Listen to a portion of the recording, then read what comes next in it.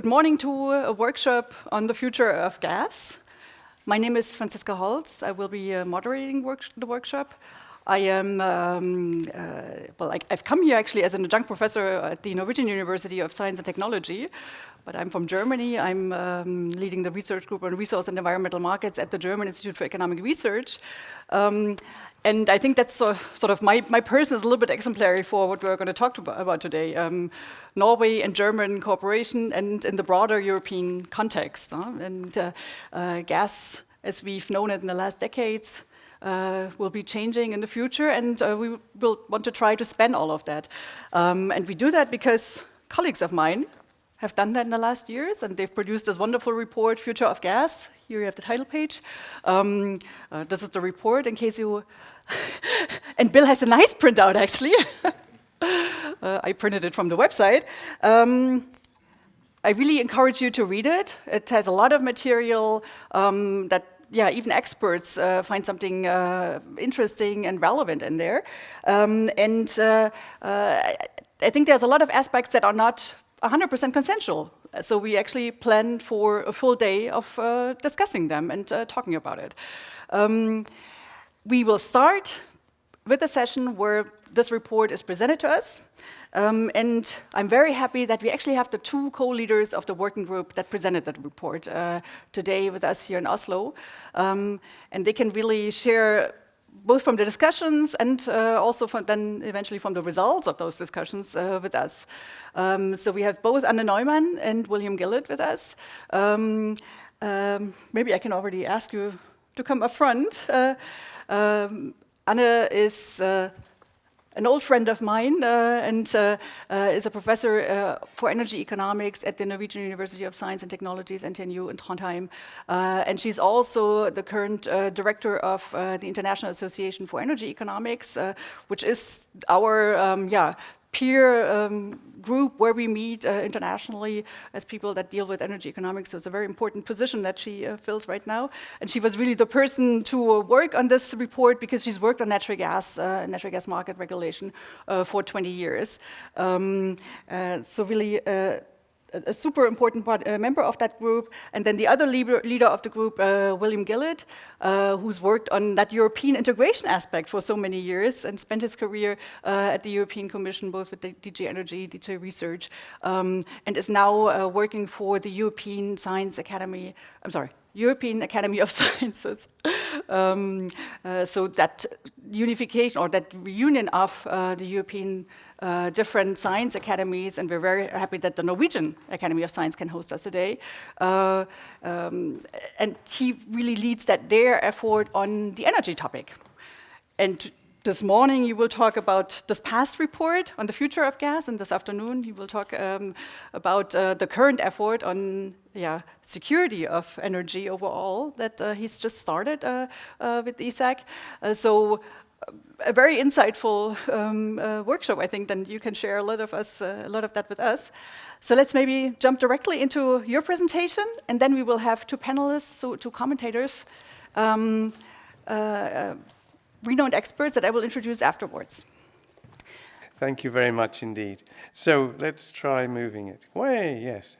So just a quick word about the European Academy's Science Advisory Council. There are 29 national science academies who got together back in 2001, and most science academies, this one included, I believe, were set up by national governments to use this scientific knowledge and expertise of the scientists to advise on policy making. And it was decided back in 2001 that all the science academies of Europe should come together to provide advice at the European level, because so much policy these days is made using the three institutions of the European Commission, the European Parliament, and the Council. It's actually an affiliated network of the IAP, the International Academies grouping, because there are networks like we have in Europe, also in Africa, in Asia, and in the Americas. And we work together under the label of IAP. And what we produce is independent. EASAC won't accept money from any industries. We won't have anybody working in our working groups who could be perceived as having any industrial bias. And we have everything peer-reviewed before we publish it. So it's quite valuable, especially to politicians in the European Parliament, to be able to say, this is a message from all the science academies of Europe. It's completely independent. You industry can say what you like, you can have what lobby to me you like, but here is an independent scientific view. And that's considered by many MEPs to be quite valuable.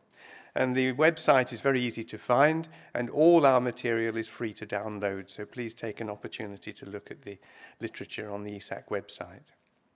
So the project that we're talking about today, this one, I'm told that we might not be printing reports anymore. This is old-fashioned. I have to think new, because the forward thinking is that you're all going to read it online. But some people still like to read a piece of paper, so we'll have to see how that goes. We started at the December 2021. I have a steering panel for the energy program. EASAC has 3 programs: energy, environment, and bioscience. And the leader of our environmental team is here, Lars Vallo. Welcome, Lars. Nice to see you here. Lars does the environment program guiding, and I'm involved with the energy guiding, and we have another which works on biosciences and health, and that's led by Rosa Castro at the moment. We started work on our project on the future of gas at December 21. We put together a working group. Not every academy nominates to every working group. We had 20 people from different national science academies. And we were privileged to have 2 super experts from up here in the north. And we had workshops and discussions. And we also had discussions outside the formal meetings. And eventually we produced the draft report. We had it independently reviewed by 14 reviewers. Again, a very positive contribution from Norway. And finally, we had the endorsement, and the report was published in the spring. It was, I think, May 2023. So what was the policy background? Well, we were being driven a little bit by what is already in law in Europe, the European climate law to meet net zero by 2050. We recognized that natural gas was about a quarter of all the CO2 emissions from the European energy sector. And we have commitments across Europe to transition away from fossil fuels. And we started to realize that liquid natural gas is not as beautifully clean as we originally thought. And I'll come back to that. And maybe Andris Piebalgs will say a little bit more about that a bit later when we come to the discussion. Because when we started, there was the global methane pledge around with 30% reduction by 2030, and we had 150 countries signing up to trying to reduce methane emissions. But things have moved on a bit since then, and we'll hear a bit more of the details a bit later probably. I'm going to present where we were with the report, and then I'm hoping that we'll get a little bit more update from Anne-Sophie and Andris and from you as well. The other dimension which was important to us was what's the European Union doing? And of course, the Union manages quite a bit of our money, so we'll come back to that.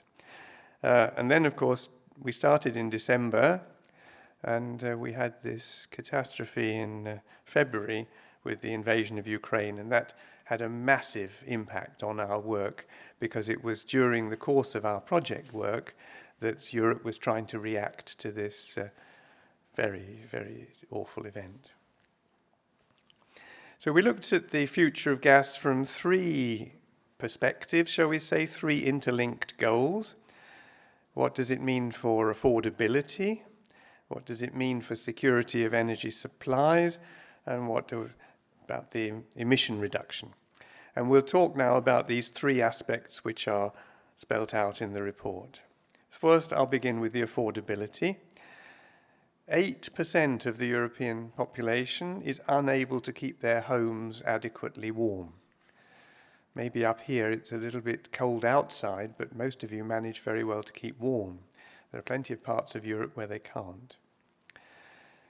A lot of work was going on still on the Energy Efficiency Directive and the national energy and climate plans, which have to give a plan for what we're going to be doing, and we were looking at those. We had record gas prices in 2022, and of course that's contributed to the cost of living crisis and serious concerns increasing about energy poverty. So the Commission came forward with its proposal for a social climate fund, and the aim here was to put public money together to help the poorest people. The aim was somehow to do that, but it was constrained by the source of funding, in our opinion. You'll see our comments in the report.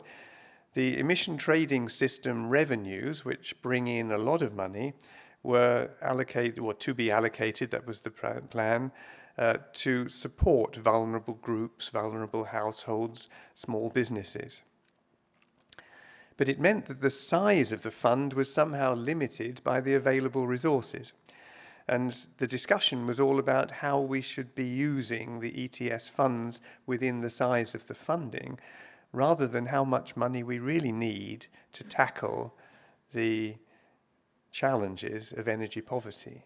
And I think that was a gap that probably still needs to be filled. How much do we really need to be spending on energy poverty, and how should we be doing that?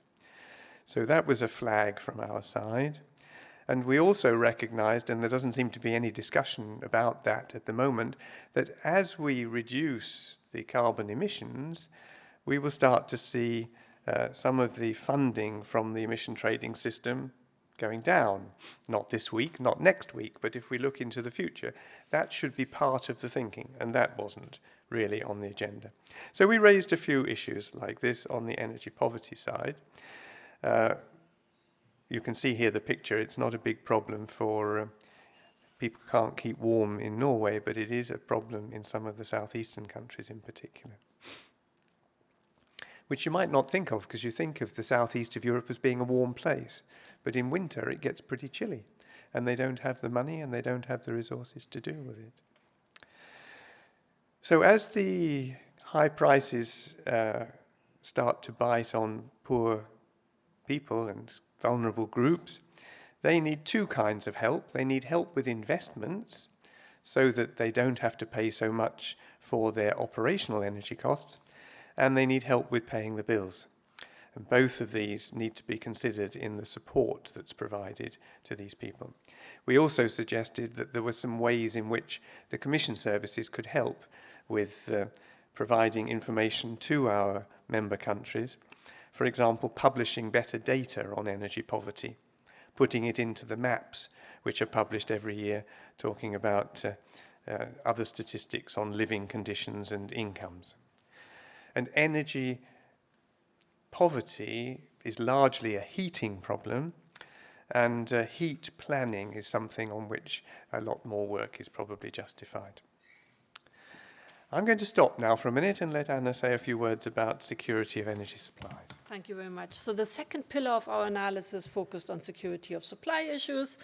Back in 2021, that was not on the top of the agenda for many of you, but we did realize already back then that it is an issue if you look at the European map where the natural gas imports come from, and we did start off with the question, well, is that safe in the future?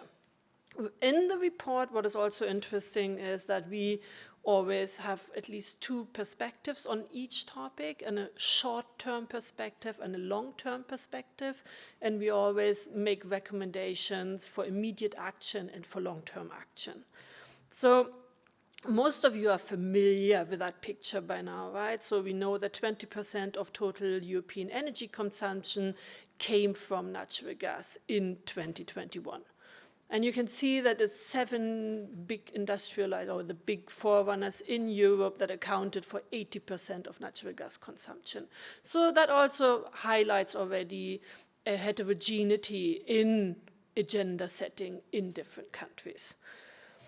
So we know where the natural gas came from, and we know that we reduced the import dependency on Russia over that time, or we reduced the imports of natural gas imports from Russia.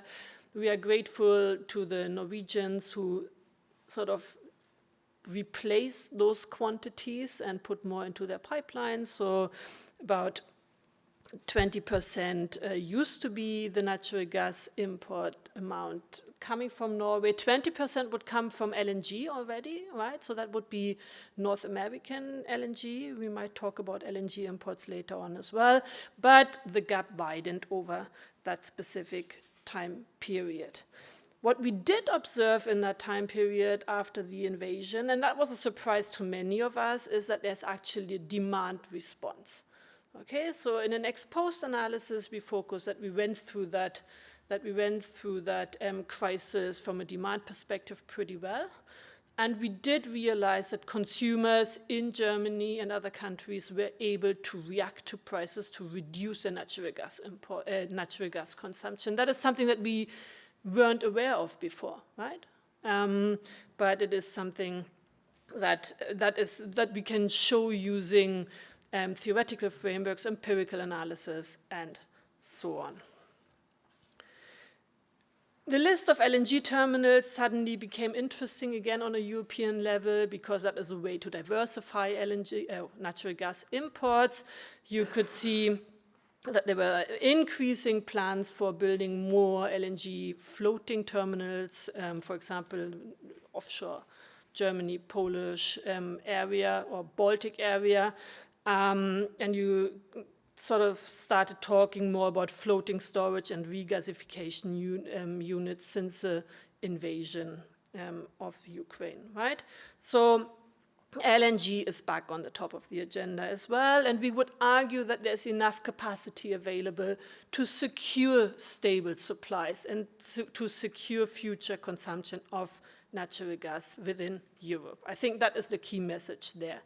We did not go into storage facilities, which is an interesting subject, but we did not spend too much time on it, unfortunately. But note here again that people are endowed with different types of storage facilities, the sizes differ, and again, it's difficult to find a European harmonized perspective on those topics. But we know that natural gas underground storage facilities can also serve to secure the supply of natural gas in hard times, right? Because you can operate those storage facilities in a very competitive manner. That is not being addressed in European regulation too much at the moment, but I'm glad that we have somebody working very strongly with the storage facilities in Germany. Will contribute later to that debate as well. The third point that we also encouraged in our report was the negotiation package, basically the demand aggregation and the joint purchasing platform that was established. The third round has finished now. It has been a success, so it is said, right? So, but it's a new tool that has been experimented with to be sure to secure supplies of natural gas to Europe in case future suppliers will sort of stop their deliveries. All of this was set against the background of existing European energy policies, right? So we knew already when we were writing this report that electricity generators and grid infrastructure need to be reinforced on a European level. The Net Zero Industry Act was already debated, so I have to be careful now. So we agreed that we will move away from natural gas dependency in energy consumption and move towards more renewable-based energy production within Europe. And the Critical Raw Material Act was also already under discussion back there. And we are trying to understand how we can strengthen international value chains there. Our recommendation, taking into account the perspective of security of supply, right? So our recommendation that was 2022, we would agree upon on a European level that the measures that were implemented in specific countries or on a European level would need to be phased out as soon as the crisis was over. Right? So we would really encourage policymakers to make sure that emergency electricity supply measures are emergency electricity supply measures. We also encourage policymakers to say, if we do need new natural gas importing infrastructure, make sure that this is a temporary act, right? And make sure enable or minimize future stranded assets, right? So finding the balance there was something that we highlighted. We also argued that we need to increase competition within Europe in the electricity and natural gas sectors, because that would stimulate the deployment of flexibility mechanisms within the European market. And we also highlighted, again, the need that everybody's talking about now, that you need to invest into electricity supply infrastructure, right? So you need to expand the grid capacity. If you take a longer term perspective, we recommended on a European level that we should encourage the low carbon footprint fuels, in particular in the hard to abate sectors. I think we will discuss this a little bit later on as well. We will encourage competition in the renewable electricity markets. Hydrogen was part of the discussion because, as you may have noticed, it's called the future of gas. It's not the future of natural gas. So we touched a little bit upon that, but I think there's a lot of work ahead there, and we will have discussions on that later on today as well. And we also encourage to enforce our labor force, right? So this is something that we hear from all countries, that we need people to implement this. So these were the very strong recommendations we put back there, and Bill will now turn to the greenhouse gas emission reduction and provide the insights from that perspective. Thank you, Anna. Okay, so the third of our areas, we talked about affordability, we've talked about security of supply, now we talk about emission reduction. And I guess what came to a bit of a shock to me was the concern about methane. I hadn't really thought about the methane emissions properly in the past, and we realized that monitoring methane leaks across the natural gas supply chains was actually something much more important than we'd realized. The IEA had told us some years ago that don't worry about it too much. It's cost effective to stop leaks from the supply of natural gas, and so everybody will do it. And you guys here in Norway got the message, I think. The email arrived, didn't it? And you've managed your natural gas supplies without a lot of leakage. But somehow the email got lost across the rest of the globe, and we don't see the same levels. So, as I'm sure Andris Piebalgs will help us to update a little bit later on, certification of the carbon footprint of the natural gas that we're importing into Europe is something which has really gone up high on the agenda. The other learning curve which we went up, I think, was the global warming potential. If you look back at the IPCC documents over the last few years, everybody's been talking about the 100-year global warming potential numbers. But I think already in Egypt, and of course more recently at the latest COP, the recognition is coming through that if we're serious about limiting climate warming to 1.5 or 2 degrees, that's going to happen within a few years, 10 years, maybe even less. I mean, 30 degrees in south of Spain in December, January, and other crazy changes in the overall temperature are happening so quickly. I don't know how long it's going to take before we blow ourselves over the limit. And methane is actually, over that time frame, 80 times worse than CO2. The global warming potential is 80 plus, not the sort of 30s numbers that we've been talking. It was bad enough before, but it's actually much, much worse. So we should be talking about 20-year global warming potential numbers, and we should be talking about limiting our leakage It's called leakage. Some of it's flaring. Some of it's not even flaring. It's just releasing methane into the atmosphere. And that's got to be somehow controlled. Sorry, I just go back. If you look at where we're using the natural gas, the demand side, Anna talked about the electricity side. Industries using natural gas and buildings are a massive natural gas consumer. That may seem strange to you here in Norway because actually you're not a major gas heating buildings country. But over the picture of the whole of Europe, very nearly 40% of the gas is used for heating buildings. It's a massive part of the story. So I'm going to say a few words about buildings. There was a heating and cooling strategy back in 2016. I think everybody agrees that's getting a bit dated now. We had a plan for renovating buildings in 2020, what was going to become the renovation wave.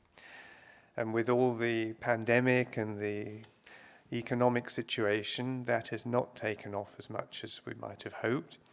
But that agenda we also push quite hard in the report.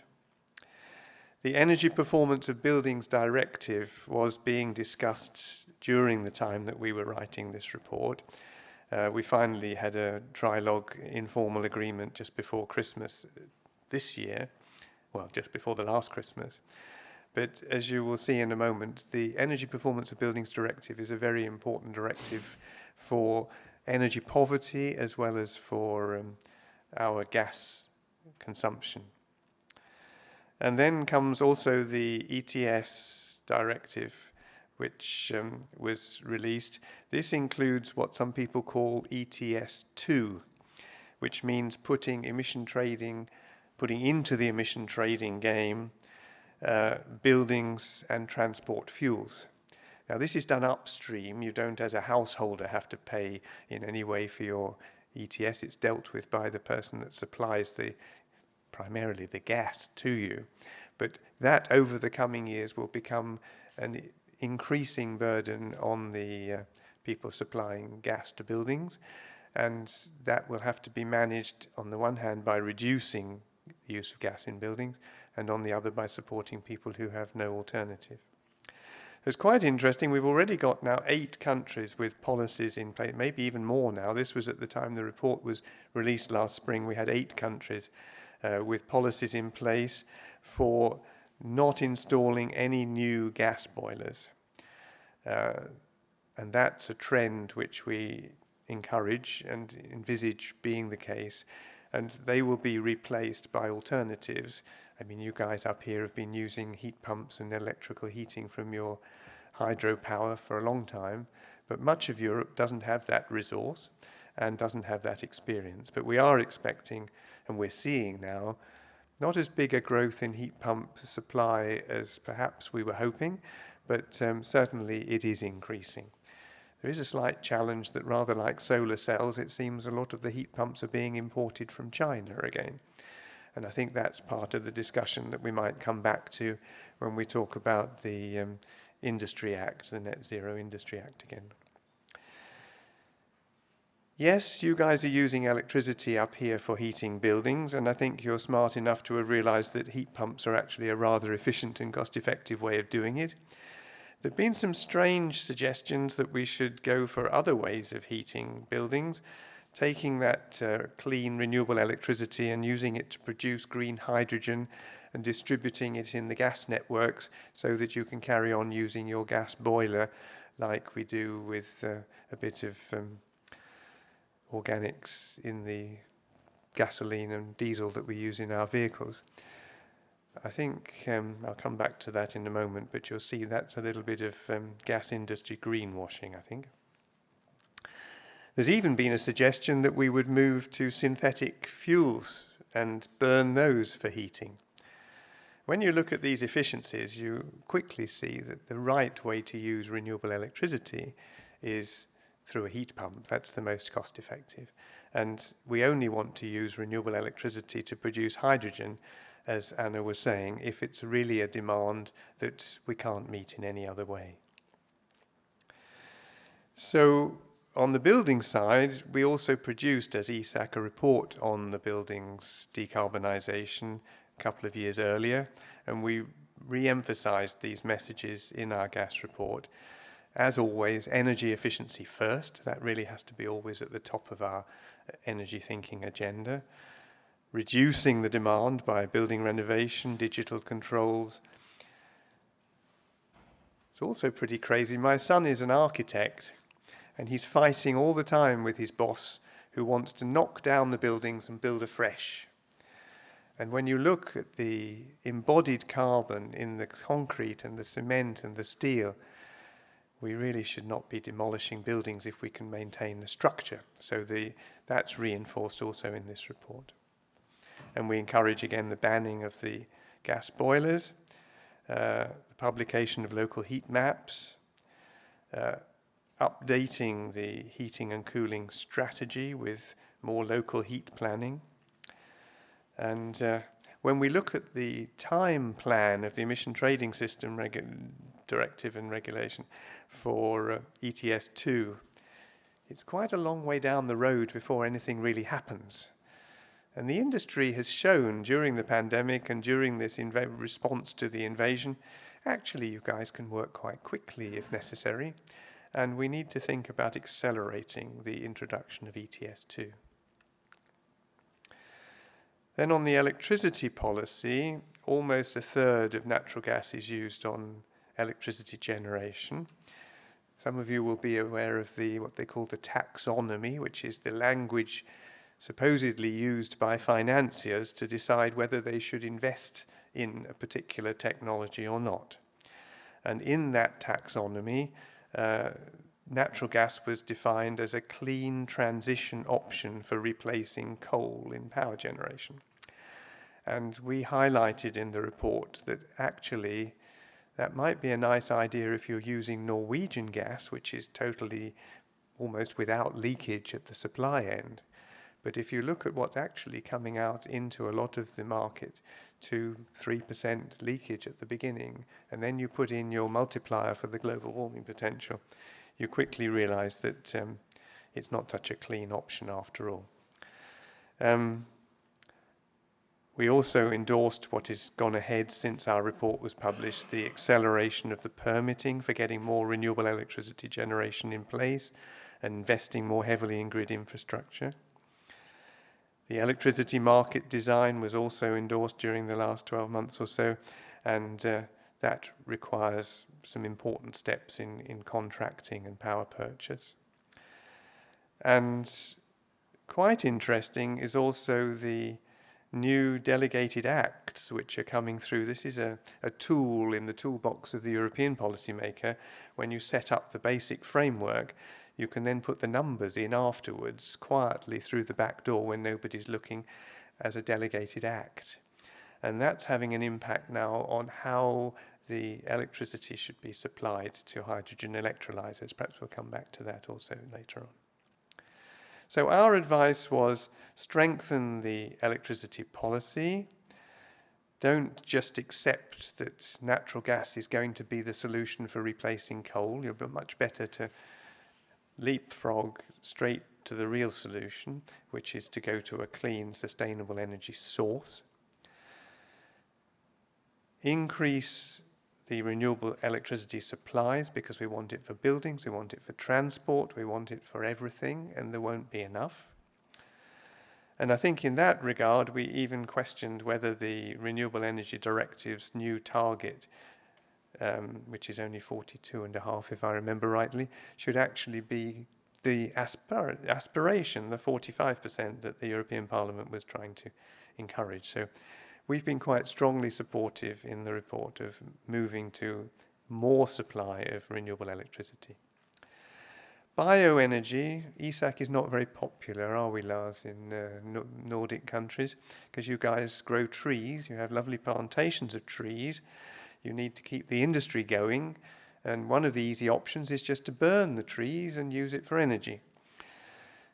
What I think EASAC is endorsing and has been put out in this very nice cascade by the European Commission in its forestry policy documents and other documents, we should use the trees wisely.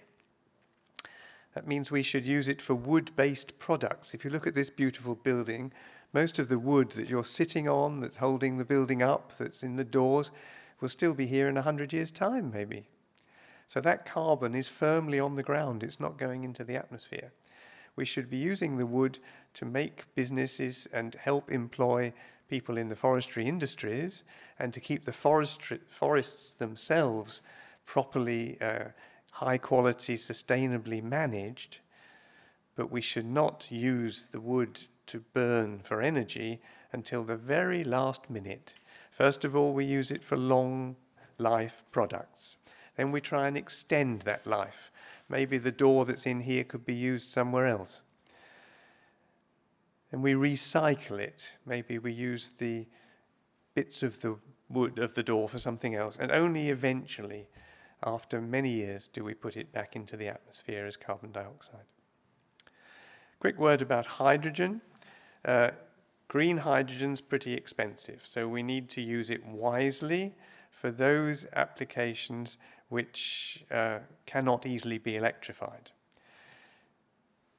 The Commission has been very ambitious in its hydrogen targets. If you look in the middle there at the EU 2022, that's where we are with hydrogen production in 2022. Look at the target for 2030, and you realize that it's looking already quite ambitious, because that right-hand little bar is all green. And today, I don't remember the exact number, but it's 98% or something grey.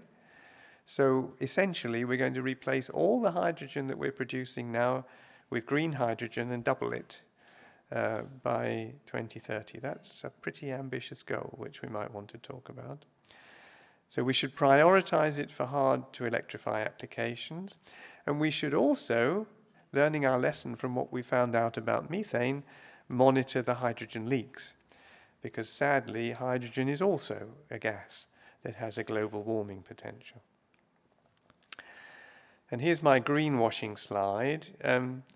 If you mix hydrogen with natural gas, and you talk to the natural gas transmission system operators and those who understand the regulations on these things, what they told us was you'll never get more than 10 or 12% hydrogen in the network for all sorts of reasons. And if you look at my slide here, you'll see if you get 10% of hydrogen in the natural gas, you get about 1% reduction in carbon emissions. So to claim that you should have hydrogen in your boiler at home to heat your house because you're doing something for the planet, well, I call it greenwashing. Maybe other people are more polite, but I just don't think it's the right thing to be saying. It doesn't reflect the science. So I'll bring to conclusion now.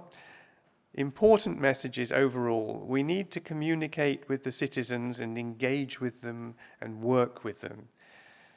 Gilets jaunes, these yellow-jacketed people in France, the others who are grumbling all over Europe about what we're doing, the right shift in the parliament, shifting to the right wing. These are worrying times, and communication is crucial. And scientists in some parts of Europe, at least, are believed. And it's important for the scientists and the academies to keep talking and to keep giving the messages in clear language. Yes, write the scientific papers, but also write something shorter than this, more punchy than this. Sabine Fröning has given us a really nice infographic you will find in here with some beautiful little pictures I'll show you in just a moment to help with that communication role. We need to build investor confidence, so the policies shouldn't change too often. We need to prioritize things which are low cost, because we've got a challenge with funding all this stuff. We need to look at the risks associated with the emerging options and manage those risks and not have unrealistic expectations created, neither within industry or by industry or with the population. And we need to prioritize the use of public funding, because there isn't a lot of that either. And I think many of us would feel that the vulnerable groups are genuinely those that should be given priority for that. I see somebody's trying to come in from outside. Can we admit them? Super, thank you. nearly there. We need to urgently reduce the methane leakage. Flaring and venting is not good news. We need to prioritize those renewables with low operating and embodied greenhouse gas emissions. And wind and solar PV are probably the two best. Hydro has dispatchability, which is very attractive. We need to watch what we're doing on other climatic impacts with biodiversity and other things. And we've got worries also about how the climate change is affecting the supplies for the hydropower. And we want to use biogas and biomethane, but we must be realistic. First of all, they should be produced from wastes, which are genuinely wastes. And I'm afraid there's quite a lot of tricky business out there in the industry of what's called a waste and what isn't in the bio area. And we have to recognize these are very limited resources, so they must be used for the most important high-value applications. So this is Sabina's infographic, which on one page gives you a few of our highlights. And I'm going to stop here and hand the floor back to Franziska, because we're going to involve now, I believe, our two commentators. Thank you very much. Thank you very much, Anna and Bill. Thanks a lot, and let's give them a warm hand of applause. Please take a seat here. Yes. Thanks so much for providing us so much input, lots of topics that you've touched up on, and we thought it's too much of a challenge for just the audience to comment on that, so we invited two extremely experienced and renowned experts that actually also already commented during the preparation of the report to give some comments, their selected comments on the report, on the presentation that we just heard. We invited Andris Piebalgs, who is a former commissioner of the European Commission on energy, originally from Latvia. He's now a professor in the Florence School of Regulation with the European University Institute. And we invited Anne-Sophie Corbeau, who is with us in the room, actually.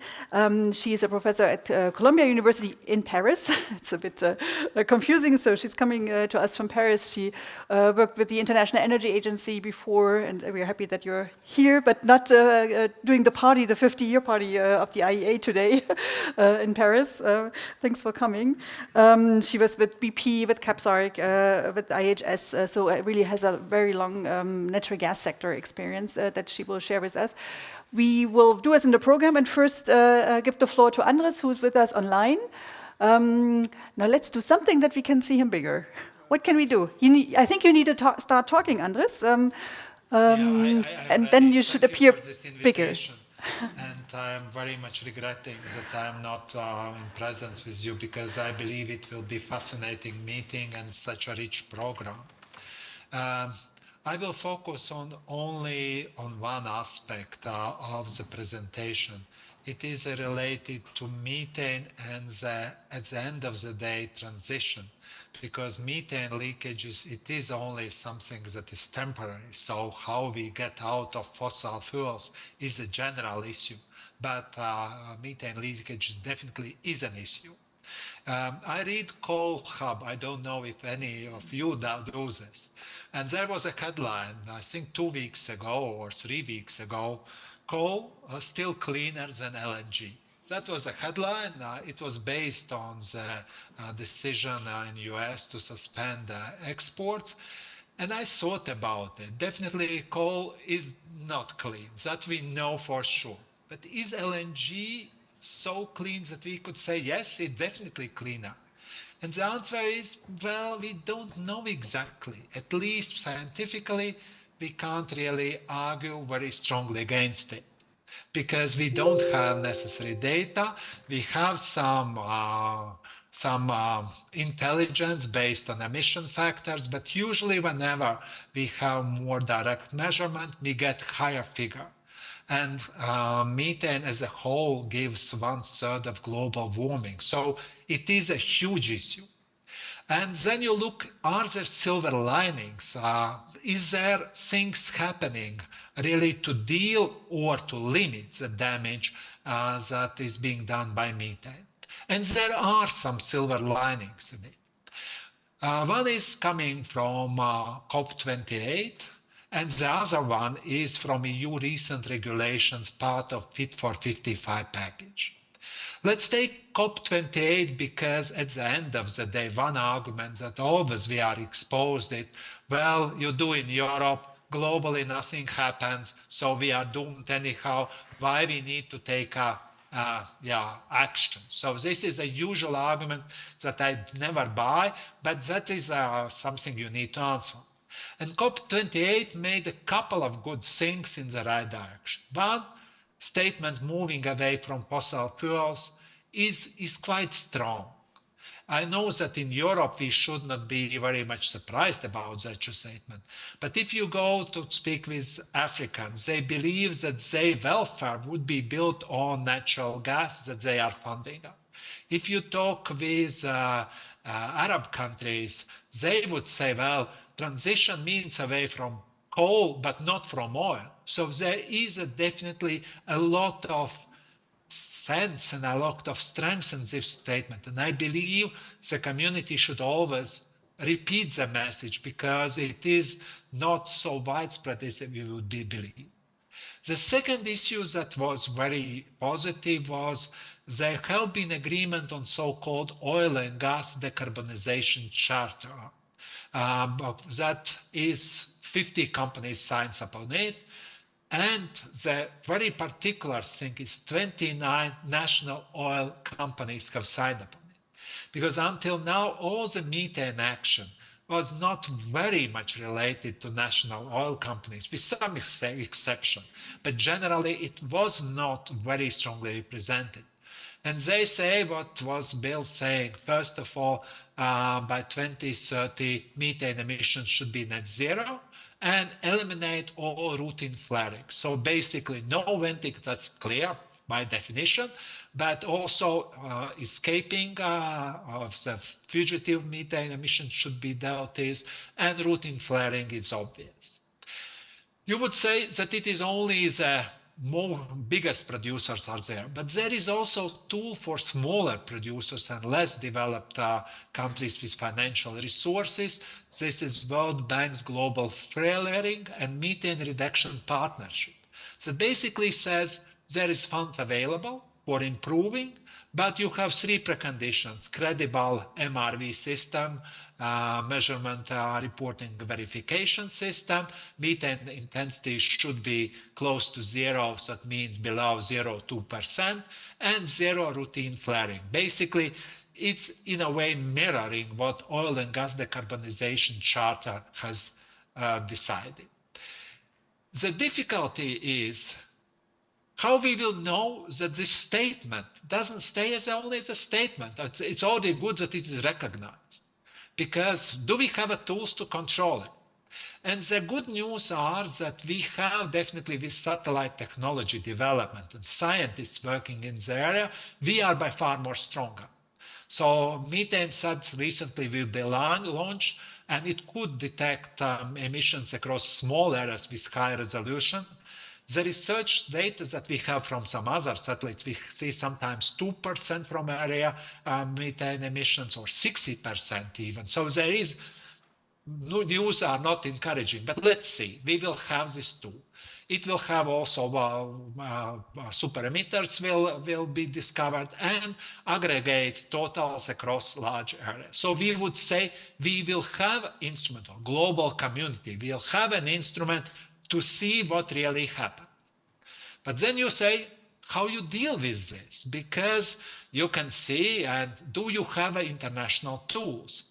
And in a way, we have two tools that partially could respond to it. One is International Methane Emission Observatory that runs so-called program OGMP 2.0, because at the end of the day, all the companies should have a routine. They should do LDARs, they should monitor, they should measure. That should be in the DNS. So, and then is a program where a lot of companies are part of it, but some are not. So it would be good that these charter companies also, all of them would join this, but at least then create systems that is similar. And then there is methane alert and response systems that is applied already now with existing satellites. If you have you really have evidence of a lot of methane emissions, You write to particular government or to company, and they deal to it. So far, this Mars system be rather, I would say, successful. At the scale was relatively small, and it is different scale. So we could say that we will have transparency, but not necessary compliance. That is not exactly guaranteed because not all have signed up to the charter, and even for charter members, it still needs to be seen. Will they follow what they committed? So for this, I think it's good that there are tools on market side, because it's the best instrument that if you have a commodity, you pay for the emissions that you produce, or you are incentivized that you are very clean. And today it's not the case. There have been some clean, so-called completely clean LNG cargoes, but it is by offsetting. And it's already damage is done, and then you try to offset. Yeah, it's again, sounds strange. You need to get rid of it. So, and in EU, if we see upstream emissions from imports are 5 times higher than domestic oil and gas footprint. So it's very clear that EU should go on it. And that's that the new methane regulation build the system. First of all the importers or all the companies that import the gas in the EU should have MRV system that is similar with OGMP 2.0, and it should be by 2027. Then there is transparency database already created. Then is mandatory thresholds to be in force by 2030, and then non-compliance will make a penalties to be paid. So at least there is a system in place that you would say for emissions, if you don't comply, you should pay. But if you would go in details, there are some loopholes in it. So for old contracts, it does not work exactly. So there is a need really bigger international drive on methane that this system could work successfully. If it stays, it's only as European, then it's not good enough. And then I come to the main issue of transition, because there is a huge divergence between private and social costs of the emissions. If we take just natural gas, social value is at least 10 times higher than private value. So that's a problem. So if I vent, well, I pay, yeah, but social value is by far higher. So that means that that's what Bill was saying, that there was expectation that there is money. But well, this is not such a big money. So you just allow gas to escape. And that, I think, is something that need to be dealt. So that means fair costs of carbon diplomacy, and regulation is needed, definitely. But carbon price is crucial. And that's why I would end with the EU 2040 target. It goes from assumptions, it's 90%, that benefits of avoided climate change annually are higher, so in the region 23 to 43 billion annually, than transition costs of 20 billion euro. So that means that you win as a society. But it does not mean necessarily that it is included in the transition costs. And we need really this higher carbon price to be successful to applying technologies that we use. With this, I will end. So I would say in conclusion, it's excellent work. There is a development, but a lot of questions still are outstanding, because as more we try to eliminate greenhouse gas emissions, the more challenges we get. Yep. Thanks so much, Andris, for sharing those insights on the developments on methane regulation, a really an important aspect that you highlighted in the report, and that lots of people didn't have awareness of until just a couple of years ago. Thank you so much. Let's move to the second commentator. We have Anne-Sophie Corbeau here in the room. She has a microphone. Could you turn it on? Yeah, excellent. Yeah, it should work. Yes, it's working. Okay, very good. You choose where you want to talk before we move to a short Q&A on the panel here. Please. Thank you very much. Very good morning, ladies and gentlemen. Hello, Andris. Very nice to see you. Almost in person. Oh, yes, sorry. Yeah, I need to remember where the camera is. So I have 4 points to make, which are all in relation, of course, to the report which was presented by Bill and Anne. So the first one is, after 2 years, where do we stand in terms of the actions on the European market? Well, in terms of demand, in 2021, we were roughly at 400 billion cubic meters. We lost about 13% in 2022, and we lost an estimated 7 and 8% in 2023. So our EU gas demand has collapsed to about 320 billion cubic meters as of 2023. That's quite radical. So now, where is it coming from, and how does it relate to everything that we have just talked about? Well, first sector that we need to understand is, of course, the residential and commercial sector. There was a little bit of weather effect, and this is not something that we can control, but there has been also a quite massive demand reduction because of energy efficiency, energy saving measures, etc., and also to some extent the problem that, well, people were having difficulties to pay the bills. And the number that Bill showed you, the 8%, has now increased in 2022, I don't have yet the numbers for 2023, to 9.3%. So this is definitely not going in the right direction. And heat pumps, yes, absolutely, they are moving forward. There is progress there. We at Columbia published a Repower EU target, and we tracked everything that was put in place by the European Commission, all the targets, the 2022 and the 2030 targets. I have to say, the one item that we were having problems with was heat pumps.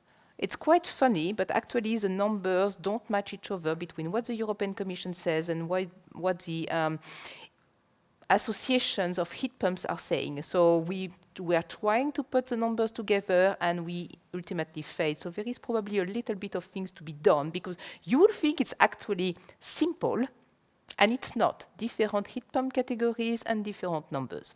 So that's for the residential commercial sector. The second sector where we have seen an absolute collapse of gas demand is the industrial sector. It was minus 20% in 2022, and it is still dropping in 2023.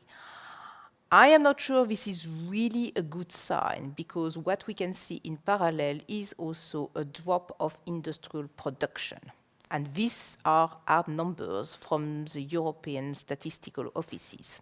So when we are looking at the chemical sector, when we are looking at pulp and paper, when we are looking at the steel industry, we can see that these industrial production numbers are about 20% lower than what they were in 2015, and they are about 15% lower than what they were in 2021. So we do have a weakness here, and we have not observed a rebound of industrial gas demand in 2023, despite the drop in gas prices. We are starting to observe a little bit of an upward movement in January 2024. Still difficult to see whether it's something which is going to show a reprieve or a restart of industrial gas demand or not. But we have a weakness here, and we have a weakness in terms of industrial output. Now, the most important sector, and of course it goes towards the increase in terms of wind and solar in our power mix, is the power sector. So the power sector, well, is very interesting, because the story of 2022 and the story of 2023 are completely different. So in 2022, we did not manage to reduce gas demand in the power sector because of the loss in terms of hydro and in terms of nuclear. And that's very important. Nuclear, well, we kind of knew. Hydro was very much unexpected, and I think this is a very important point that Bill was making, the fact that, hey, hydro, okay, when I was doing forecast, hydro was kind of flattish, maybe increasing there and there, but we have to consider that it might be very much variable depending on how the climate is going to change. Well, nuclear, it was mostly France, but also some decommissioning there and there. Now, when you look at 2023, the story is totally different, because hydro recovered, almost everywhere. Nuclear we covered, mostly thanks to the French, not to the Germans. They have decommissioned their nuclear power plants totally, in case of you have missed something in the European story. We had also growth, of course, in terms of renewables that we also had in 2022. So the result has been a drop in gas-fired generation and coal-fired generation, both of them. Now, looking forward, we can still anticipate this growth of renewable to continue, maybe not reaching the 2030 target of the RePower EU strategy, because this is very ambitious. And right now, we are facing a big problem, which is an increase in the cost and also an increase in terms of how much you can actually get your financing. So the financing costs are also increasing. And this is a major issue in terms of growing renewable, along with the transmission lines, which is also a very big issue. So this kind of summarizes what we have seen in terms of the developments on the European gas market. Now, looking at supply and coming to the security of gas supply. How many of you do you know that we are still importing in the European Union Russian pipeline gas? Well, we do still import Russian pipeline gas through, there is LNG, which has been actually increasing, and there is Russian pipeline gas, which is coming through Ukraine and through Turkey and then going up. So 2021, it was 140 billion cubic meters of Russian pipeline gas. 2023, it was 27. I think by the end of this year, the stream for Ukraine might very well disappear because the transit contract between Russia and Ukraine is going to end. And I have difficulty seeing Mr. Zelensky and Mr. Putin sitting at the same table, because the previous or the existing contract was agreed because the Russian president, the Ukrainian president, the French president, the German chancellor, and the European Commission were sitting at the same table and decided that it should move forward. It's going to be difficult this time. So 2025, we might very well be left with only one avenue for Russian pipeline gas towards Europe. This is Turk Stream, and we know that the European Commission wants this gas supply to disappear in any case by 2027. Whether the countries which currently import a lot of Russian pipeline gas will agree, in particular Hungary and Austria, that remains to be seen. But there is a lot of LNG coming, a hell lot of LNG. I don't know whether some people follow me on LinkedIn, but I have this graphic showing, the waves of LNG, the historical waves of LNG.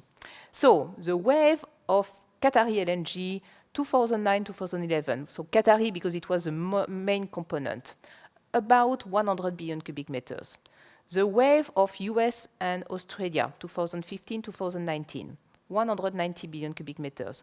The wave which is going to arrive with, in particular, US LNG and still a lot of Qatari LNG and a lot of other people, 280 billion cubic meters. That's a hell lot of LNG. So, when people are starting panicking and saying, oh my God, this is terrible, we are not going to have enough supply. Well, there is a lot of supply which is coming to the market. For me, the main question is, where is this gas going to go? Especially, Europe was supposed to be the new market. Yes, we just got almost 20% demand reduction. So, we are going to lose eventually the Russian gas, but, we do hope that Norway is still going to provide us with a lot of gas.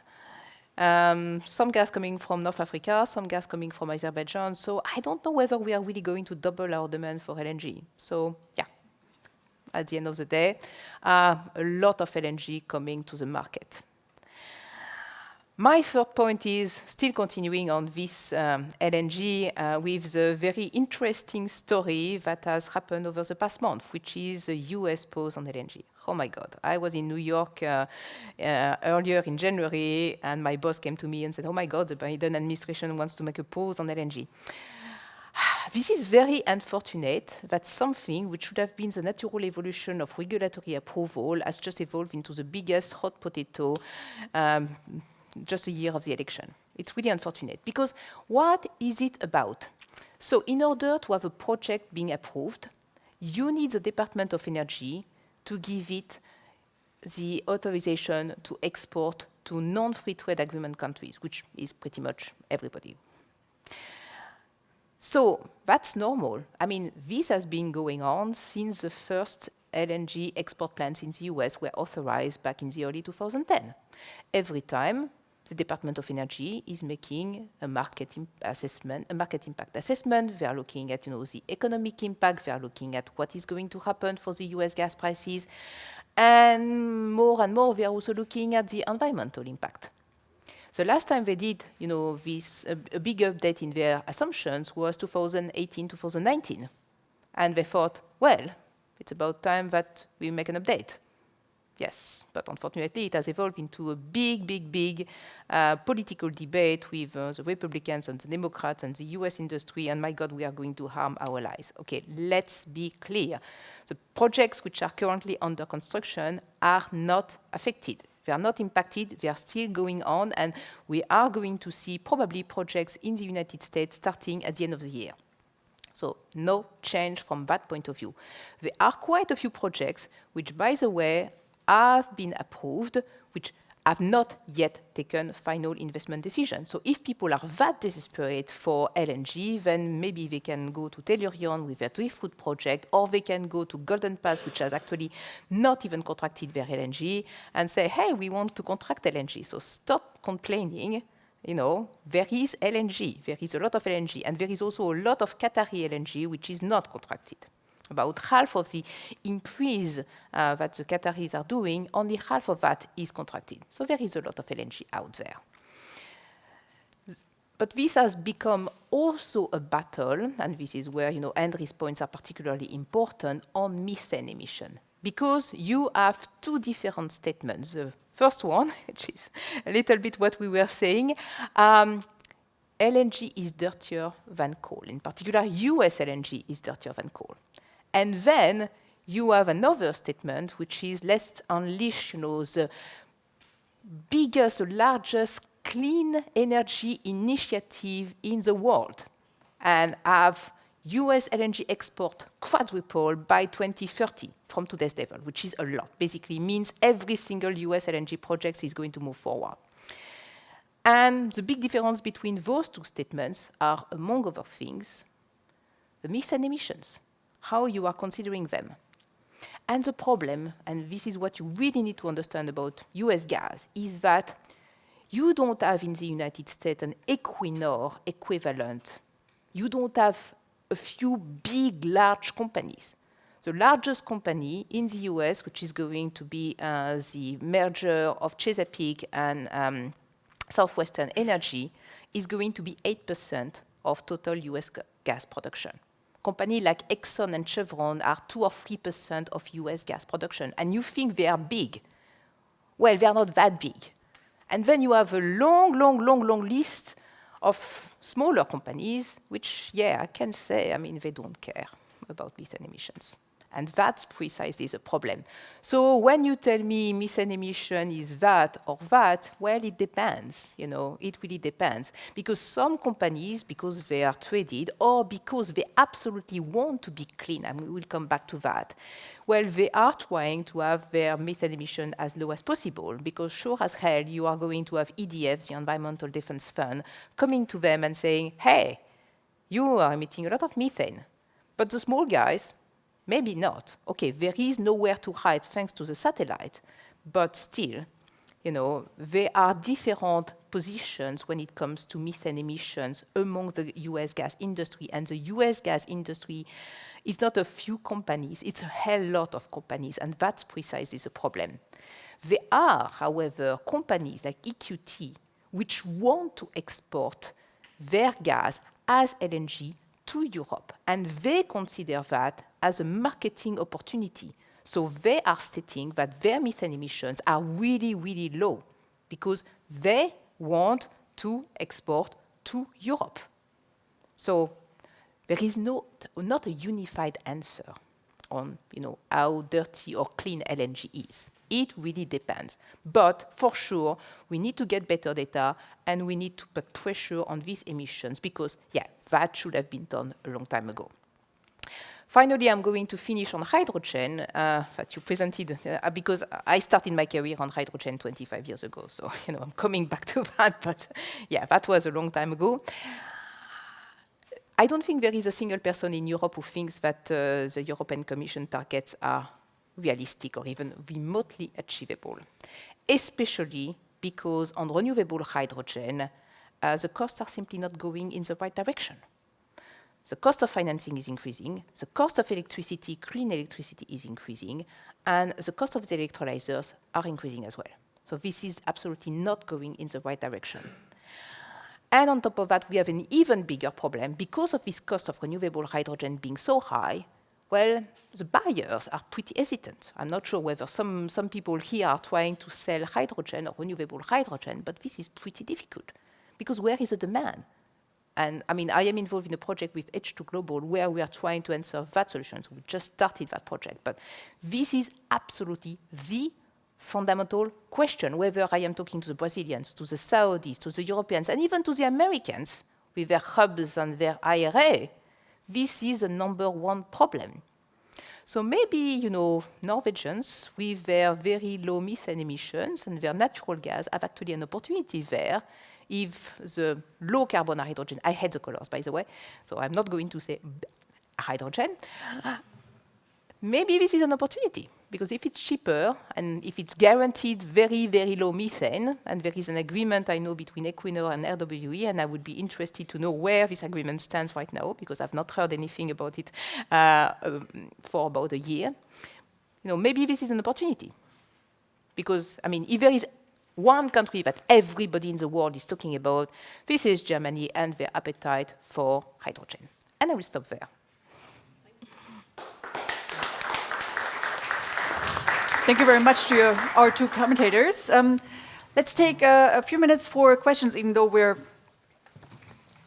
running towards the end of the session. There's no questions so far from the online audience, as far as I could see. Are there questions in the room? We had so many topics now covered: natural gas, hydrogen, CCS, heat industry, lots of those demand sectors we will actually also cover in the session after lunch, and hydrogen in the next session, but still, you can start the discussion. If you still need to wake up, let me maybe start with a question that I've had, Bill, you mentioned, and Anne as well, several times, the diversity of your group, and in particular, the position of the Eastern European countries that have much more troubles to go on that decarbonization path. Maybe you can share some insights how, what do they envision as the next, let's say, a decade or 2 decades, and their use of gas? A continuation of trends, no hydrogen at all? Where did the discussions lead you? And we don't have any representative from Eastern Europe here, so I'm hoping from some insights from the group. And maybe Andris has some insights from his Latvian home. I would be very happy to hear some insights hot now, because I think whatever I could tell you is already a year out of date now. Maybe, yeah. Because around the table, we certainly had people from the Eastern European countries, and there was concern, of course, about how this was going to work, and there was good intentions that we should be moving towards more renewables, but I think the biggest message was that this energy poverty agenda in these countries is really, really serious. And it's all very well to have a high ambition, but how are we going to make it work financially? And I think it was probably the biggest concern from those countries around the table. Yeah, very relevant indeed. I had a very, very strong actor from Bulgaria on the energy poverty, where the situation is really quite difficult. Yeah. Andris, do you have any insights from the Baltics? Yeah, it's difficult in a way, because there is a big gap between political elites that do right things, no question about it, and the mass that basically are living in a bit of old stereotypes. First of all, renewable energy, it's not serious. You can't do anything with it. So if nuclear, so it's more serious, and you don't have the costs. Then second is its cost of electricity or gas. If it goes up, it's awful.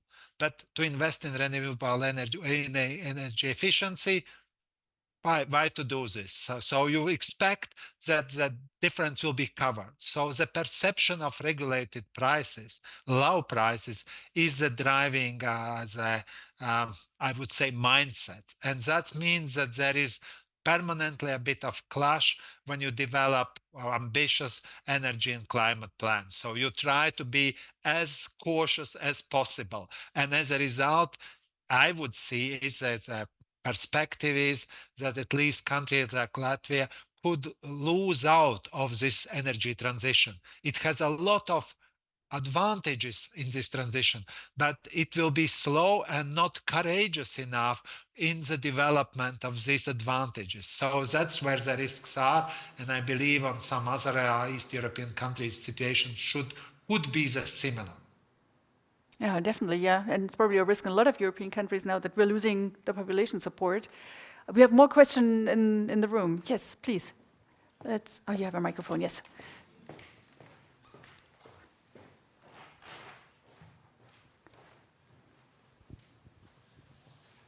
Torstein Indrebø, thank you very much for bringing up all these issues. I have one related to all the LNG facilities that was demonstrated on the map here, and also Anne-Sophie, you mentioned all the volumes coming into the market in a few years' time. Now we read about delegations from European countries to the Middle East and other places to secure long-term agreements. So what I'm aiming at is what extent is all these volumes contracted on long-term agreements, which mean perhaps 20 years. And that's the same for US LNG. They don't develop LNG facilities for exports without financing, and financing is based on long-term agreements, which in the end will mean that Europe here, EU, will have a lot of gas imports on long-term agreements. What does that say about the future demand side? Thank you. It's a very good question, and the consistency of the different developments, yes. That's a very good question. Sorry, yeah, that's a very good question, and this is actually the question that I was getting as a European living in Europe but working for a US university in 2022. Why are Europeans not signing long-term contracts? And I was replying, well, I mean, you know, we need to be carbon neutral by 2050 and sometimes earlier, so it's a little bit complicated. The beauty of LNG, however, is that it's flexible.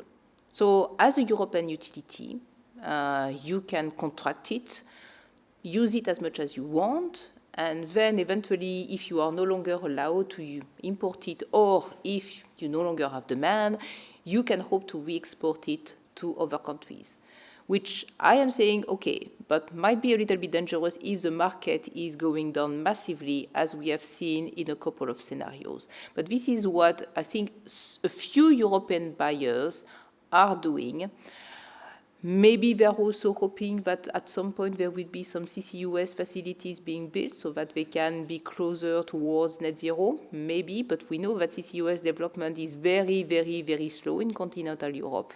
But my take is that they are definitely more looking at, well, we are going to send that somewhere else because there will always be demand in Asia. I should not. One big difference, however, between most of the US LNG facilities, with the exception of Golden Pass, which is from Qatar and Exxon, and the Qatari facilities. The Qatari facilities took FID without long-term contracts. They are signing the long-term contracts now because Qatar basically can afford that. I mean, they don't need to go to the bank and ask for money. They are building the LNG facilities, and now they are working on the contracts. I just want a quick response to that. I think there will always be groups that have an interest to make sure that there is a future demand for natural gas in Europe, given those contracts. Andris, did you also want to jump in here? I saw you nodding very heavily. No, I think in what Anne-Sophie is saying, there is 2040 scenario sees 70% less of fossil fuels impact assessment. So that's LNG, you could go somewhere else. And I believe global demand for LNG will be decent. In the worst case, it could go down a bit, but there will be. So I don't see the risks in it. And for CCUS, if we see carbon capture and storage, carbon capture and use, and also direct carbon capture, it is very prominent now with 2040 scenario. So I believe that there will be acceleration of the whole things in the next 5 to 10 years. Yeah, and some of the new German LNG import contracts actually see a switch to hydrogen imports in 10 years or so. Something that we will talk about in the next session. But let's take a last question in this session before we take 5 minutes to take a coffee. Please.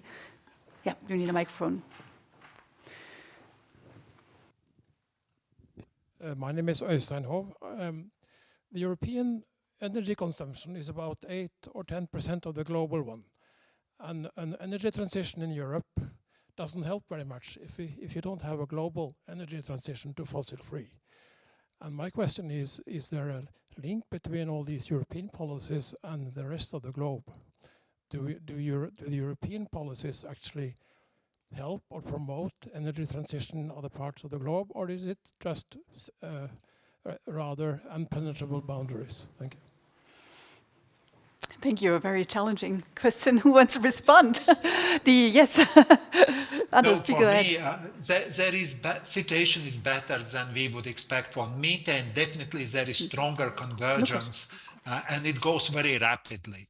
At the beginning, it was US, Canada legislation, EU came, global methane pledge, and we see that there is by far more stronger attachment to what needs to be achieved. How to be achieved, that's slightly different, but at least there is a convergence. And also COP28, this moving away from fossil fuels, we should not read it in small print. For us, it was not big deal. For the world, it is a huge deal. So that means that there is a shift, and what we lack globally, and EU diplomacy will try to promote, is carbon price. Everywhere, it's only based transition on incentives. Carbon price, social cost of the pollution is a need to be in the equation. Otherwise, new technologies will never penetrate, because you end up that the price is higher for cleaner technology compared with less environmentally friendly technology. So that, I think, is something that need to be convinced more and more, and then there comes energy prices and kills sometimes good intentions of the governments, but I believe that's the way to go. Yeah, I think that's a good last word, some nuanced optimism. Thanks so much. And let's thank the entire panel, all of our 4 speakers, with a good hand of applause. So in the next session, we want to pick up the one topic that was just presented to us as sort of the future of gas, slowly fading out natural gas and going to green gases. And we will have 4 speakers, one of them again online, but 3 in the room. And I will just, since we have a very precise program, follow the program rule here. We want to talk about hydrogen ammonia, and the first, hello online, the first speaker will be Andris Strømman from NTNU. He's also a lead author of the IPCC regularly in the last years, working a lot on transportation, but he will actually talk about the interconnection between transportation and energy system because of or with that hydrogen fuel. So he has a presentation on e-fuels and the energy system transition. Unless you only have 7-8 minutes, even though you try to attack the entire topic. Does this one work? Oh, there you go. All right. Thanks so much. Thanks for the invite to come here to speak. It's always nice to be here. I see also the room has been renovated, I think, since the last time I saw. Yes. New seats, I agree, yeah. So I'm going to talk a bit about the electric fuels as part of the energy system transition. And the speakers coming after me will dive a bit more into some of the different aspects here. But I just want to start out with this nice picture here from, and recognize some good colleagues from Chalmers, Maria Gran, Selma Brynlöf, who made this figure, illustrating some of the pathways that we have towards decarbonizing transport. Starting obviously with electricity generation, direct electrification, we have electrolysis via hydrogen to fuel cell vehicles, and then also sort of the topic which I'm going to spend a bit more time on here, then electrofuels as one of the options here.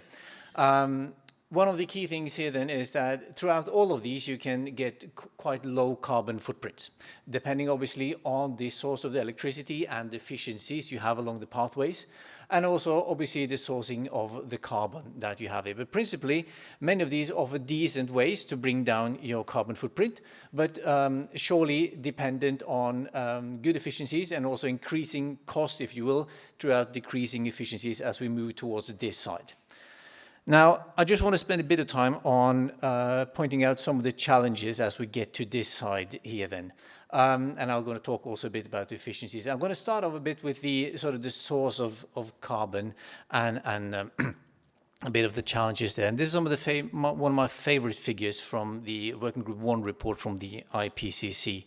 Now, I bring up this one to bring the context of carbon capture and utilization, which is one of the options. And I just want to point out the amount of carbon that we have put into circulation from fossil fuels. Now, the yellow numbers are pre-industrial era, 1750, and the sort of pink numbers here is anthropogenic intervention in the carbon cycle. And I thought it was just good to note here that how much carbon have we put into circulation. Now, this is in petagrams, and perhaps not the most intuitive unit, but I just want to offer one comparison here. This is the amount of carbon that we put into circulation from fossil fuels, and that's roughly equivalent to the amount of vegetation that we had pre-industrial era. So if someone asks you how much carbon have we put into circulation from fossil fuels, it was basically equivalent to 1 unit of global vegetation. And everybody understands that that puts the planet at peril. So if we're talking about the option for continued use of fossil fuels and carbon from that side, bear that in mind. And if we're going to be using carbon, and there's talk about concepts where we can have some circular carbon economy, we capture, we might reuse it, combine it into synthetic fuels, well, you principally need to catch it at the end. So you don't want to have any open loops. So I just want to put that as a warning option out there for those interested in going in that direction. Now, then there is also so that with synthetic fuels, there is a set of different types of climate forces that we encounter. So one thing is the carbon, but there's more to it than also some of the previous speakers mentioned here in terms of methane. But we also have a lot of these sort of short-lived climate forces. So for aviation, and we should recognize here, David Lee from Manchester, and also some good colleagues in Cicero who contributed, Jan Fuglesvedt and Marianne Tronstad-Rund, who contributed to this nice paper, which has this figure illustrating the challenges related to how aviation affects the climate beyond carbon emissions. And we have similar effects also in shipping. So with aviation, we have basically challenges related to contrails that add warming. For shipping, we have black carbon, and we have a had sulfur, which has had a cooling effect. So all of this also needs to be taken into account to get the full picture. Now, then it's also important to remember that while the warming and or cooling from these type of short-lived forces is relevant on timescales from some decades after their release, the warming from fossil CO2 will remain for thousands of years. So in the perspective of long-term temperature stabilization, fossil CO2 is the really important factor, but we also need to maneuver for the short-term transition, also these short-lived climate forces. But important to bear in mind the relevant timescales of these effects. Now that takes us to sort of the efficiency challenge. This is from a paper in Nature Climate Change by good colleagues in Potsdam, among others. And at the top here, we see sort of the energy efficiency of electrofuels versus electrification. And we can surely debate these numbers. There are different analyses, different value chain assessments. The big picture is that we have a significant, obviously, efficiency loss when we are trying to convert renewable electricity into electrofuels versus direct electrification. Now, the advantage, obviously, of electrofuels is their utility, their energy density, and the segments that they can cover. But if we look here at the factors, and if you look here at the production of electric fuels, basically warrants about 2.5 times the amount of renewable electricity input to yield the same level of energy at the fuel level. So significant in that regard compared to the electrification. So the challenge is then, surely, yeah, we can find routes if you have renewable electricity, if you have enough of that. We can produce low carbon fuels, principally also through the use of direct air capture to provide the carbon. You principally have something that can be in balance in a sense from a carbon cycle perspective. However, there are losses and you're not going to get to zero in a sense.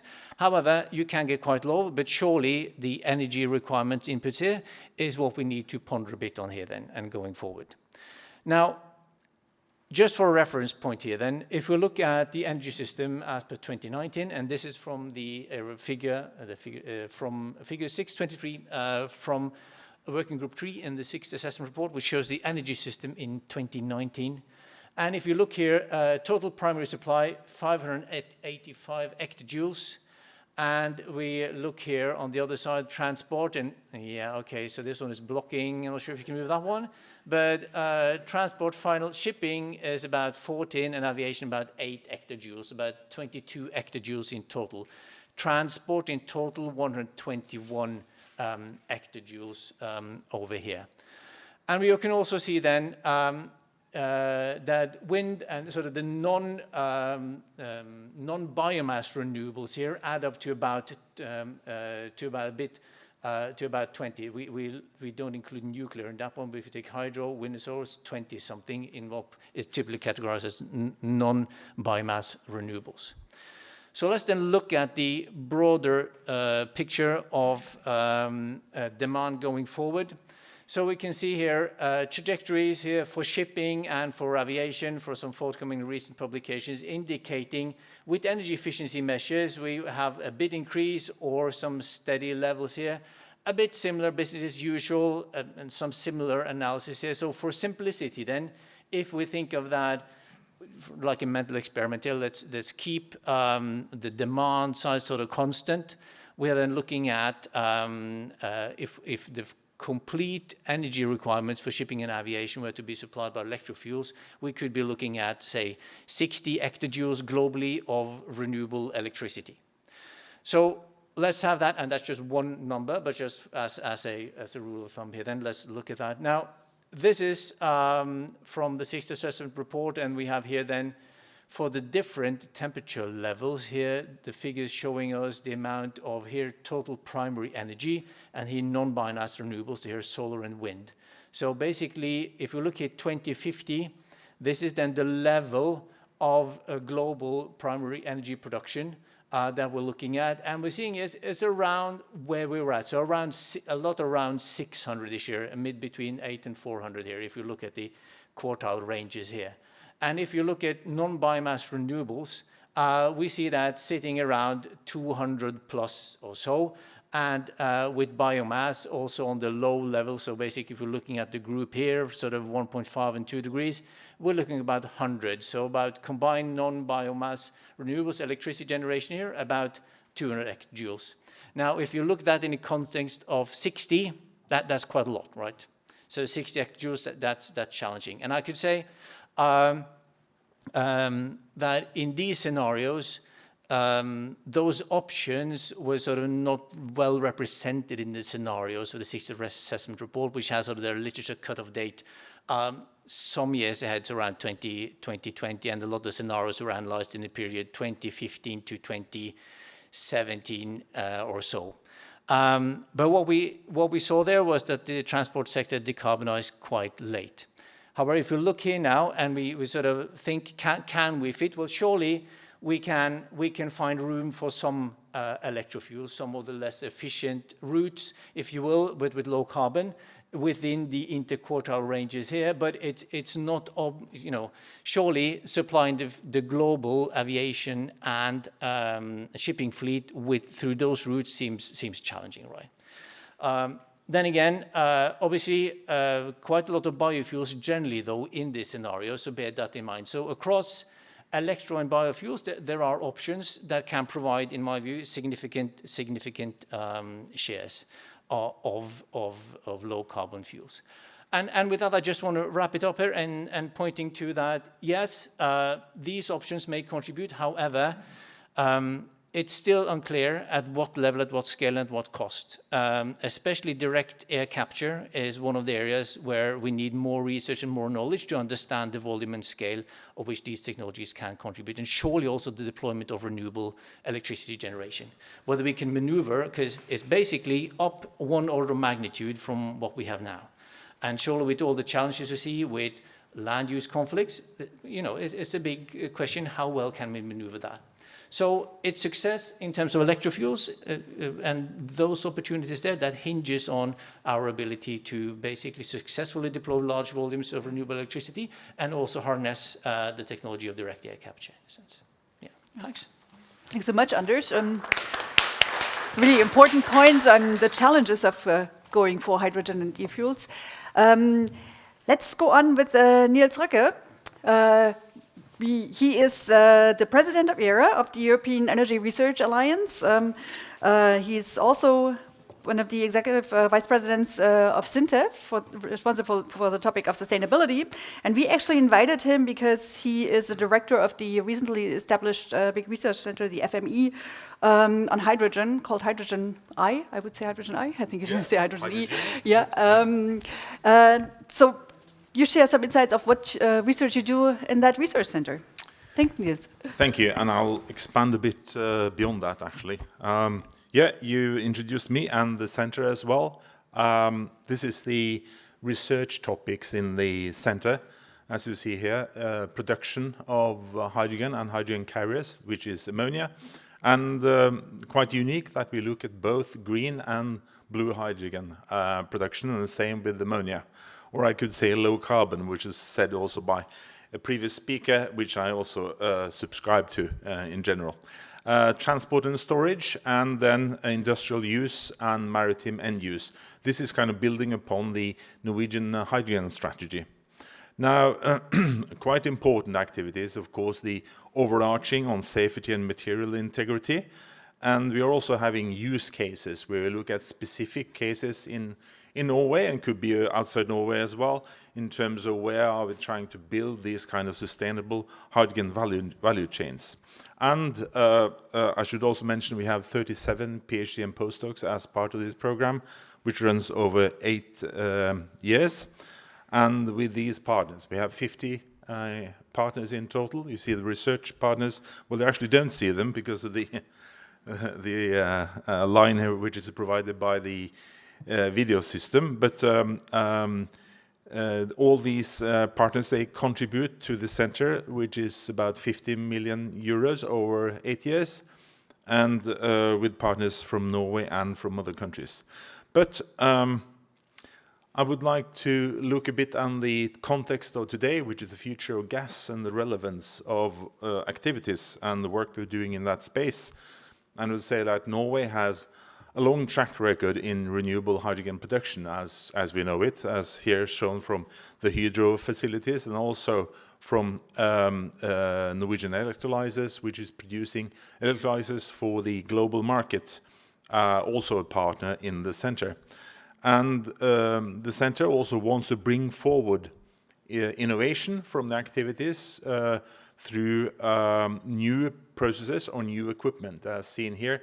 2 spin-offs, which we are very proud of from SINTEF, the HyStar electrolyzer company, which has utilizing new technology and thinner membranes to make this function, and also looking at blue hydrogen production. Sorry for that. We're using membrane technology to separate the reformed gases. So looking at both of those kind of options. Now, there was a discussion about leaks, and this is taken from a paper which was written as a rebuttal to a paper from Howarth et al. From Cornell a couple of years ago, which caused a lot of heat in the scientific world about what are the benefits or not of blue hydrogen. And this paper here is showing what are the equivalent CO2 emissions of various leaks from the natural gas chain producing low carbon hydrogen. And those lines you see here is reflecting the various global warming potential, if you use the 100 or the 20, the short term, which Andris was also mentioning here.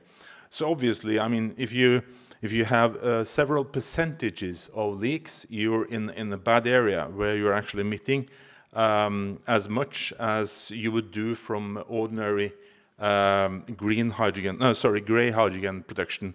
For instance, if you look at the 10 kilos CO2 per kilo hydrogen, you would get that for around 3%. If you go for the GVP 20, and then with two different decarbonization paths for the electricity. Now, if we look to the regional spread of methane leakages, this is shown from a quite recent paper out there in Joule, which, I mean, first of all, you look at the left part of that, you see Norway, which is kind of special case. I mean, there's the 0.03 number, which everybody knows here in Norway, and which is basically the measuring uncertainty. But if you go to countries which are large producers, these are, you see the red, which is showing the production, the bubble, and and you see that it's not unusual to have numbers which are around 1%. And I mean, what are they doing in Kazakhstan and Turkmenistan? I don't know. I mean, this cannot be a very sustainable operation economically either. But basically, you need to keep to these lower numbers. And if we then combine these kind of charts, looking at various ways of producing hydrogen, we know the green line. I mean, first of all, the y-axis is showing the CO2 intensity of hydrogen production in kilos of CO2 per kilo hydrogen. And on the x-axis is the emission intensity of the power which is used in grams per kilowatt hour.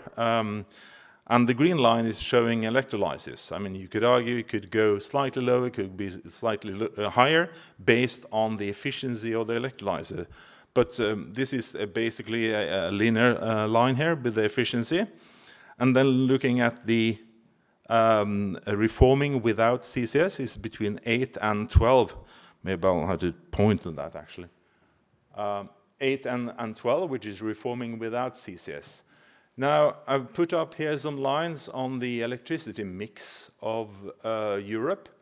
And it used to be 296 kilo per megawatt hours in 2019.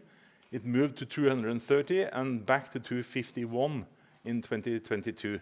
But I mean, the message is that we're quite high up there for the average mix. And you could argue that's not relevant.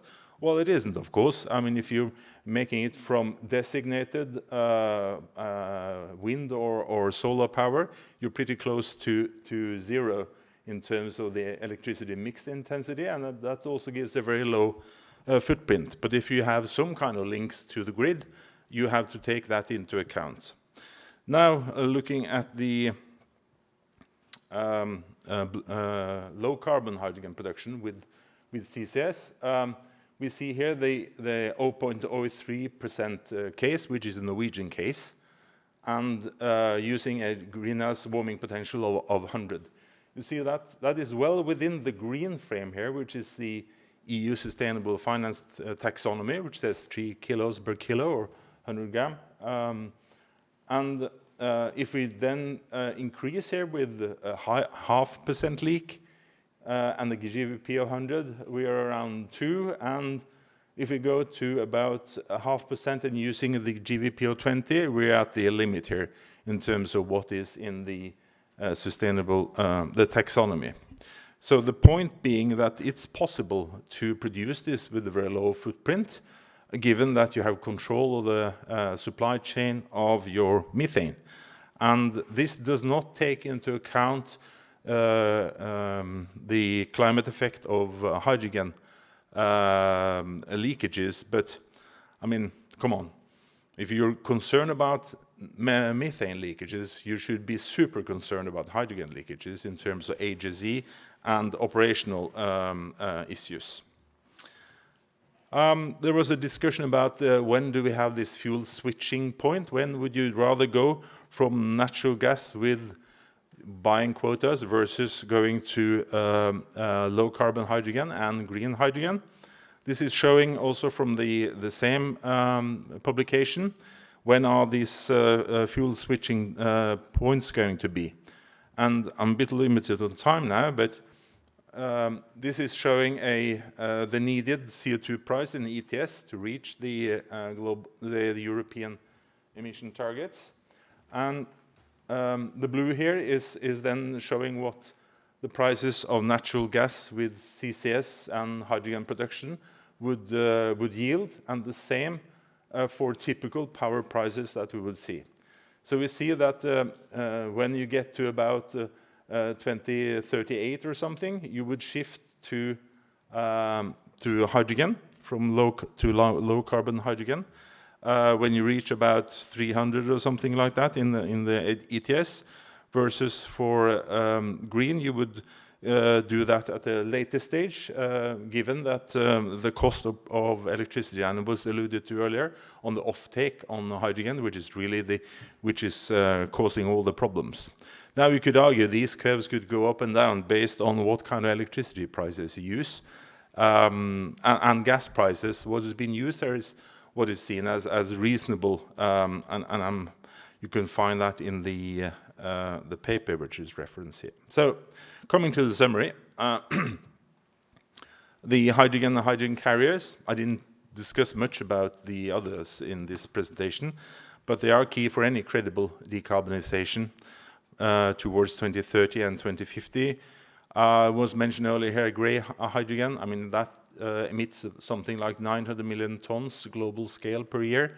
It's really important to replace that. And then to stop methane leakages, I mean, the 75%, which was in the COP28 agreement. I think it's important that we employ a technology-neutral approach.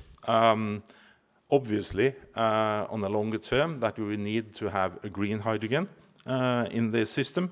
We'll see ETS, regulation and support mechanisms. I mean, this is not going to happen by itself. Has to have support mechanisms like the Hydrogen Bank, for instance, or the like, which is in the EU, or the IRA in the US. It's embarrassingly slow, really, the deployment of hydrogen. And with the high expectations to contribute to the global targets for emissions, this really needs to be changed. And the last one is like something I always say, you know, if someone wants to make a case for this low carbon hydrogen, you better do it now. I think it's the window which is here now. Thank you.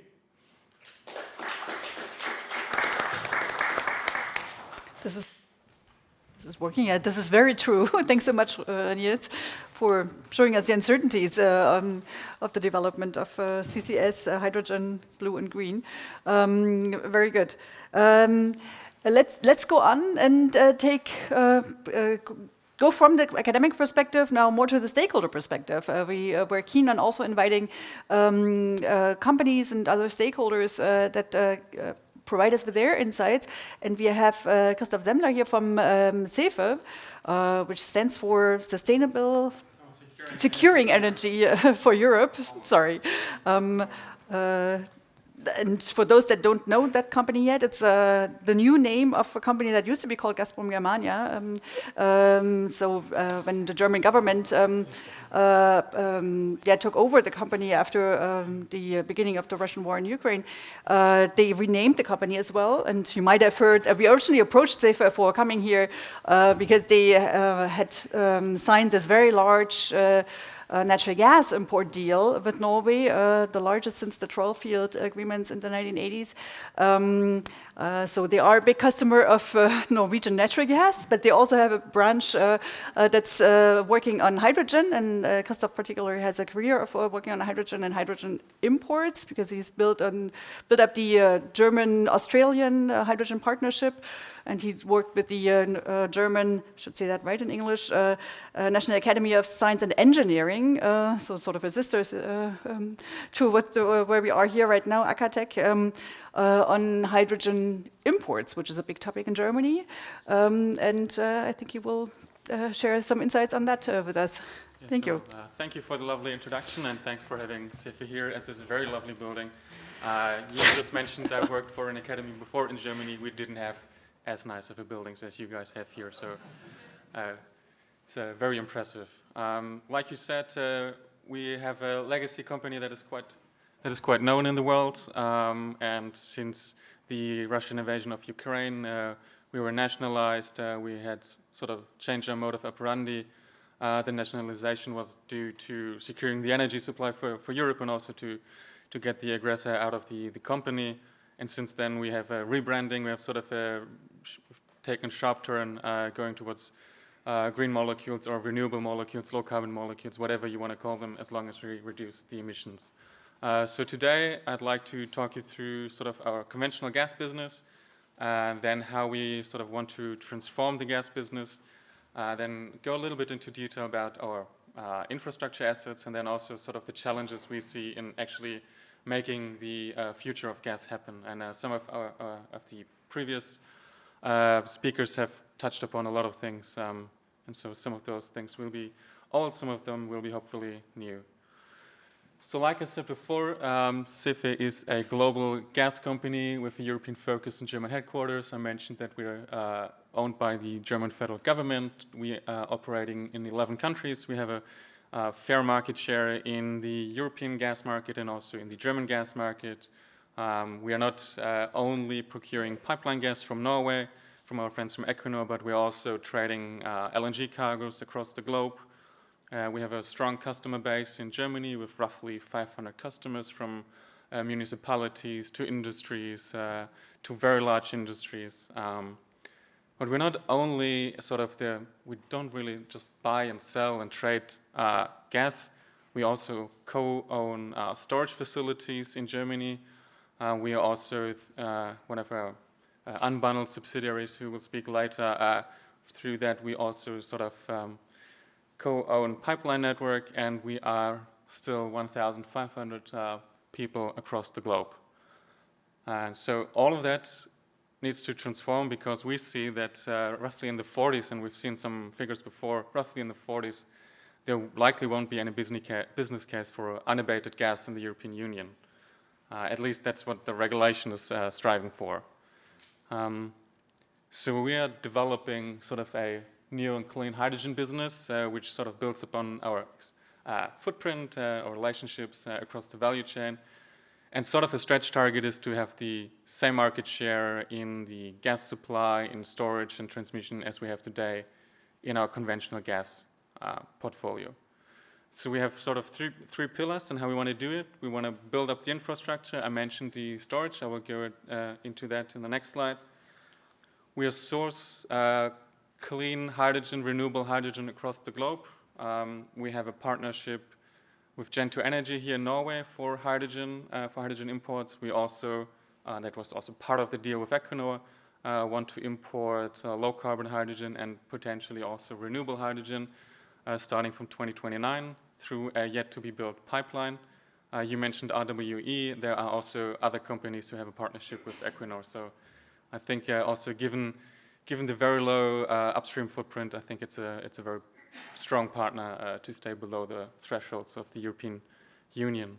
And we also want to provide integrated customer solutions, because that is quite important. So far, most of the discussions go and look at levelized cost of electricity, they look at levelized cost of hydrogen, but you actually need to structure the supplies to your customers. Customers want flexibility. Sometimes they want base loads. So you need to find some flexibility. You need to find some storage. You need to come up with smart solutions, and that all adds to the costs that are at the moment prohibitively high for renewable hydrogen. Since talking about physical assets is sometimes a little boring just by text, I've brought to you a map of Germany. In green, there's the core grid, which we will probably hear later about. And in red is sort of the assets of the unbundled subsidiary. And I want to focus your attention on the yellow part, Astora, our storage subsidiary, which has large storage facilities in northwestern Germany, conveniently located at a potential pipeline landing point from Norway.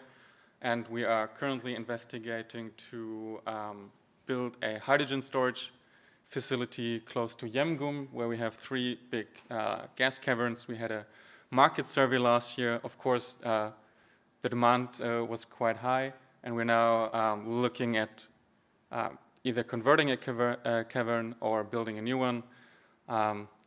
I have to say it's quite challenging because obviously the capex are quite high. The physical properties of hydrogen, if you want to store it, aren't really favorable.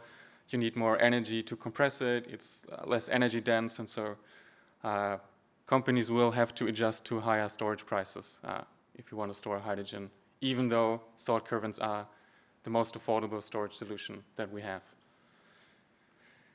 And the other part, I think, Anne-Sophie, you touched upon it in your presentation. So for us, we as a gas company, I mean, we see that we have roughly 20 years to transform a business. And so we have urgency because we need to transform.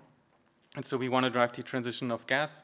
But what we see at the moment is that this future of gas requires viable business cases to move from dream to reality. So far, I've worked with Australians, lots of PowerPoint presentations, and I've started in 2018 to work with them, and some of those projects are still PowerPoint presentations. Maybe the numbers have gone up and down, but nothing really has happened. And so for business cases to sort of emerge, we need to have an environment that triggers private investments, especially given our constraints at the moment with public funding, with public budgets. We need to somehow mobilize the private financiers, banks, companies. And that's easy to say, right? But what do we need? What do we need for that? We need clarity. Clarity on lots of things. I've brought 3 topics here. Policy, infrastructure, and certification. Of course, we could also talk about technology, about risk, about different kind of things. But today, just want to focus on policy, infrastructure, certification. So from the policy perspective, I think every time we talk about the colors of hydrogen, you know what I'm getting to. It's not really a helpful conversation to be had. And at least also in Germany, we kind of lose focus on what the actual goal is with the energy transition and with transforming our society. Is it to have the greenest and best molecule, or is it to actually reduce emissions as fast and efficient as possible? Yes, of course, eventually we want to be green, but we will have no other choice to choose low carbon hydrogen in the beginning, because I can, if I speak to small gas operators in Germany, they want to have green hydrogen, and we can tell them, well, if you want to only have green hydrogen, you will need to feed in all of your green production in the first 10 years into the pipeline before anyone else gets any molecule out of it. And so here I think low carbon hydrogen can help us, and we would really appreciate sort of a shift in the policy to CO2 as sort of the main currency of decarbonization or the transformation. The other one is infrastructure. I touched upon it earlier a little bit. Especially when we talk to customers, it's always, when are we connected to a pipeline? Do you provide storage? What other type of supply solutions are there? And then we can say, well, at least in Germany, we now have sort of a core grid supposed to be online by 2032. But not everyone will be connected. It's an infrastructure project in Germany, and I'm not sure if you are aware how we do infrastructure projects at the moment. It's usually delayed by a couple of years and costs twice as much. So there's another uncertainty, but I think we are slowly getting there. And the last point really is certification, because the value proposition of whatever we are doing here is reducing emissions and being more sustainable. So we need to have some trust, some transparency, that our customer knows what he or she is actually buying. And I started working in 2018 when the Renewable Energy Directive was adopted that introduced some sort of renewable hydrogen. It's now 2024, and still you cannot certify any renewable hydrogen to fulfill any of those targets by the Renewable Energy Directive. And that brings me to the last point that also the previous speaker made. We need to accelerate and we need to pick up speed if we ever want to achieve any of those targets. I mean, we can talk about the ambition of the 20 million tons hydrogen target. There are electrification targets, heat pump targets, all of those are very ambitious and we need to pick up speed. And specifically with hydrogen, I would say there's a window of opportunity, that's absolutely right. But there's also a chance that if people stand down and projects don't get built, companies will focus on other means. And the hydrogen business at the moment, I'm not sure if anyone here would agree, is a money-burning business. And we need to sort of find a way to make a business case for people to invest to make this really flying. And I'll leave it at that, and thank you, and I hope we can have a fruitful discussion. Thank you. Let's go to the last presentation, which will be online. I see that our speaker, Ben McWilliams, is with us. He is from the Bruegel Institute in Brussels, so we hope to get a little bit of a European Brussels perspective. He works in the field of energy and climate policy. And if you sometimes go to the Bruegel website, which I really can encourage you to do, you find these really useful trackers on gas imports, and on various energy and climate topics that he's actually responsible for. And he produces that really interesting and very useful data and data-driven analysis. But he has a focus in his work on hydrogen. So he can share some insights on narratives on hydrogen for Europe with us. Somehow we cannot see you, Ben. Why is that? Maybe you can start talking. Maybe you can see my... Can you hear me? There you are now. It's good to see you. Perfect. Thank you. Thanks, Franziska, for the invitation, everybody, and the very kind introduction. Sorry that I can't be with you in person, but it's very nice to join online. And thanks for the presentation so far. They're very interesting. I will be quite quick and just pose 3 questions, 2 of which have already been discussed in the speakers before me, and also Anne, I think, mentioned in the session earlier. And the first is what Europe's political ambition is for hydrogen, where I think we really need some clarity on exactly the expectations for hydrogen consumption in Europe in 2030, 2040, and what we're kind of aiming for. The gas crisis and Repower EU, which was the Commission's response, which was published at a time of political stress quite soon after the invasion, when Europe was panicking about how to replace Russian gas, in my view, shifted the discourse on hydrogen away from a niche complement to electricity that would do some hard-to-abate industrial sectors, that would do some seasonal storage in the power grid, toward this concept of it replacing natural gas. And you saw these pretty crazy targets. The blue bars are the Fit for 55 targets, and the orange bar, the new Repower EU targets, where across the board, the Commission increased the targets for hydrogen. How does this stack up against kind of other estimates? So this is hydrogen demand in 2030 from a range of publications. This, I'm not sure that you can see my mouse, but you can see Repower EU demand. This one, almost 700 terawatt hours was what this document saw as hydrogen consumption in the EU in 2030. That was almost a three-time increase upon Fit for 55, which was the previous Commission proposal. It's double existing hydrogen demand. So first of all, replacing all of the grey hydrogen, or we shouldn't use colours, all of the fossil hydrogen we have today, replacing all of that, and then rolling out another whole load into new applications. The JRC has a paper where they've kind of analysed most modelling studies, and they came to around 400, which is still quite ambitious. And then the last 2 are relevant. Today, the Commission is presenting its 2040 impact assessment on how it thinks the EU can get to a 90% climate reduction by 2040. And that sees about 100 terawatt hours by 2030. So from the same European Commission, in the document where they outline how we reach our climate targets in 2040, they see a sixth of the demand from Repower EU. And this, the Renewable Energy Directive industrial demand, which is the demand in industry and a little bit in transport, which member states in the European Council have actually signed off on. So you can really, that's a serious political commitment. Again, is about the same as the 2040 impact assessment, about a sixth of the Repower EU. And I think here there's really a need also for industry for some clarity from the Commission and from politicians on exactly what future hydrogen demand in the EU looks like, which of course you can never predict with certainty, and you shouldn't try and predict with certainty, but a range of 100 to 700 terawatt hours seems too large. The second question, which I'll be brief on because I think almost every speaker has mentioned this today, is that industry isn't investing in hydrogen. There's loads of projects, loads of announcements all across the European Union and across the world on hydrogen projects. But when you drill down into them, and we're able to do that thanks to a database from the International Energy Agency, you see that around 10% have taken a final investment decision. So of all the projects announced, not many are actually investing. Most of them are exploration, demo, feasibility studies.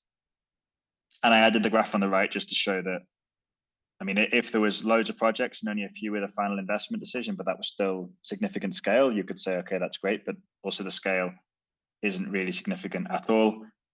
For electrolysis capacity in Europe, operational and under construction, we might reach, well, at the moment, about a gigawatt in the next few years.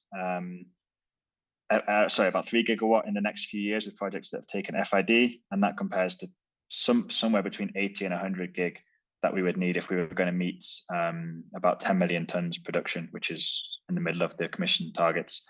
So really, at the moment, as speakers before me have also said, industry isn't invested, and continuing to have discussions on why this is very important. And for a while, it was the request that the definition for renewable hydrogen wasn't clarified. And now that has been clarified, the speaker before me mentioned that perhaps it's still even difficult for industry to get certification for this. So there are likely, I'm sure, still many stages that need to be fixed here to see why projects aren't investing. And the last one, which is a bit different from what's been said before, is on the future geography of hydrogen.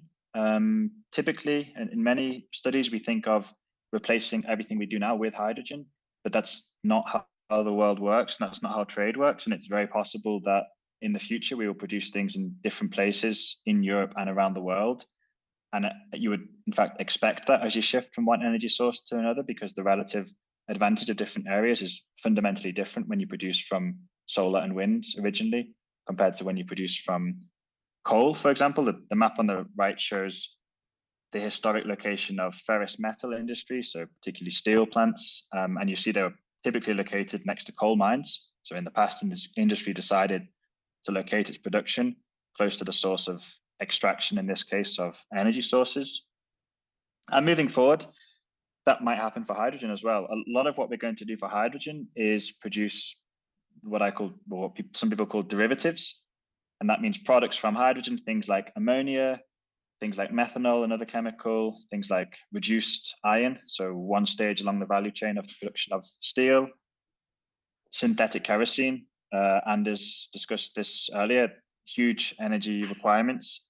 And what we ultimately want is a synthetic fuel that can be transported around the world, and in fact can be much more easily transported around the world than hydrogen. And that's a little bit what we're seeing so far. We're seeing the ship trade accelerating more quickly than pipeline hydrogen trade, as far as I see it, especially also with political tools. Both the Hydrogen Bank at the EU level and H2 Global in Germany are beginning by focusing on the imported hydrogen via ship. And that means they're going to import things like ammonia, which is a final product, or at least a secondary product from hydrogen. So to close, the question I would raise is, in the future, is the EU going to be importing and trading around the block hydrogen, which would probably be in a pipeline? Or are we going to see a shift in the EU towards imports of things like ammonia, things like reduced iron, things like electrofuels, both importing perhaps from sunny places, South America, North Africa, but also across the EU. So perhaps from the Iberian Peninsula into Germany is one case. And of course, it's not a binary thing. It will likely be a mix of the two things. But the question is, which one will dominate, and how will future trade in hydrogen and hydrogen products look like? I'll close there to keep it brief. Thanks. May I ask the three speakers of that session to come up here, and Ben, please stay online, to take a couple of questions from the audience. I don't think there are questions from the online audience. You're still invited to put questions in the chat online. But But we already have a question even before you get seated from the room. Please, we will bring you the mic.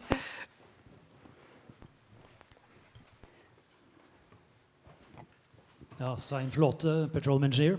I saw your transition from natural gas to hydrogen using existing pipelines. Hydrogen embrittlement is a challenge. That hydrogen in contact with steel can weaken it very strongly and give leakages. You were talking about techniques to solve this. What are the current best solutions using old pipelines?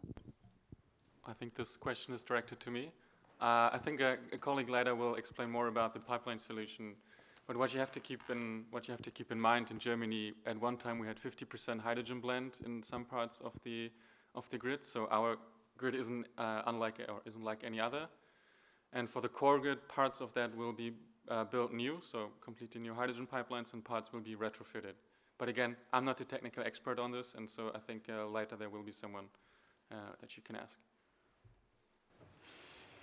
Yeah, my understanding is that there's a lot of feasibility studies going on that topic right now, and. Oh, well, we're moving beyond feasibility. Yeah. I mean, some companies want to start construction this year on the core grid, because parts of that will hopefully be operational by end of next year. So there's something going on, and that challenge seems to be resolved, or at least for some parts of the infrastructure. All right. Any other question? Yes, please. Hi, my name is Stein Jensen. I'm working for a small company that are developing hydrogen, green hydrogen, to be delivered to ferry boats up in the north. And we have been talking very much about leakage of methane. And Nils Røkke said you don't let hydrogen leak because that's so expensive to develop. Anyway, so the discussions we have today is in the project. How do I treat the hydrogen that I need when we bunker?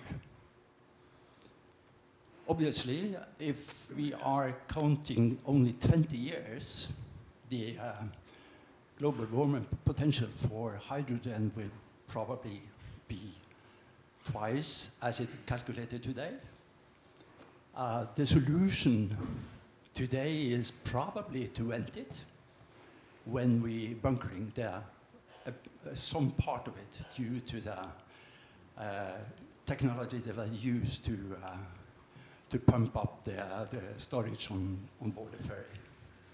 And I'm wondering, would it be at this time an idea to suggest that we also are costing or put a price on vented or leaked hydrogen in order to keep the decision to take care of it instead of let it go to the air? Yeah, an economist likes that idea of addressing the externalities and pricing them. But we already heard about the challenges of doing that for methane. So please, Nils. It's an interesting question. I would, being a combustion engineer, I would say burn it rather than vent it, but that would be much better if you can control that. Well, you can manage that, actually. We have research ongoing on hydrogen combustion and ammonia combustion, actually, with partial cracking with hydrogen. But, I mean, hydrogen, the climate impact on hydrogen is still a research topic, and it's an indirect climate forces, so it basically takes the OH radical away, so which is breaking down some of the other species in the atmosphere. I mean, hydrogen, as you know, should really not be leaked. I mean, it's a very dangerous material. And I discussed it with one of my colleagues, which have been working a lot with KFK kind of gases for cooling. It's the same case, really. You should keep the leaks to zero, because some of these have amazing GVP potentials. But there will eventually be some leaks. That's no doubt about that. I mean, it finds its way everywhere. But we need to manage it. And my point was really that we're going to regulate that more stringent than we do for natural gas because of the dangers of that. Yeah, good point. If I may add, at the current prices of hydrogen, you don't actually need to put a price on the leaked hydrogen because you will do everything in your power to not have any leakages because you just lose money by any leaks. Well, there is CapEx and operation. All right, we have time for one last question before lunch. I'm sorry, we already gave the floor up here. Me between lunch. So Ulrik Bjørn Ekenor, thank you for excellent presentations. Christoph, you briefly touched upon storage, which is very essential, and part of the answer to the embrittlement issue is to have as stable pressures in the pipelines as possible. Maybe rhetorical questions, but how do you see, how far behind are we in Germany and Europe in terms of actually developing storage that will matter? Not homeopathic sources of storage, but really huge caverns that can offer that flexibility and ensure integrity in the pipeline system. Okay, so a question that tells us we need a whole value chain of hydrogen, yeah? So thanks for the question, and I would say we are a little bit behind on the storage part. It was all about production, it was about imports, a little bit of, well, lots of demand policies, but not so much about storage. And I hope that the German government will publish a hydrogen storage strategy by mid of 2024. Publishing strategies is what we are currently doing in Germany, whether you like it or not. And I think there's going to be some mechanisms to finance the storage. Some of our peers are also now looking into storage of hydrogen. And like I said earlier, it's cost prohibitive at the moment. And the question is, what do we actually store? I mean, we can build it, and then it's just an asset that sits around without anything that we store, and it's just not a good case at the moment. Okay, thanks a lot, and thanks a lot to all the speakers in this session. I think we had a good insight in the challenges and in the uncertainties of the hydrogen sector development. So we will return actually to natural gas in the session afterwards, still covering some of the future of that as well. Thanks a lot to all of you, to all four of you actually.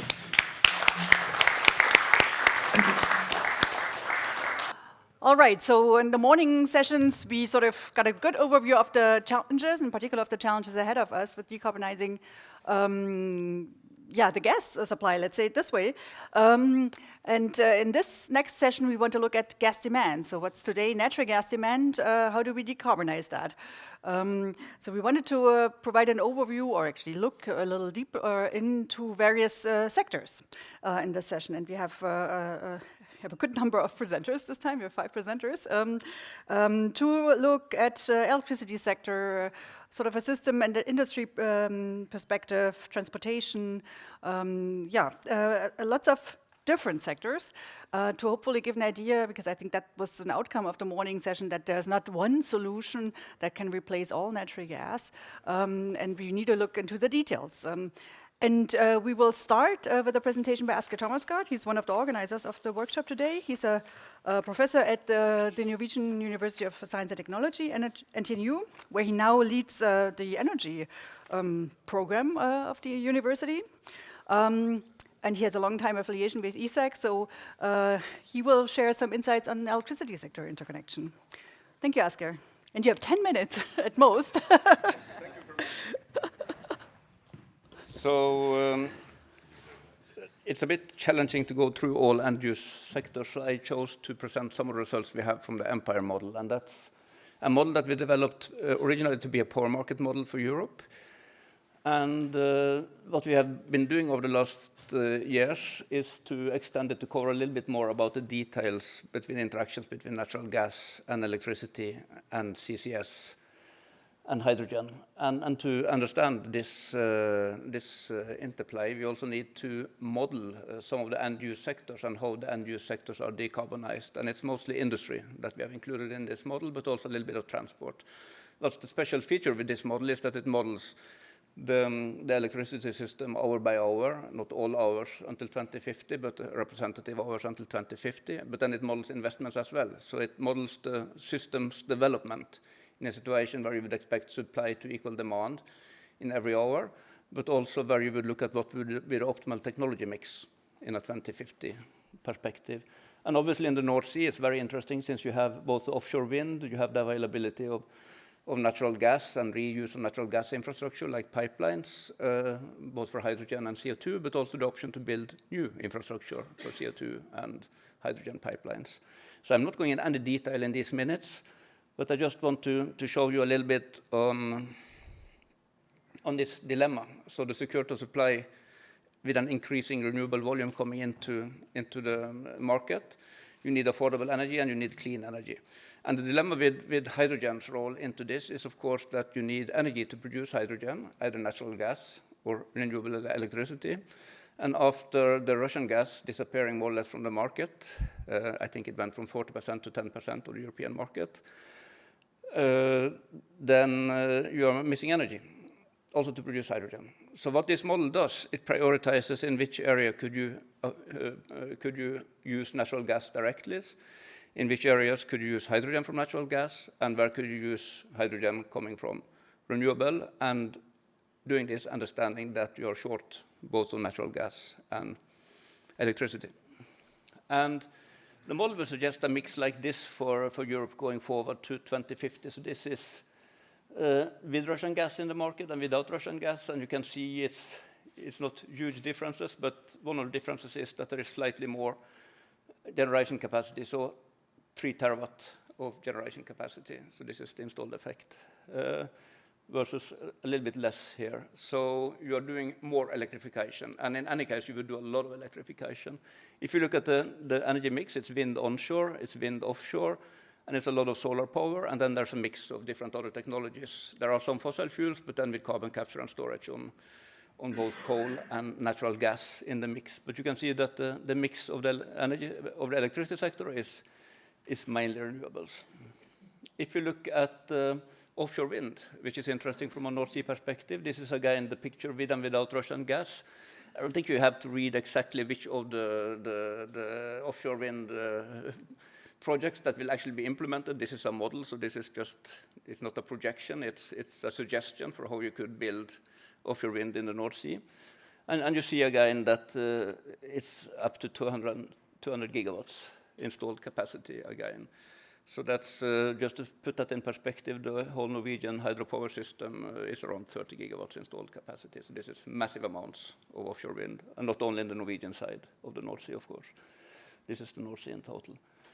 If you look at what does this mean for hydrogen production, what the model would suggest, if you have plenty of gas, that includes Russian gas, the model would suggest to go from the red steam methane reforming, which is the gray hydrogen we are talking about, to the blue hydrogen coming in with volumes already from now, and green hydrogen coming in predominantly from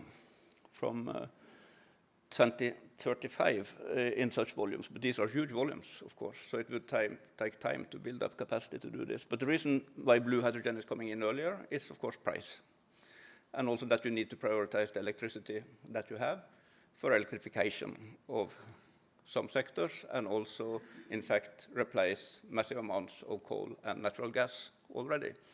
So this just recognizes that you have to do a priority. If you look at how is the industry going to be decarbonized, again, this is with Russian gas and without Russian gas, and you can see the slight difference. So this is the steel sector, and this is blast furnaces, and blast furnaces with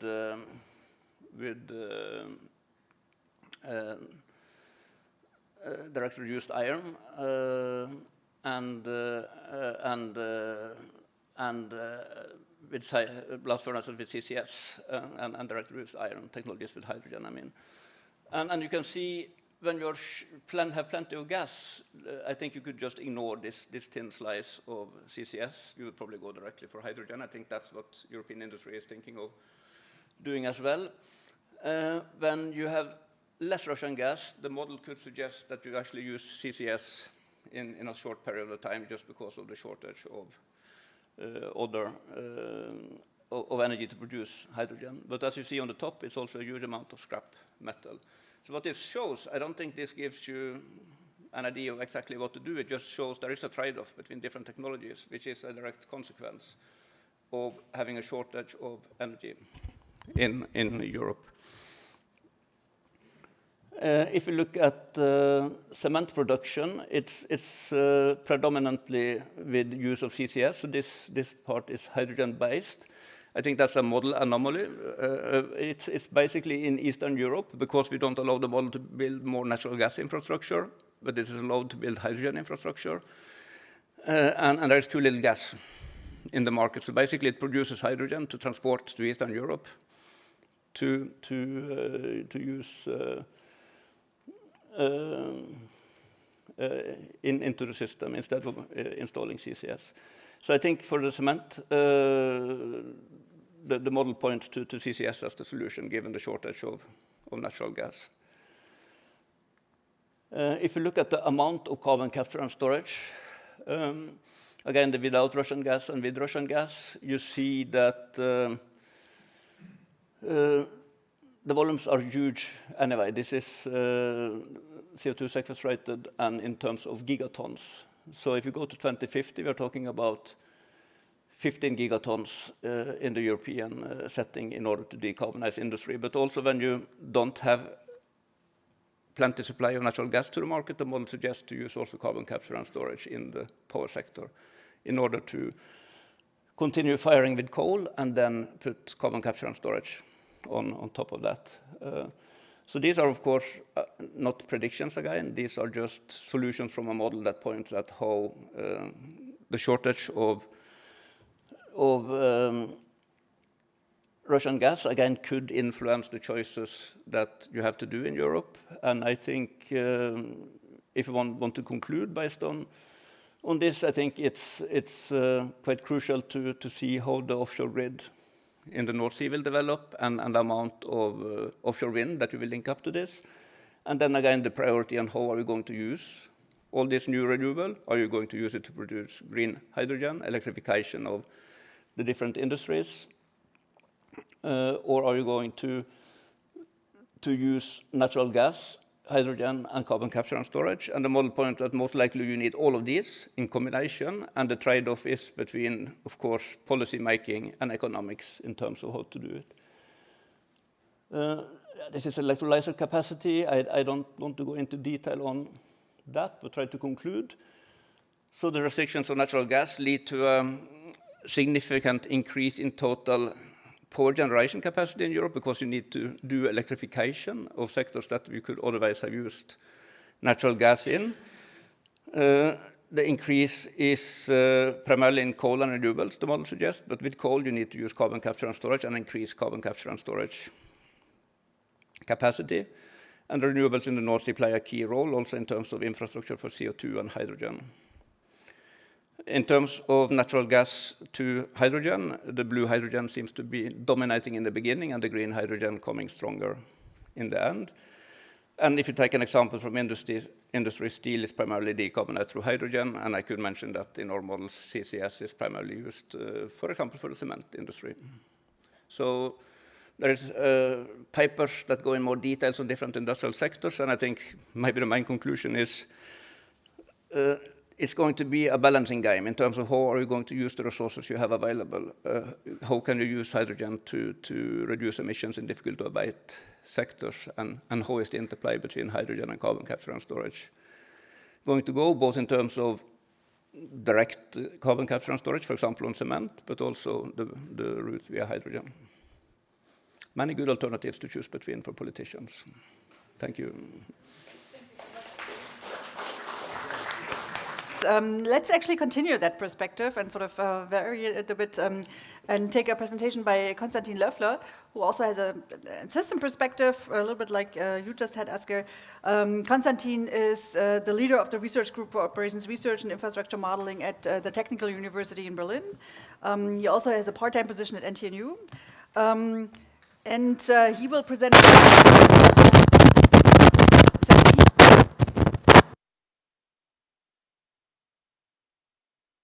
Should I try it again? Yeah. Was it my hair, maybe? Sorry. he will present work with a different model. Let's see if the numbers are the same or not. Thank you, Franziska. Thank you very much for inviting me here as well. Exactly, I will give you a little bit of a perspective from an integrated energy system perspective. So most likely the numbers will not match, but that would be highly unlikely anyhow. Also given the huge uncertainties in those models anyway, when we look at these long-term horizons. But what I mean when I talk about system perspective is what we actually do in our model is we don't look at one sector at a time, but instead we combine all the different sectors into one single model. So we do include electricity, we include the building sector, we include industry, so essentially process heat demand, and we include mobility. And then between those different sectors, we do have all different kinds of generation capacities. We do have storage options, grid expansion, of course, and essentially all different kinds of also power to X technologies and so on and so forth.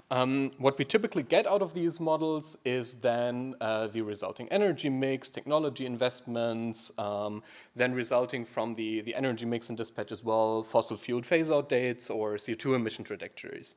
And a quick disclaimer, our models are usually, like they're optimization models, and this means we usually do essentially normative scenarios. So it's more like, if we want to achieve a certain emission target, let's say a 2-degree target, what would we need to do to achieve this? And it's not necessarily about what is realistic, it's more about what would be cost optimal, what would be essentially economically, technically optimal to do going towards the future. The model setup, what I will present, so the numbers will be for the entirety of Europe. Exactly speaking, it's EU 27 plus EU plus Switzerland, Norway, plus UK, sorry, Switzerland, Norway, Turkey, and the Balkan region. And we cover the years until 2050. What we see, generally speaking, and this is, I guess, no surprise to anyone here, this is also what we've heard, is we see a drastic uptake in electricity generation and capacities. So in terms of electricity generation, we see that depending on the scenario, we're talking about a 1.75 to 2 times increase in electricity generation. And of course, the majority of this needs to come from renewables. So the color scheme is like the green, blue, teal colors, yellow are the renewables, and the brown, red colors are the conventional and fossil generation ones. And, from a capacity perspective, this looks even more drastic, where we see then a necessity of up to a 4 times increase in capacity. So the pace that needs to be essentially achieved is tremendous over the next 25 years if we actually want to reach these climate targets. What we do see here is natural gas, and in electricity generation, we really see, depending on the scenario, that natural gas is essentially phased out from electricity generation around the 2040s. Across all fossil fuels, we see that coal is usually phased out the soonest. This is, unfortunately, you can't really see it, but it's between 2035 and 2040. For natural gas, we usually see 2040 to 2050. And then for oil, we see 2040 slight trace amounts, but usually 2045 to 2050 when it's really out of the system and essentially entirely from an energy perspective. For natural gas in the different sectors, this really depends on the scenario again, on the scenario assumptions, and the different sectors. So we see generally, of course, we see a clear trajectory towards the lower end, right? So it's always going down to 0 or almost 0 in the case where there is some carbon capture involved. But in the meantime, the uncertainties are actually quite large. So we see in buildings, for example, the numbers reaching from -14 to -75% in the near future, and at -58 to 100%, for example, in 2040. So it really depends on the scenarios and the sectors. Where we really see a quite clear picture already in 2040, as I said, is the electricity sector, because that is really where most of the renewables come in and also need to come in order to then give enough free electricity, essentially, or like spare electricity to cover the additional demand for hydrogen then. the hydrogen production. Since I really only had a few minutes, what we can see is that to reach the ambitious climate targets of limiting global warming to optimally 1.5 degrees, we need a 100% renewable-based energy system by 2040 to 2050 at the latest. The focus clearly needs to be on electrification as a sector coupling option, because it's usually the by far most efficient option, which leads to a significant increase in variable renewable generation. And this, of course, comes together with a large increase in demand for flexibility options and a phase out of fossil fuels. And what we also see is in quite a few of the difficult to decarbonize sectors, we do see a shift towards hydrogen. So hydrogen will be necessary. This is something that I think pretty much everyone agrees on. The question is really in which specific applications where we can gain the main benefits, the most benefits, and what we can also really clearly see from the modeling, especially if we look at these extremely ambitious climate targets, this is also something that we already heard today, is that the window for this blue hydrogen, so for this essentially fossil-based hydrogen using CCUS, is rapidly closing. So there's really not much time to make a viable business case for this, really, because essentially it too would need to be phased out quite soon. Yeah, so this would be my very brief talk. Thank you very much. I don't know if we have time for questions or if we move on. Thank you very much, Konstantin. And we have our next speaker already waiting, Øystein Ulleberg. He is the chief scientist at the Institute for Energy Technology, EFE, and is a director of the FME MODES, I'm pronouncing it right, maybe Zero Emission Energy Systems for Transport Research Center. So he has a focus on hydrogen as well, but I think you can tell us a bit about the different sectors, including the transportation sector in particular, of how to decarbonize that. Thank you. Thank you, and thanks for the invitation. I'm not the chief scientist at EFE, we have a couple, but I am a chief scientist at EFE. Today I'll speak also about another FME, the one Nils Røkke introduced us to. And the topic I selected, since it's just a few minutes, to look at one of the so-called hard-to-abate sectors, maritime. And as Nils showed earlier, hydrogen and ammonia is picked as the ones to look into in detail there. So just to start with the conclusions or the topics for now. In MOSES, we looked at a lot of on the hydrogen applications in maritime based on compressed gas. And in HydrogenI, we're going more into the liquefied hydrogen and ammonia. And the reason for that is that we need to cover all the ranges, right? So if you want to transport hydrogen far, and also it's been mentioned today about using hydrogen as an energy carrier from Australia also, then obviously you need to have the densest possible energy storage. So ammonia could be one, liquid hydrogen is more challenging, and of course it's quite impossible to store hydrogen and compressed gas and transport it from Australia.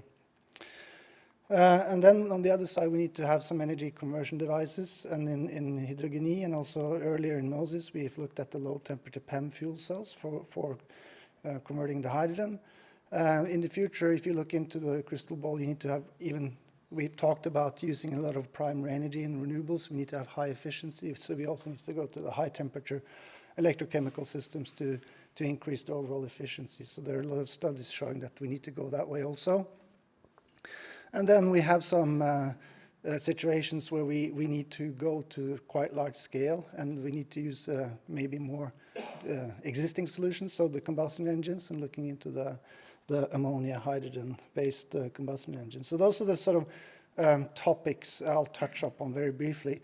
I won't be presenting too many results, there's not time for that, but I wanted to set the context very briefly. So in Norway, Enova is funding, they have sort of seed funding. It requires a lot of capital to start this project. So this was just some glimpses from last year. And again, I don't think many of these have been realized. I'll show you one towards the end, actually. You can guess which one that will now go for realization. So obviously, it's an ecosystem we have to build. So we have to build both the fueling infrastructure and then that can supply the hydrogen or the ammonia for these ships. So that's quite important to have in mind. And that means that we have to think about, the whole value chain and the LCA and efficiency and cost and everything.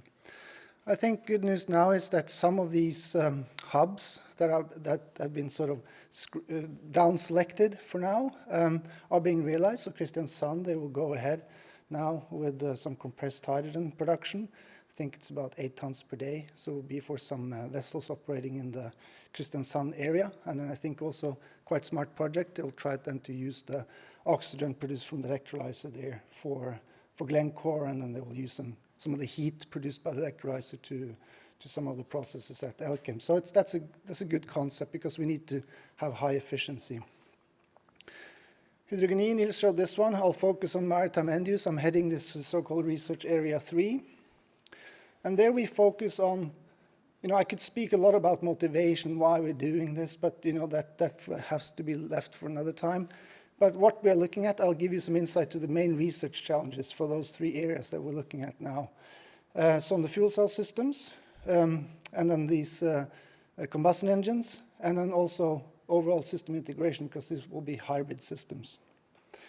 We have in this first part of the research area 3 PhDs just recently signed on. So come next year, hopefully we'll start to get some results from these, but they cover then the low temperature PEM fuel cells, the combustion engines, and also integrated systems. So to point you to the research challenges, so if you focus then on the research challenges and the stuff written in brown there, you probably have heard a lot about the PEM fuel cell technology. It was developed by NASA for the space shuttles and all the space operations, and then it came to Earth, and we've been developing it further.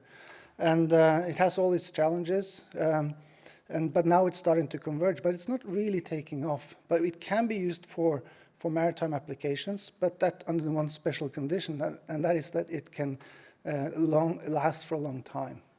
So the systems we have now, because the propulsion systems on board a ship is less costly relatively than the propulsion system on a vehicle. So we can afford a little bit more expensive propulsion systems. That means that we can afford a little bit more expensive fuel cell systems. So this is actually being implemented, but we need to increase the efficiency. Increase the lifetime. When it comes to the SOFCs, the high temperature fuel cells, they are lower on the technology readiness level, and they need to be further developed, especially if they're going to be operated on ammonia and hydrogen ammonia mixtures. So then that has to do with the longevity and also the degradation on the electrodes, etc. So those are key focus areas. On the combustion engines, again, focusing on the research challenges that we are working on. And that is if you have a mixture of ammonia with some kind of gas, you could maybe start off with some normal fuel gas and blend in ammonia, or if you have hydrogen, you can do maybe some cracking of the ammonia, and then you have a hydrogen ammonia mixture. It's important to get a reliable ignition, and if you don't, you can risk having a lot of greenhouse gases emitted. N2O is not a very fine gas to ventilate out, so you need to optimize your combustion process. So there's a lot of research going on here, and I'll show some examples of some companies doing some real world stuff. I actually did an exercise prior to this meeting, and I looked at value chain. I Googled, in Science Direct, value chains for hydrogen and ammonia, and there are a lot of references out there. And as we are looking at in HydrogenI, trying to organize this in a better way to look at what are the pathways. There's so many options, and you can just look. I just plotted some of the technology options there to the right for hydrogen, and you have an even larger suite of technologies you could use for ammonia. So this is going to be quite tricky. And at the same time, we're saying we have to sort of lock in on a few technologies that we can develop so we can, develop fast, because we cannot develop everything. Because if we develop everything in parallel, we won't go fast, that's for sure. So finding the optimal pathways in the different phases in our technology development is very important. So that's being done then also in the center. I can give you one example what I found from my literature survey last week, because I need to really understand these pathways myself, because I only work mainly on the low temperature systems and not so familiar with the high temperature systems. But obviously, if you go, for instance, the liquid hydrogen path, that would be the poorest efficiency, right? Liquid hydrogen and low temperature fuel cells. And on the contrary, you can have a quite high efficiency route if you go with high temperature fuel cells, possibly even with ammonia. So up to 30% round trip efficiency, electrons to electrons. And it will be less than 20 if you go liquid hydrogen, and it will be like 25% if you go with the fuel cells, low temperature fuel cells and pressurized hydrogen. And so right now that's a happy medium, and to the left here you see ABB. I think I started looking into hydrogen in maritime about 10 years ago, and it's been a long way. But now, and ABB was one of the partners also then, and we've had 8 years almost with Moses, and it's been a lot of talk, but now finally we're starting to see some projects coming online. And that project then to the left will be realized with PEM fuel cells, about 3 megawatts. I also know other projects in that scale, 3-4 megawatts of PEM fuel cells, and then compressed hydrogen. So we'll see that will be operations A to B, manageable short-range operations. And then we have to push that limit with these other energy carriers like ammonia. And here's to the right, there's an example of testing going on at, I don't remember if it's a 4-stroke, it probably is, engine at this test center on the west coast of Norway at Stord. And that was an old Wärtsilä engine being tested, and there are several stakeholders now in the maritime industry looking into developing the ammonia engines. Okay, if you are interested to look into the more details, you can contact me or the team there for the different tasks. And also, if I had another 7 minutes, I would have could have pitched what we're doing on using hydrogen as an alternative fuel for different heating processes, and also hydrogen as a reduction agent into different industries here in Norway. Okay, thank you. Thank you very much. We will come back to you for these other presentations. I think that's also very relevant topics. Yeah, really interesting how also the sort of the build-up of such a value chain for a particular sector takes time. It's really good that you're following that for such a long time. Let's move on to Vibeke Rasmussen from Yara. She is with the business unit Yara Clean Ammonia, so very suitable for our session here, where she is a senior vice president for product management and certification. And you will give us a bit of a stakeholder perspective on Yara as a company that's used hydrogen ammonia and produced for such a long time. So you have really lots of experience that you can share with us. Thank you. Thank you, Vibeke. It's a pleasure to be here. Yes, so this will be sort of a bit of an industry perspective. And for those that don't know Yara, Yara is a large global fertilizer company, and thereby producing nitrogen fertilizer. Ammonia is a key feedstock, and the key feedstock to ammonia is hydrogen, and that key feedstock today for us is gas. Just to say where, sorry, that didn't work, that way. So today, Yara Clean Ammonia is established to then also move into new users of ammonia outside the fertilizer sector. Of course, today, Yara is using the ammonia for the N component. So it's the nitrogen we need as a feedstock for fertilizers. Now we're also moving into using the hydrogen in ammonia. We believe that our presence in the market today, we're actually the largest sort of trader of ammonia, of the 185 million tons of ammonia being produced in the world today. Only about 10% of this, around 20 million tons, is actually transported. Rest of it is actually used and captured where it is produced. And we have actually 20% of that market today. So we ship about 4 million tons of ammonia around the world. We have 15 vessels for shipping ammonia. We have 18 terminals for storage. So we have the midstream already today, and this is sort of the basis that we want to also capture new users of ammonia. Of course, today, the ammonia molecule doesn't really know, it's the same molecule independent of which color or which carbon intensity the hydrogen has. So it's really linked to the hydrogen pathway, which methodology you use to produce the hydrogen. So the ammonia synthesis and the Haber-Bosch technology will sort of be the same regardless of what your input is today. Of course, today the ammonia is produced with gray or even black hydrogen, so it's the steam methane reforming.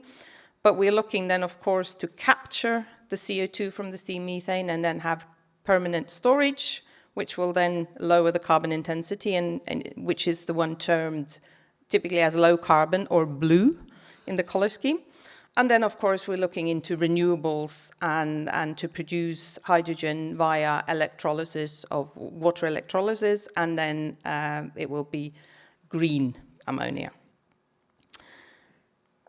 The markets we see, and the reason also we see that ammonia has a preference over hydrogen in some areas. Of course, we see the industrial feedstock today where it's more the nitrogen, so for carbon-free fertilizers in industrial products, it's needed. Then we also believe that for long or deep sea shipping, long-term shipping, we think that ammonia has a benefit over hydrogen just because of the energy content, and the liquefaction of ammonia is done at a lot, well, say higher temperature, only -33 compared to hydrogen, which needs to be -253. We also think, of course, that we see around the world there is, as has been said several times today, there is differences in availability and access to renewable and also to gas, which means that the production sites or the supply centers and the demand centers will be at different locations. And then for transporting hydrogen, ammonia is excellent as a hydrogen transport or carrier.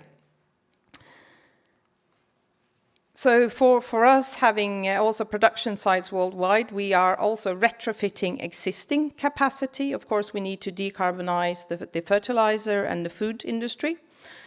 It's building new capacity to also capture new users of ammonia, developing partnerships, because today for all these new users, ammonia is not really a component they use today. So establishing sort of both the infrastructure, but not at least the regulations, the ports, everything, bunkering of ammonia, all these things needs to be established. And then, of course, we can be an off-taker for other partners that will produce clean ammonia in the future. Then Yara, with the big midstream, is looking at off-take agreements. We are today establishing 2 pilots, green, which is electrolysis, smaller projects.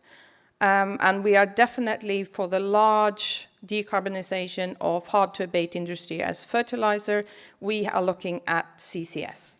Because it's large projects, and I would say the speed of getting renewable energy and electrolysis production to really have large scale is probably taking longer than most of us would have hoped. So I think we need also the CCS to really decarbonize and pave the way for where we want to be in the future. So we are also developing and have now started production for the first, I would say, a cross-border transaction of storage from our largest plant it's the largest fertilizer plant in Europe, where we will capture and store the CO2. It will be transported by Northern Lights from the Netherlands to permanent storage under the Norwegian continental shelf. We think this is also important both for kickstarting CCS, but also for CO2. In the future, we probably need to capture the last rest of the CO2 from the atmosphere. So also the infrastructure for CO2 is important to start building. Then also we have launched newly the Yara Ada, which is a container ship that will be fueled by ammonia. It will be traveling between Norway and between Porsgrunn and Germany. We can then bunker it both ends because we have plants and storage facilities for ammonia both ends. And also Yara has signed already part of the cargo will be fertilizers produced in Porsgrunn for the European market. So we can do this, that we have both the commitment of takers and so we can kickstart also this industry. That's it. Thank you.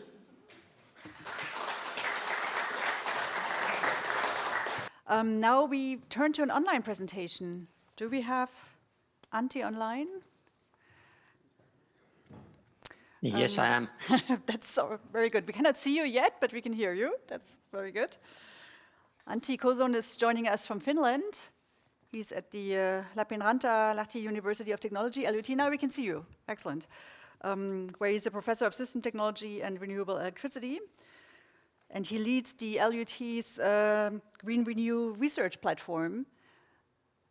So Antti, you can share your screen. Excellent. The floor is yours. Okay, thank you very much for the invitation and giving me possibility to give the presentation online.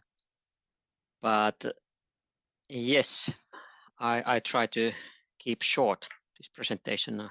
You gave me 3 minutes time. How long can natural gas play a role? I can give you 5. Okay, I have 1 slide only. Yes, and we have carried out some kind of studies for the Europe, and zero carbon dioxide emission, low-cost energy system will be based on electricity.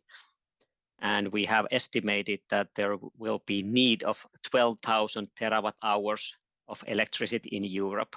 And recently the electricity production in Europe is 2,600 terawatt hours, and from that 40% of renewable electricity 2022. And the core characteristics of energy in the future, we are calling the future energy system that it is based on the power to X economy. Everything is starting from electricity, and it seems to be that the primary energy supply is coming from, of course, from renewable electricity, and these are mainly solar and wind power. And these are 2 cheapest electricity production form, and these are also scalable. And in the future, we should think about that we should electrify everything directly if it is possible. Electric vehicles in the transportation, heat pumps in the heating, desalination. And if it is not possible to directly electrify, then we need indirect route for the electrification. And now I'm meaning heavy transportation, marine and aviation. There we will need e-fuels, then e-chemicals, and e-steel, and power to hydrogen, and back to some kind of X. For example, in the fertilizers, ammonia, and so on. And when we are talking about methane, we should use all the biomethane that is available, and maybe also boosted with the synthetic one.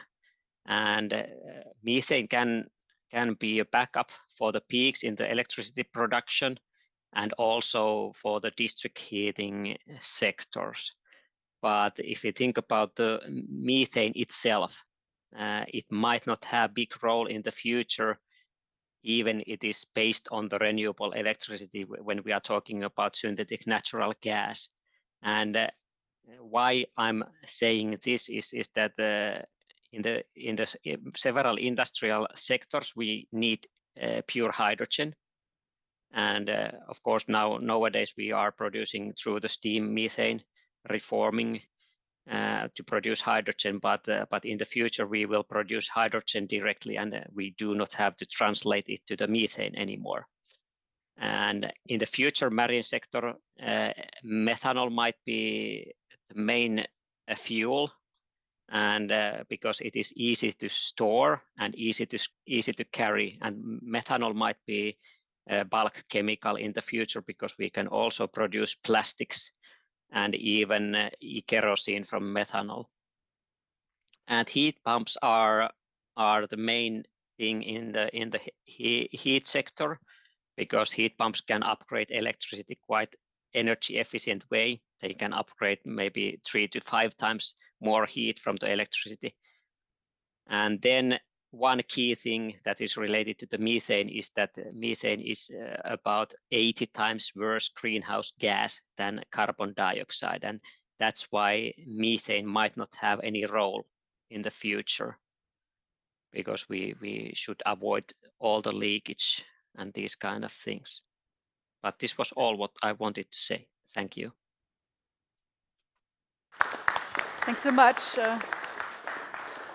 Thanks a lot for keeping it short, Antti. Please stay with us online, and I would like to ask the 4 speakers to come up front. Now, everybody was very disciplined on time, so we have a lot of time for questions in this session.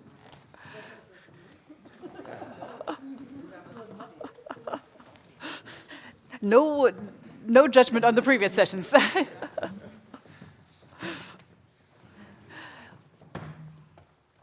Let's start with the first question here. Yes, Christoph. And you have a microphone again. So I have 2 questions, actually. The first one to Vibeke. First of all, I think you're in a fantastic position with Yara.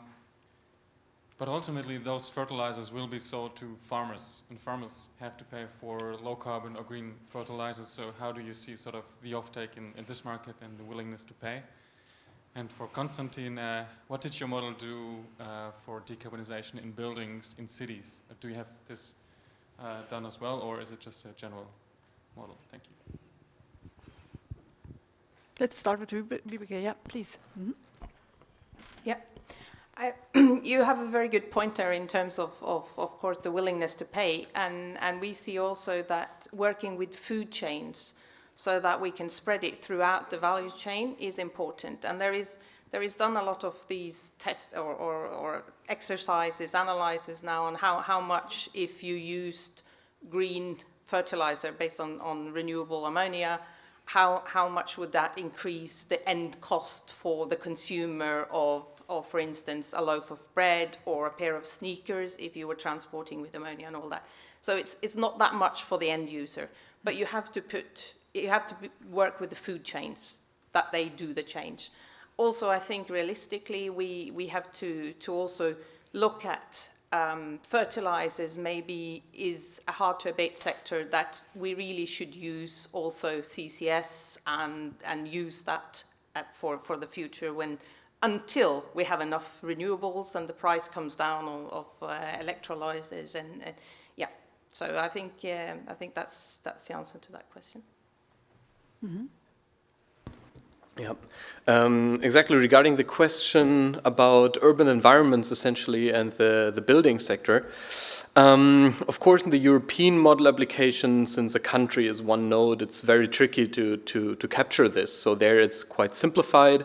And we do differentiate between district heating options and essentially direct heating, but this is just at a very superficial level. However, for example, last year we also did a project on the urban heating transition in Berlin specifically, where we then more more closely looked at the actual district heating networks, potentials for large-scale heat pumps, for example, but also into limits then of these heat pump potentials, seasonal heat storage potentials, or the distribution grid. And all of these are, of course, different factors that are highly uncertain to a certain degree as well.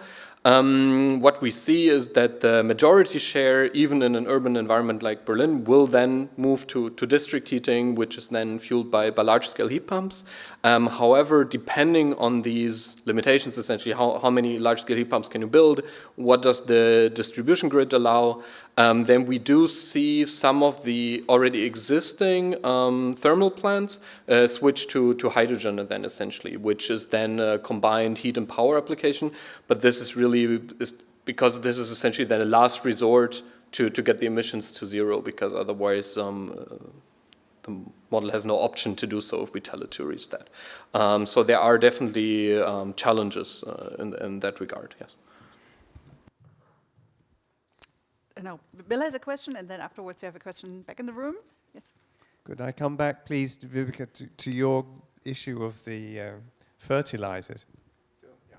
Our environment colleagues, particularly Thomas Elmqvist, has been working on regenerative agriculture, and we published a report under EASAC on that quite recently. I got the impression that this kind of old-fashioned putting fertilizers on the ground is old thinking, and we should be forward thinking. So as a business, are you forward thinking or backward thinking? Very provocative. No, I think Yara as a company, we do both. I think we are definitely into regenerative agriculture as well, looking at soil health, all these things. But I think in essence, we wouldn't be here today, all of us, if it wasn't for the mineral fertilizers. So I think they are needed for the food production in the world. But definitely we need to look at how to use less of them as well, definitely, as well as decarbonize them. Yeah. It's a complex situation. Let's first go back to the room. Thank you. My name is Torleif Hauge. First, a small comment on the Norwegian sort of realistic approach to all the demands we are looking at. It's maybe 50, maybe 100% increase in the electricity demand, and there's no way that we can have enough capacity because there are so many obstacles, and also if you look at the offshore wind, it's going to be too expensive. But that's the comment on Norway. But in general in Europe, and I would like to address our German colleague over here. Is it realistic that I mean you're talking about 15, 20 year perspective when you're going to phase out gas and oil, which probably is correct if you look at the need to avoid excessive climate heating. But you know, it's a similar question as the reality in Norway. What's the alternative? Will there be capacity like renewable resources to sort of change the whole sort of energy spectrum in this? So there must be plans both for development, of course, of new energy, but there are also limitations in the grid and all the obstacles in the communities and so on and so forth. Thank you. Yeah, so Konstantin, I think that question went to you. So which of these constraints are actually addressed and what you calculate? Yeah, the question of realism is of course always a very, very tricky one with these models, because in the end they are of course taking lots and lots of assumptions going into the future. And I mean, we're talking about numbers for 2050 when even I mean, now we're at a point where we're talking very seriously about security of supply, where 4 years ago, 3 years ago, even this would have been unthinkable in this regard. And there are so many things that are uncertain, so it's really difficult to capture. the question of realism is one that has so many facets that I think it's really, really difficult to answer and to give a good answer here, especially from the modeling side, because as you mentioned, there are so many barriers. There are societal barriers, there are political barriers, there are regulatory barriers, there are market barriers, financing issues. We've heard about so many topics already today, and of course they are not covered in the model at a perfect level of detail, right? Of course, we try to implement as much as possible, and we do have, of course, limits on the expansion of grid infrastructure, for example, or for the inclusion of renewables into the electricity system or so on. There are upper limits in these models that try to kind of make it more realistic. But as I said, our approach is usually to show, all right, this is the goal that we set. How can we reach it from a technical perspective? And I know that this leaves many questions unanswered on the question of feasibility, but this is then, I guess, also why we're here and discussing, and this involves many different disciplines as well of both research and society, I guess. So I can't give you a clear answer. That's the short end of it, essentially. I think Øystein wanted to add something, right? Yeah, so maybe I can be the technologist. We of course need to be technology optimists. I think one of the best quotes of last year was one of the board members in Moses. He said that, it's the director of Transport Economic Institute, he said that we need to start thinking about backcasting. So that means that we need to go sector by sector and we say, okay, this is where we want to go by a certain time. So I presented some stuff happening in shipping, and IMO have set some clear targets, and then we need to sort of sort out those targets in our context and set some realistic targets. And a part of that is technology development. So you have to set some realistic targets and then develop technology for that purpose. So 2030, the goal for IMO is 20% reduction in greenhouse gases, and by 2040 it's 70%. Yes, it's extremely ambitious, but what is actually happening then is that people are now, and we saw examples of this now, today, and then once you sort of have solved a few projects like this, ecosystems, then you can get going. And we said the same things about photovoltaics 30 years ago, and look what's happening now with the growth on photovoltaics, and that will be a very important ingredient for if we're going to do water electrolysis. And who was talking about exchanging fuel between continents? We've been talking about this for 50 years, but maybe it takes 50 to 100 years before this can be realized, but that's the way it's going to go. And cheap electricity from cheap sustainable renewables, we have to be technology optimists, So forget about the poor. It doesn't matter if it's not so efficient, if it's sustainable and not so costly, right? And that's sort of what we're seeing with photovoltaics, and hopefully we will see the same thing with these other technologies. But we don't know what's coming, right? So all we can do is push, but set realistic goals so we can develop technology for the purpose. Yeah. Thanks for reminding us that there are positive experiences. Yeah. Anne-Sophie, if you have a question, yeah, and then we move afterwards. Yeah. I just want to come back to this issue of demand creation for low carbon ammonia for fertilizers. Because right now in Europe we have the revolt of the farmers who can't make ends meet, and we have also a lot of inflation for food. So, I mean, you said, it's only going to be a little bit, but I don't know to what extent the population is ready to accept the little bit. And I'm kind of concerned that it's going to be the farmers in between who are going to absorb the shock of this slightly more expensive low-carbon ammonia. And I'm not sure where this is leaving us, honestly. So is there some sort of magic tool? No, I think this is very important because, I mean, I don't know how it is in Norway, but in continental Europe, right, we have a little bit of a farmer issue, right? Yeah, and we're all eating, that's right, yeah? Yeah. Mm-hmm. Yeah, absolutely. And as I said again, food chains. Our first deal also with Swedish Lantmännen have showed that loaf of bread will cost 30 cents more. So it is an increase, but we need to decarbonize. So it's something that we need to gradually also then, because definitely the farmers cannot take that cost. And that's why also I think the clarity is also on, do we need to go for the green to first? We are strong believers in doing CCS for fertilizers, because you really get the carbon intensity or the carbon footprint down, but the cost is much lower, of course. And that's paving the way also, because the fertilizer the farmer uses is exactly the same. The methodologies, the way they apply it will be the same no matter what hydrogen feedstock is used to produce that fertilizer. But yes, it is challenging but we are working with a lot of different food chains that are committed to take some of these costs, and will then take some of the cost for the farmers, for the fertilizer that they need for the different brands that they're going to use it for. You want to have a quick comment? Very quick, please. That basically also goes to you, Asgeir, and I saw on LinkedIn that you were at the Northern Lights last week.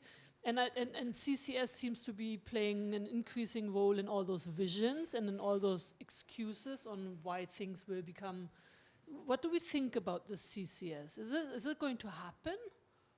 At the scale you were showing, Asgeir, you had this very impressive slide. Lucky enough to visit Northern Lights, and what impressed me was that with the current pipeline that goes out to the North Sea to store the CO2 permanently, 2,600 feet below the seabed, 5 million tons could go through, and that was not a huge pipeline. So it seems like I think the complexity in this is not in the technology. I think the complexity in terms of technology is manageable, but then how are we going to build those value chains, distribute the costs, distribute the risk in the initial phases, in how to sustain the early business models?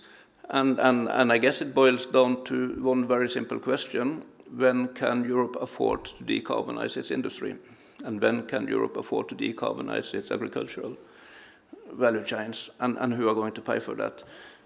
Well, if we want a zero-emission society, we need to pay for it. It's worth the money, I would say. But we need to build these early and sustainable value chains. It's possible to build it, but we need also to do a fair risk and cost distribution. So a call for action. We had one more question here. Sorry.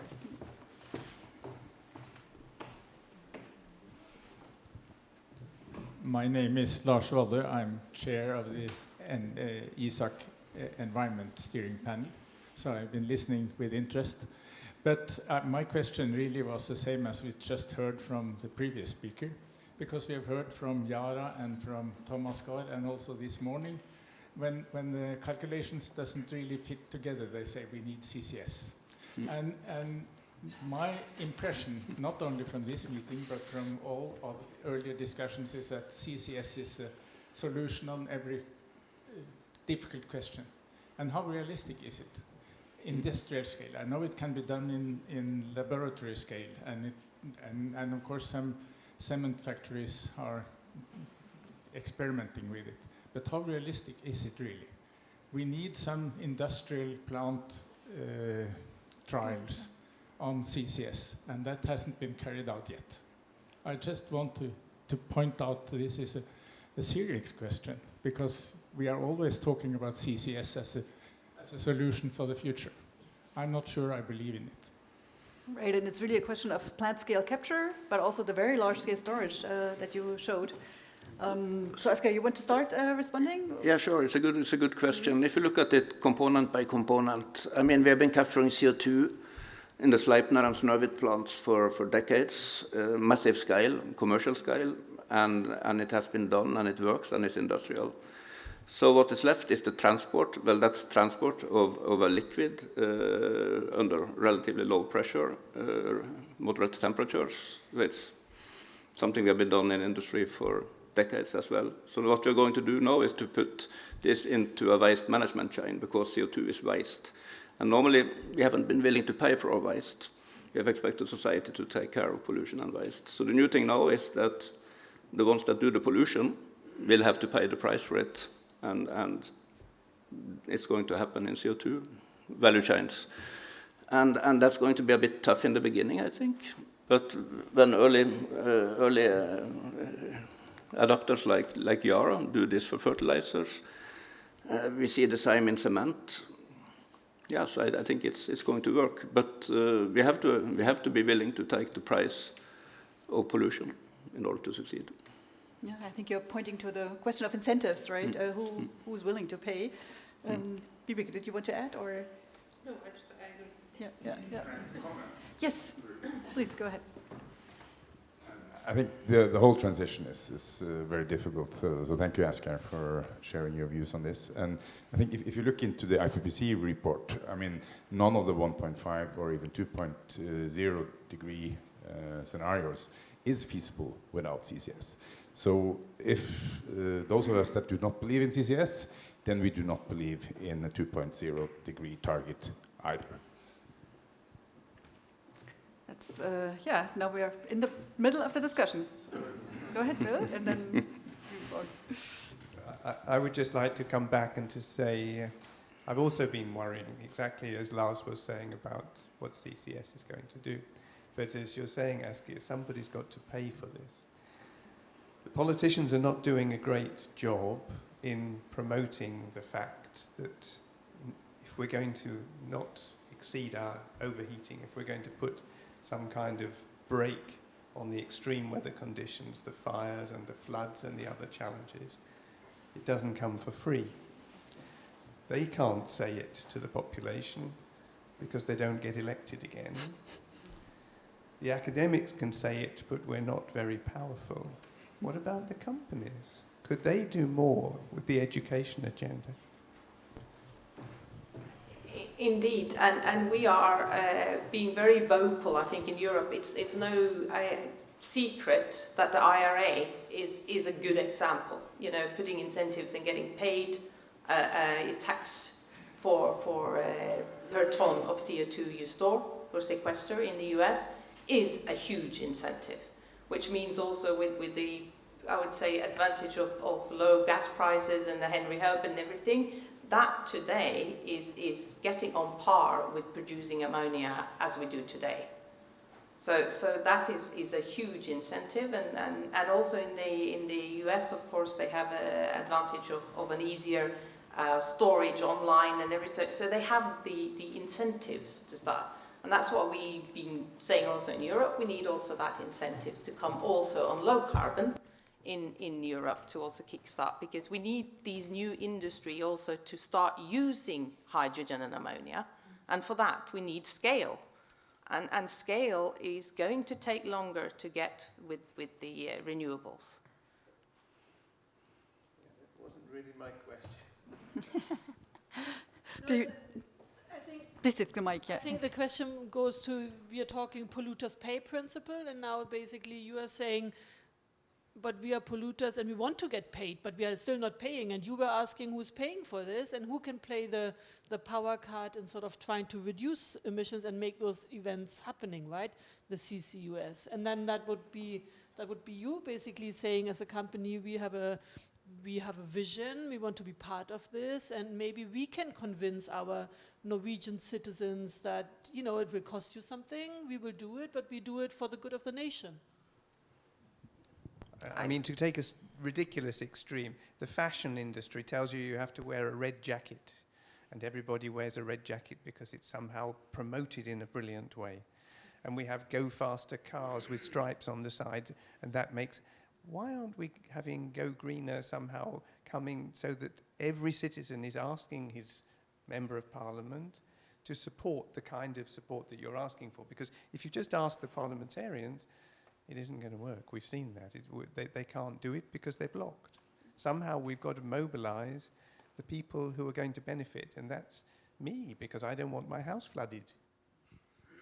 But it seems to be harder today than 3 years ago. But important question this year when we have elections in Europe.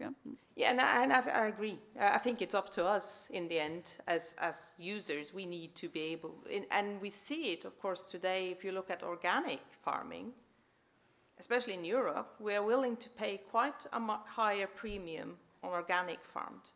And that has been because they have done advocacy for a long time. And we need to do the same now on decarbonized food. We need to be able to pay or be willing to pay more for decarbonized food, because that's our future, you know, and the fact we won't have food either if it's all flooded and we can't produce it. So the food chains are dependent on this.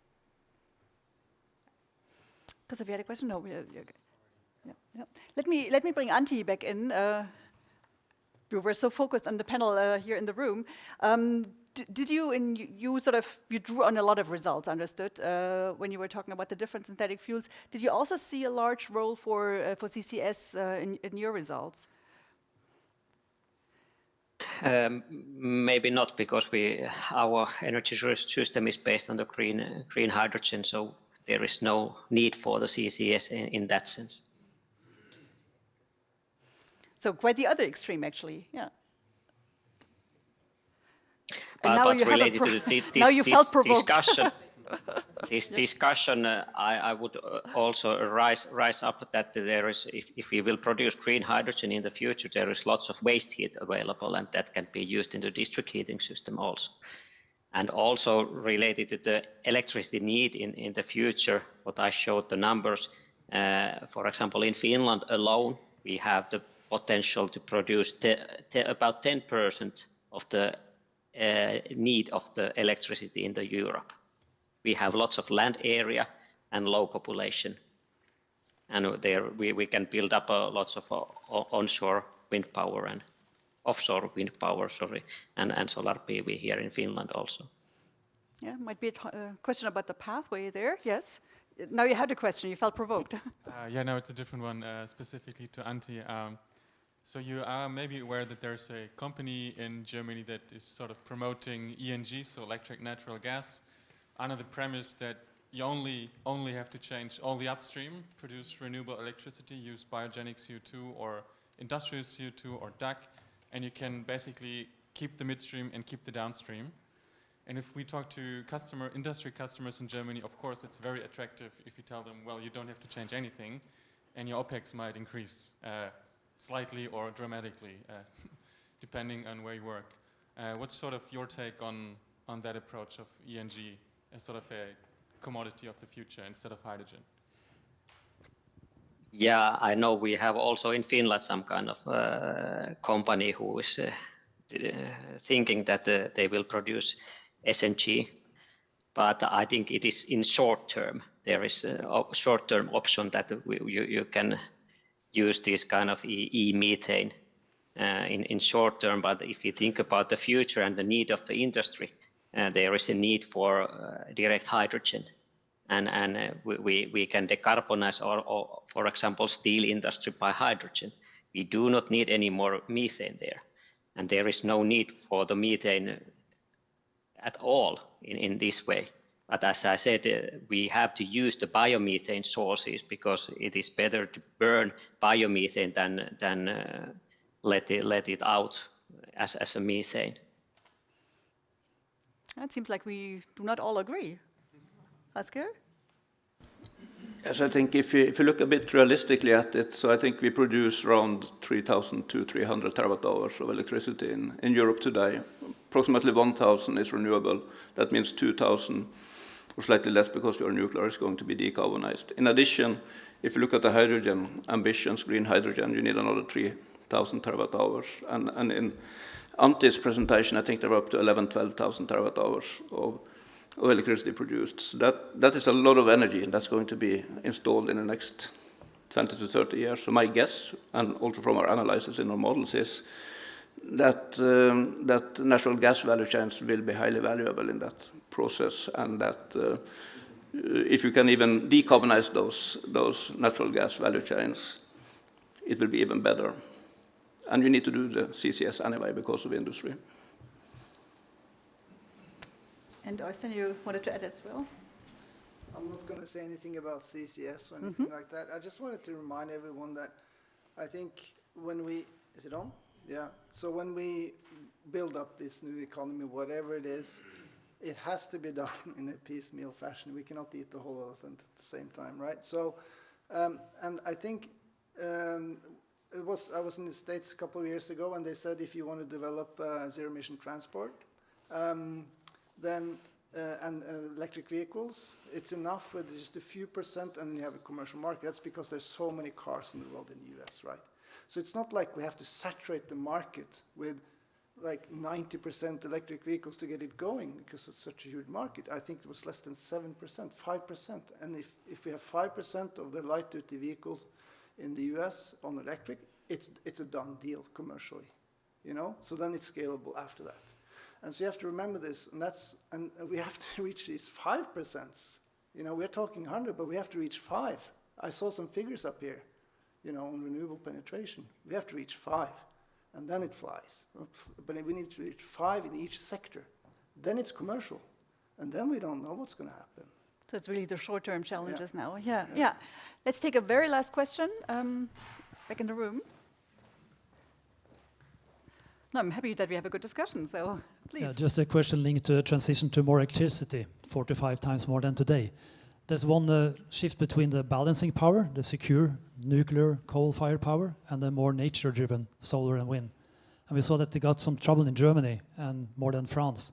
Germany has 44% renewable, France at 25%. Where is the tipping point? How much renewable can you have in an electricity mix to be secured for consumption? Who wants to answer first? I guess we have a bit different visions around the table here. Yeah, and Antti also. I did my PhD on standalone power systems. And I saw installations where they were just simply operating on 100% wind. These were quite large communities in Western Australia. So there's really, and that was just solved with a very small scale storage because they had the thermal winds coming to the coast. So it's really more about how we're configuring our systems. What's challenging is that if you have a lull in the wind for a couple of months to design your energy storage, but in terms of stability, if you make robust local systems, it's not a huge technical issue. We are transitioning towards a much more distributed energy system. So this, by the time we get there, it's going to be okay because it's like the internet. It's the nodes that are strengthening the system. It's not the other way around, that we have a centralized production and taking care of all our nodes. It's the other way around. It's the nodes taking care of the big system. So we're going to transition into a much more robust distributed energy system in the future. I guess Antti would agree with that. Yeah, maybe I have another point of view that when we are building up this kind of renewable electricity production that has intermittent nature, we will have lots of flexible loads and consumption side, and that this new production will be used, for example, in green hydrogen production, and electrolyzers should be flexible.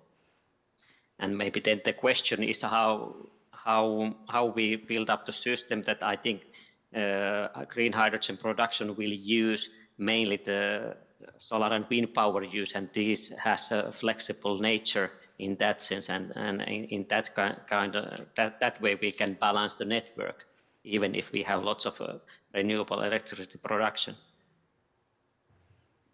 Yeah, it's really a question of the system configuration. Anything, somebody else, Konstantin, you want to add, or Asgeir? Yeah. Yeah, so it's a political decision how much you can deal with, because you can probably do close to 100%, but it's not necessarily the most cost-efficient way of doing it. So if you do close to 100%, you would need a lot of transmission capacity. That will be unused most of the time, but useful parts of the time. And the same with electrolyzers. Today, you need 75% uptime to get your money back in terms of capital expenditures. So you would need electrolyzers where you would dramatically reduce investment cost in order to be able to operate those only on surplus electricity. So it's a political decision and an economic decision, I would say. Yeah, I also wanted to say a similar thing about the electrolyzers. I think this is really a question of cost development of the capital cost, essentially. In an ideal situation in the future, we would see exactly the same, where we see electrolysis as being like essentially then a flexibility option. But at the moment, I think the business case would be more for a full-time operational plant, because otherwise simply the business case isn't there, I think. But nevertheless, you talked about transmission, you also talked about this then regional flexibility, the spread of the system, especially in Europe here, we have the luxury of already having a very, very strong electricity system. So I do believe that the system can manage a much higher share of renewables than there is today. I think at the moment then, of course, you would see a lot of curtailment partially in some nodes. That is what we see, at least in Germany, without the necessary transmission. But then this is also a question of redistributing demand essentially geographically. This is something that's also being discussed now. It's really something that we've also partially heard today, that then maybe industries move closer to the generation essentially. So energy-heavy industries moving closer to the generation hubs to eliminate some of this transmission needs essentially as well. All right, thank you very much. Now we sort of had a session where we saw that natural gas is touching up on a lot of different sectors. In the next session, we want to go back just to natural gas, but let's thank our speakers, all the 5 of them. Big. All right, I said we are moving back to really focusing on natural gas, at least somehow. You will hear that. And we actually want to talk about the security of gas supply. Or we only named the session security of supply because we will see in a second that it's really broader than just natural gas. But that was, I think, the topic 2 years ago when people really started to look at the gas sector very intensively. It was because of security of supply. So it's still up in the air. In continental Europe and Germany, where I'm from, we're very grateful for the Norwegian role and the Norwegian supplies. But there's still some worries about security of supply. We're still in Germany in a so-called emergency state of gas supply. So we thought it's really helpful to have a session. But Bill Gillett will tell us that actually EASAC is also continuing to work on the energy topic in general, and in particular on security of supply. So tell us about your new project that just started. Thank you, Franziska. Yes, but I can. So I'm only going to take a few minutes for this, just to say EASAC is, as you say, going to start working on this. The title of our new project is Security of Sustainable Energy Supplies. For those who weren't here earlier this morning, EASAC is a network of all the national science academies. We were set up in 2001, and we produce reports like the one that we've just been discussing. And our emphasis is science for policy, not policy for science. So we're not saying what you should spend research monies on. We're saying how can we use the existing research knowledge to help with the policy making. That's basically our mandate. And we've set up, I have a steering panel. Asgeir is on the steering panel for the energy program of EASAC. And the Academy here has nominated participants. Asgeir, remind me, it's you and somebody else from Norway, but I don't remember who. Magnus Corbeau, yeah, of course. I remember, and I didn't remember him so well in my head because he couldn't join us physically. He joined us online, didn't he? That's right, okay. So we have 27 experts from 21 nominated by 21 different science academies.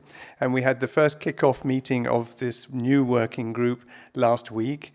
And I have to confess, I haven't had time yet to digest and produce a summary of what we had. We were there for 3 days talking to each other. We have quite a broad area of expertise, from social science through to the engineers, to the pure scientists, people working on all aspects. We have cyber security, we have IT, digital expertise as well. So quite a strong team to work on it. And basically the argument is that if you look at the current policies, therefore security of basically fossil fuel supplies. I mean, how do we make sure that we've got enough coal and gas and oil? And we need to be thinking now about the future of sustainable energy supplies during the transition and taking into account all that means. So it means a mix of supply sources, geothermal heating, wind power, solar power, hydro, maybe ocean, whole range of different energy sources, maybe still some fossil, That's the question, certainly as we go through the transition. The target period is until 2050. And we have to try to see, so what are the issues? And I think the big changes to the boundary conditions for thinking about security of supplies are, well, volatility in the geopolitics, which means that we've got a lot more risks that we haven't factored into our thinking before. Maybe we need more redundancy in our distribution systems. Maybe we need to think more carefully about how we can manage our systems when one is not available and another. We're seeing more distributed. So you probably know the European Union has set up now a new distribution system operators entity. We had transmission system for gas, we had transition system operators for electricity.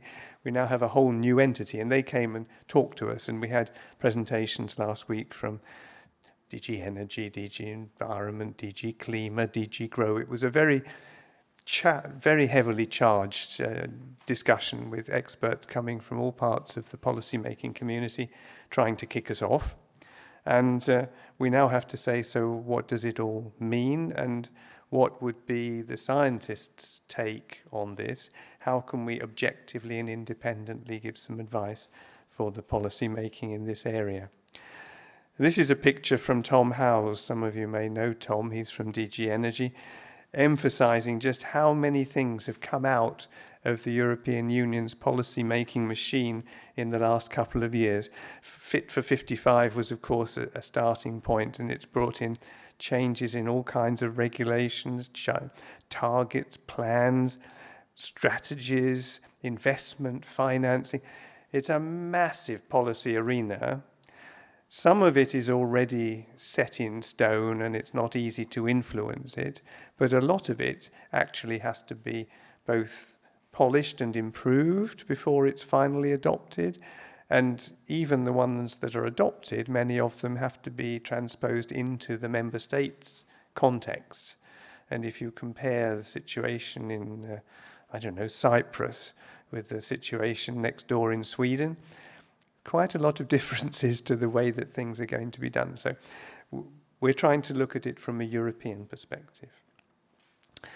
The other bit which has been mentioned a lot today, of course, has been the whole Repower EU, and I was very intrigued to hear that there's already some question marks about some of these targets and how realistic they are and how they're going to work out. So there's quite a bit for us to digest in terms of where we can add value as a scientific community, where can we really produce some recommendations that are based on an independent scientific perspective, because we will have, as we've discussed, more LNG. We've got different biomethane might emerge a bit more. Energy efficiency has got to go up the agenda, heat pumps, all sorts of things. So diversity of sources, reduced demand, can we actually achieve that? Is there evidence to show that that's possible? Well, we know it was possible in 2022 because we saw that massive reduction, but how sustainable is that? What evidence do we have? And there are people, of course, research teams and institutes working on these things. And the investment agenda. So we started to look at all the different security aspects. Energy security is part of national security. You've got cyber security, the resilience. There are whole activities looking at the resilience of our critical infrastructure. We talked a bit this morning about the Net Zero Industry Act and the Critical Raw Materials Act. These things all fit into the overall picture. And then there's economic security and national security. And Europe is working, of course, with NATO as well, because that's all part of it. And there's an energy agenda in the NATO EU operations and discussions. So looking at these things, we're trying at this stage to digest what's actually going on and to say, where are we going to add value? And I'm really sorry that I can't give you very clear signals as to where we're going to be working. We are going to be working, we had our kickoff last week. We're going to be working with the aim of launching some conclusions and recommendations for policymakers around this time next year. One of the things that we are seriously looking at is a modelling workshop to bring together the modellers to have an objective, I would say, not necessarily publishing what everybody says. It might be just a frank and open discussion over a couple of days to see where we think the concrete, solid modelling is, where we're solid and where we're not quite so solid. So I'm embarking on a challenging, exciting year ahead on the energy security. And if anybody wants to send me anything which I can feed into the process, that would be extremely welcome at this early stage. Thank you very much. Thank you very much, Bill. I wanted to introduce us really just to the topic of gas supply security. And I was asked actually to talk mostly about LNG, which has become, now Anne-Sophie has already left unfortunately, but really a big focus of our, at least of our attention, let's say, in gas supply. So I said at the beginning of the session, supply security is still a topic, at least in the public discussions and also in the political discussions, but is it still a challenge? I would say no, and I can say that even from a German perspective, because we do have large import capacities. We have had them for many decades and have even increased them with more LNG terminals. And we have ample storage capacities. And that's the case in a lot of European countries, certainly not in all. But overall, in total, European importers could cope with the Russian shortfalls, obviously. We never had a supply disruption. Or let's say a consumption disruption in any European country since 2022. And that looks, I'm very confident also for the years ahead, in particular if we are moving midterm and long term to phasing down natural gas demand. Quite a contrary, I would say there is a risk, but not so much on supply security, but rather on having overcapacities, in particular if we're building and continuing to build more and more LNG terminals. And those are new assets, and those would be new fossil assets. Some are promised to be converted to hydrogen or ammonia terminals, but that may technically be very limited. So what has happened in the last 2 years? This is German supply since the 1st of January 2022. It's hard to see from the back, I guess, but you see that we've always imported a lot from Norway and sort of increased that a bit during the year 2022 and have now a good sort of baseload imports, let's say, from Norway. And we totally reduced our imports from Russia. Those were direct imports here via Nord Stream. And that, of course, once Nord Stream was first shut down on political grounds and then exploded, that totally ceased. What we don't do anymore, since we don't import from Russia anymore, and that was the Nord Stream plus the orange ones, or the yellow ones, the one via the Czech Republic that came from the Ukrainian transit. What we totally ceased, since we don't do those Russian imports anymore, is almost totally is re-exports. This is what you see below the zero line. So Germany is not that transit country anymore as it used to be. But our own supply, our own sort of consumption is secured really with a base load of substantial Norwegian supplies and some from neighboring countries, which is mostly LNG actually, Netherlands, Belgium, from LNG terminals in those countries. So we have secure imports. We don't have domestic production at any sizable level anymore, just very small. And what we also have in particular for the winter months, because we have a strong seasonal fluctuation of demand in a lot of European countries, that are the 60 or so percent of buildings using, I think it's less, using natural gas. It's really in the winter substantially. So we need storage for the winter, but storage filling is good, and filling levels are high. Even nowadays, this is from the end of last week, we have filling levels, here you see the percentages, well above, now you can't see the colors anymore, I can't see them either, well above the 50% rate or so. You have 60 to 80 is the light blue, that's the majority of the countries have filling levels well above the target of 40% for early February. So even if the next weeks would be as cold in continental Europe as they are here right now, we would be well supplied with a combination of imports and storage gas. And this is a similar picture to what we saw early in the morning. We have a lot of LNG terminals. Here are different colors for those that were already there. The LNG terminals by the start of the crisis, so before or until 2021, those are the bright blue ones. That was a lot of terminals in Western Europe and Southern Europe. And then we had new build. Of course, some of those projects started earlier and some were quickly done during the energy crisis, like the terminals in Germany and also a new terminal in the Netherlands, a new one just started in France, etc. So we now have really ample LNG import capacities in place, and there are even more planned. And this would be, quite a change to the picture of, or the distribution of our imports compared to what we had before 2022. The majority of our imports used to be really by far pipeline imports, about 75–80%. Pipeline imports and only 22 or so percent LNG imports, very different to other regions in the world, in particular very different to Asia, where for reasons of geography, LNG has a much larger share. And we are moving a bit towards that, although it may be a temporary picture, really a crisis-related picture. And not all of those LNG terminals will be permanently used at full capacity. As we will see in a second. But what we saw is that, in particular, the US have adjusted, right? You know that Europe has become the major importer of US LNG. Europe is the dark blue line here, and really has taken over has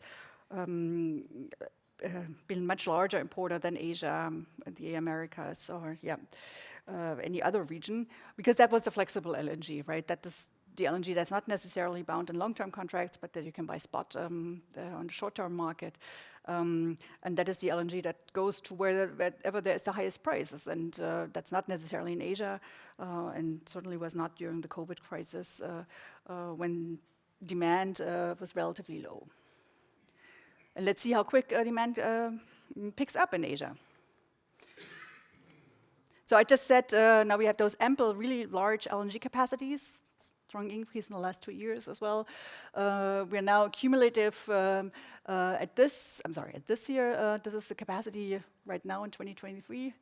And we have this is 2023 average here, the red line, as average capacity utilization.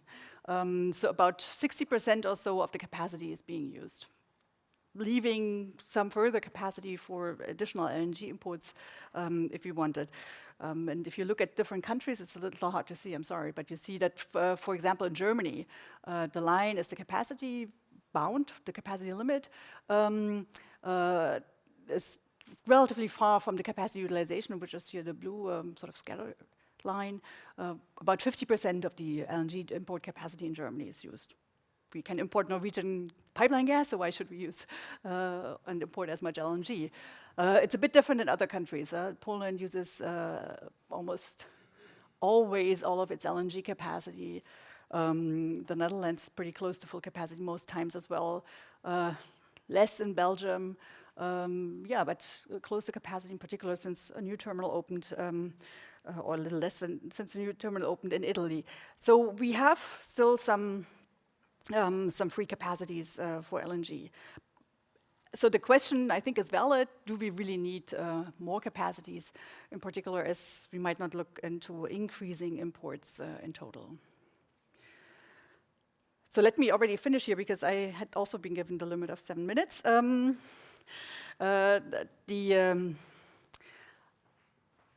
Supply security is really not in question right now for natural gas imports. We have a mix of pipeline gas and LNG imports that's ensuring our secure supplies. The question, or two questions that Anne-Sophie was already raising this morning was, would that be a problem if the US really paused expansion of LNG? And I totally agree with her when she said it would be a pause on additional permitting. That is very unlikely to be a problem. And the other question, I think, is what if Asian demand picks up again? I think that's also not a big issue. It might be a price question at some point, but as an economist, I think that's a solvable issue. Challenges maybe, yeah, in particular, if you come to some situation where there might be moments with less supply, say you do long expanded maintenance again, would be how do we deal with flows within Europe? How do we now have a joint import mechanism in place, at least for small volumes, for small countries. We don't really have a solution on joint storage use yet. I said not all countries have the same large storage capacities. So how is cross-border management of storage implemented? That's still something that could be improved. And looking forward in terms of regulation of the natural gas sector,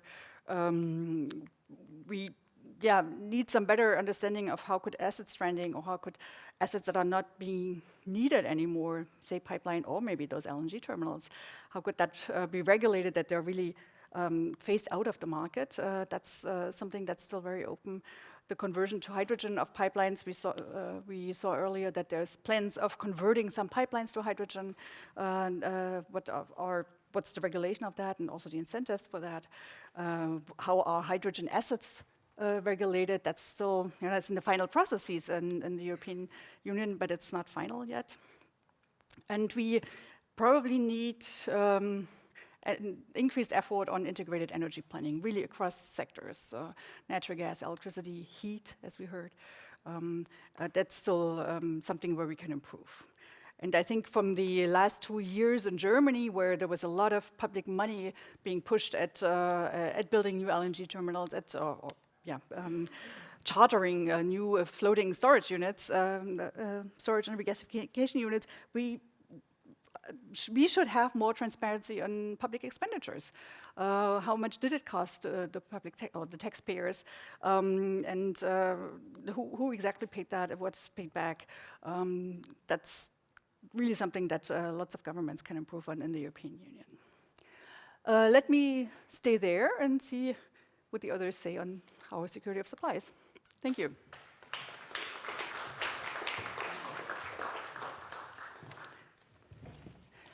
And the next person is actually Svein-Erik Losnegård. Hope I'm pronouncing it right. He's from GASCO. So you are covering more of the pipeline side, but you're also looking forward, right? And you're looking at the conversion to hydrogen. Yeah. And you're reporting on a project between Germany and Norway and the joint feasibility study of doing that pipeline conversion. Thank you. Thank you for the introduction. This is the Norwegian gas pipeline system. It is the largest integrated offshore energy system in the world today, and we deliver around 25 to 30% of the European gas supply. For those of you who were here this morning, I think you were shown how low the methane leakages is, so I won't go into that, but in addition, the system is mostly powered by renewable electricity from hydropower, so we have a very low emission per energy of the gas delivered through the system. GASCO does not own this infrastructure, nor do we produce or sell gas. We operate the system on behalf of the owners. So we transport the gas safely from A to B, and we make sure that there is equal access to the system for the gas producers. And our vision is actually securing energy supply. So how can we secure energy supply in a sustainable future? Now, the role of Norway as a trustworthy gas supplier has been the basis for an energy cooperation between Norway and Germany for quite some time. And in 2022, it was decided to strengthen this energy cooperation by also including energy security in the transition towards net zero. So Habeck and Støre decided that they wanted to initiate a joint feasibility study between Norway and Germany to look at hydrogen transport from Norway to Germany, as well as CO2 transport from Germany to the NCS. And GASCO was appointed to lead this study from the Norwegian side, together with DENA, Deutsche Energieagentur in Germany. The objective of this study has been to verify the viability of a German-Norwegian hydrogen and CO2 value chain. And an important premise for this work is that it should be for the industry, by the industry. So based on industrially driven projects and industrial project governance. And together with DENA, we have divided the value chain into building blocks, as you can see here. And we have identified within these building blocks the industrial projects that are of a scale, large enough scale, and also mature enough to establish a value chain such as this in a 2030 perspective. So what we say is that this is a game for the majors. This is a large, really large scale projects. We're talking gigawatt scale. We're talking millions of tons of hydrogen. And now Emily is requesting remote control. Am I going too slow? Yeah. So in addition to sort of leading the value chain part of it, GASCO also has a role as project manager for the offshore infrastructure side of it. This is because of what we call the architect role we have, in addition to the operator role. So we normally have the project management responsibility in the early phases of project development. So we have, and we do this on behalf of the industry that is looking to be the users and owners of this such infrastructure. So we have established two projects, the H2T project for hydrogen and the CO2T project for CO2. So we probably won't win any naming competitions any day soon. But we have established what we call sponsor groups for each of these projects with a number of companies that finance the work. Equinor, who's speaking after me, is one of these companies. And in addition to being a sponsor, Equinor is also supporting us with the technical basis that we use in our project team. So we are still in early phase development here, and this means that we have quite a number of different concepts that we are evaluating still. So when we now go into the concept phase, we will try to reduce the number of concepts down to the final concept. So this is a very important phase, because after this phase, it's very limited how much you can change the concept that you have chosen. And these kinds of decisions will be taken across the whole value chain now. And in that perspective, it's important with alignment between the different parts of the value chain. An example of this is for the hydrogen part. The concept that you see in the top corner here is one of the concepts that we have with an interface towards the German core grid, which Dennis is going to present later. And here we are looking to tie into the Aqueductus pipeline. So the design and the concept selection for the Aqueductus pipeline will have an impact on the design of the H2T pipeline. So it's really important that we have a close dialogue, and we have established this and as well as a collaboration with the project to make sure that we are aligned in the way forward. So, last slide. The results of the feasibility study shows that a hydrogen value chain between Norway and Germany could be feasible in the 2030 perspective. But there are a number of assumptions that needs to be in place for this to be feasible. The main one, it's been mentioned several times already, is the market. there needs to be a market in place that is willing to pay the higher price for energy that comes with using hydrogen. Hydrogen produced in Norway in the quantities we are talking about here and in the 2030 perspective will be low carbon hydrogen based on natural gas. And I guess Ulrik will also mention this in his presentation. These projects indicate that the blue hydrogen produced in Norway can be produced with a carbon footprint that is ultra low. But the investment decisions of these projects must be made based on long-term contracts. And that, I guess, is the main point here, that in order to get security of supply, you need security of demand. I think I'll stop there. Thanks.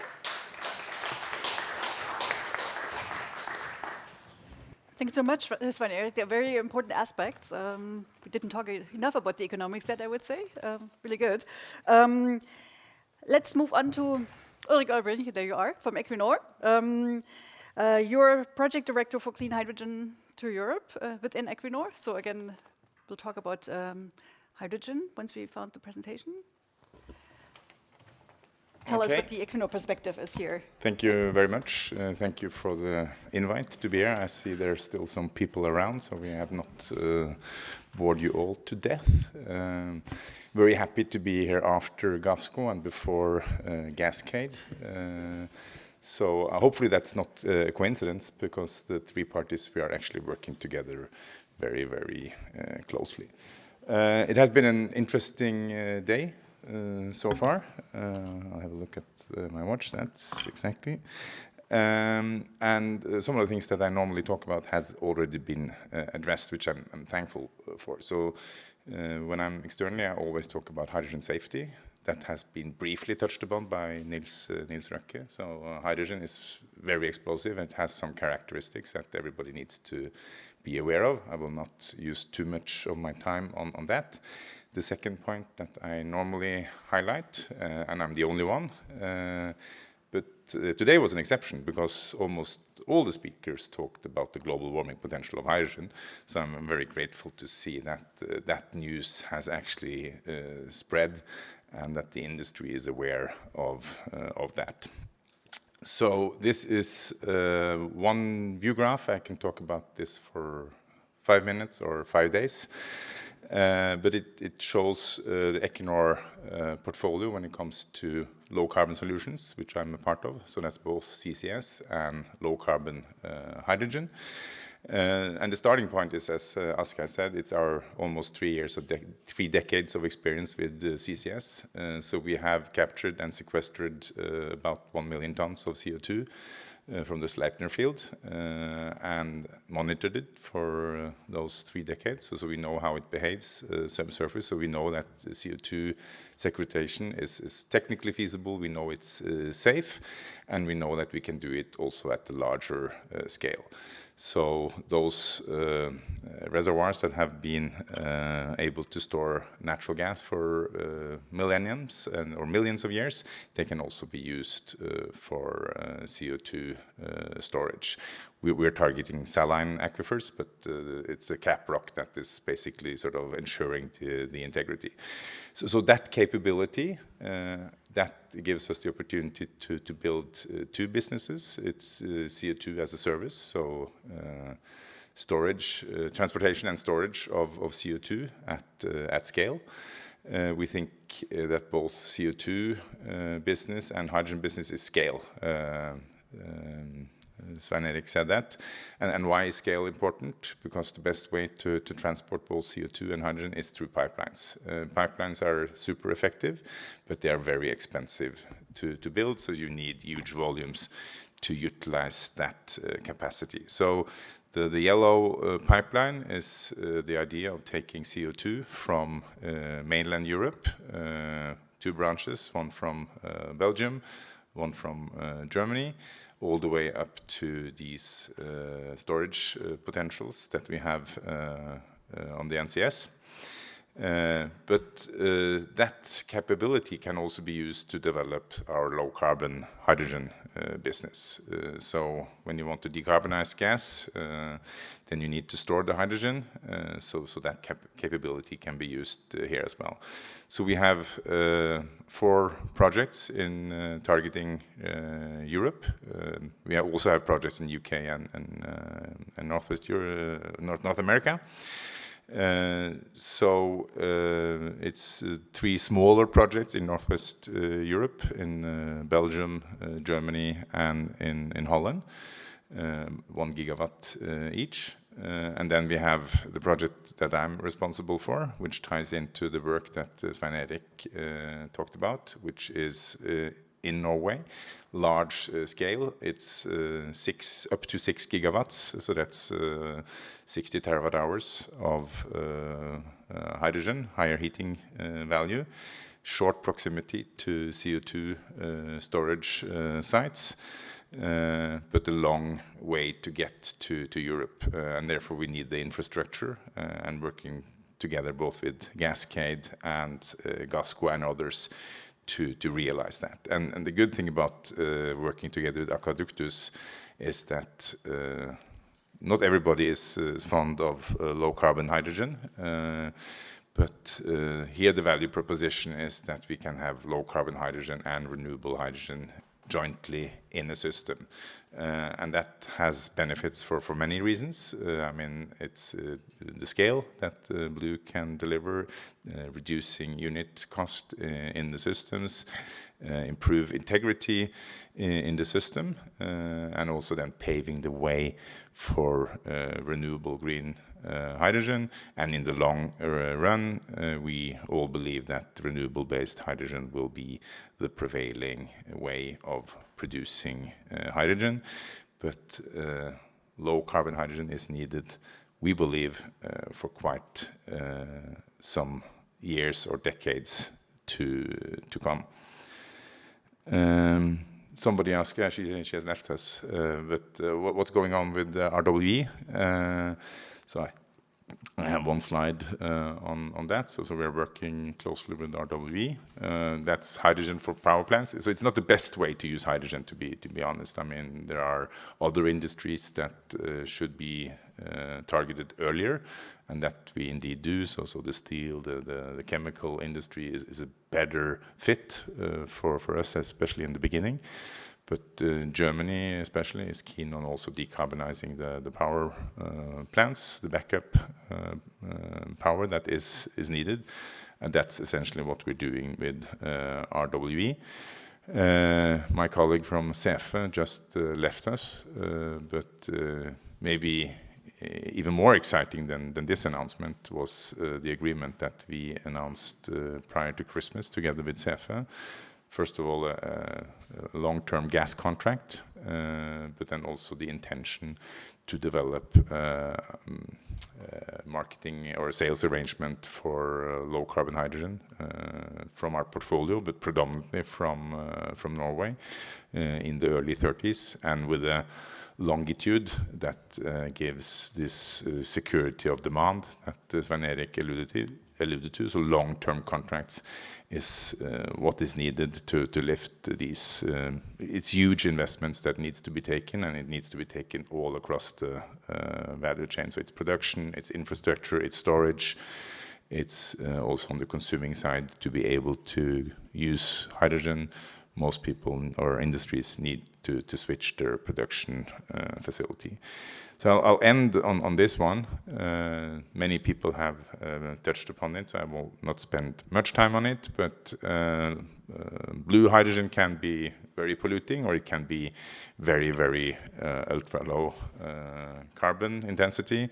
And if you do it based on Norwegian gas in Norway with the Norwegian power grid mix, which is very low, and you have a high capture rate, you're well below the taxonomy of 3 kilos per kilo of hydrogen. And we believe that we can even be lower than 1 kilo. So from a carbon intensity point of view, hydrogen, even low carbon hydrogen from Norway, has a very good value proposition. So we believe that it will and should play an important role in the hydrogen ambitions in Europe. So I think I'll conclude my presentation there. Thank you. Yeah, now we have a last representative from the gas industry that will also talk about hydrogen. Dennis Wehmeyer is from GASCADE, which is one of the pipeline system operators in Germany. We have several operators of different pipeline grids. Maybe we need to explain that at the beginning. Within GASCADE, where he's been for a while, for almost 20 years, he's responsible for hydrogen and sustainability. So please, Dennis. Yes, thank you. So after a long day of presentations, now I'm the last one. And my question is, how can you keep awake here? I have only 4 slides that I can promise. And I will try to keep it short because in the end, 2 of the most important things I want to present, we already heard from Svein-Erik and from Ulrich concerning the Aquaductus project. But first of all, let me give you a short idea what the German core network is about. And we heard today many very important points, and I think important point one of the Future of Gas report was that we need to, even in the short term, need to invest in hydrogen infrastructure.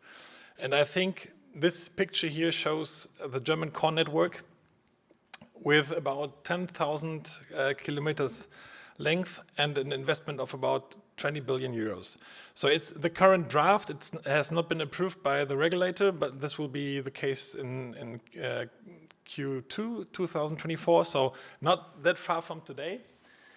But what is very important from my point is that we have 60% repurposement of pipelines and only 40% is newly built. So that we have really, it was an effort to see how we can repurpose as much pipeline as possible, and at the same time, of course, maintain a natural gas grid in parallel with security of supply for many, many years, because we will need natural gas for many, many years. But still, we are able to have some important projects with natural gas pipelines from today. Now, see if this works here. No. Here. So we have low-hanging fruits. This is, for example, the former connection of the Nord Stream pipeline, which is our flow project. So this is, I mean, this was not that difficult to get that idea, to see we have 3 pipelines in parallel, each with a diameter of 1.4 meter, to say, okay, let's repurpose one of them for hydrogen transportation. So for the Baltic route, but also for hydrogen that is produced over here in Lubmin, where a hydrogen producer told me last time we were in Berlin that this is the best place in Europe for producing green hydrogen, because we have electricity available, we have hydrogen infrastructure available. And we heard today a lot about PowerPoint status of projects, but we here in that case we are really some steps ahead. So the producers are investing. Let's say the space around Lubmin is already sold, and we as GASCADE are right now, let's say in the moment I talk here, reducing the pressure of one of the pipelines here in order to have the preparation works for switching from natural gas to hydrogen, because flow is foreseen to be going into operation in 2025, so next year. And therefore, as I said, it's not really PowerPoint is, let's say, we are already working on the pipelines. So what was the basis for the core network? First of all, I think an important point, which I heard today before, was we do not foresee hydrogen in the heating market in buildings. So this is not basis for the core network. But we see that we need to bring the hydrogen to industrial customers, steel, cement industry, but also glass or power production, of course. So large combined heat and power plants are foreseen in the modeling. And on the other, so this is the demand side, and of course, on the supply side, we have taken into account amounts from Northern Europe, so from Denmark, from Norway, as I will talk about in a minute, but also from Finland, Sweden, and from Southern Europe as well, what you cannot see on that slide. So this is, let's say, we have not only the infrastructure in Germany, but connecting infrastructure to different European countries in that grid. So as I said, now a bit more closer look to the Aquaductus project. We have in the first section foreseen the connection of Zen 1 area, which is quite in the middle of the German EEZ, where we want to connect in the first step up to 1 gigawatt of offshore electrolyzers and then up to 10 gigawatt in the later stage.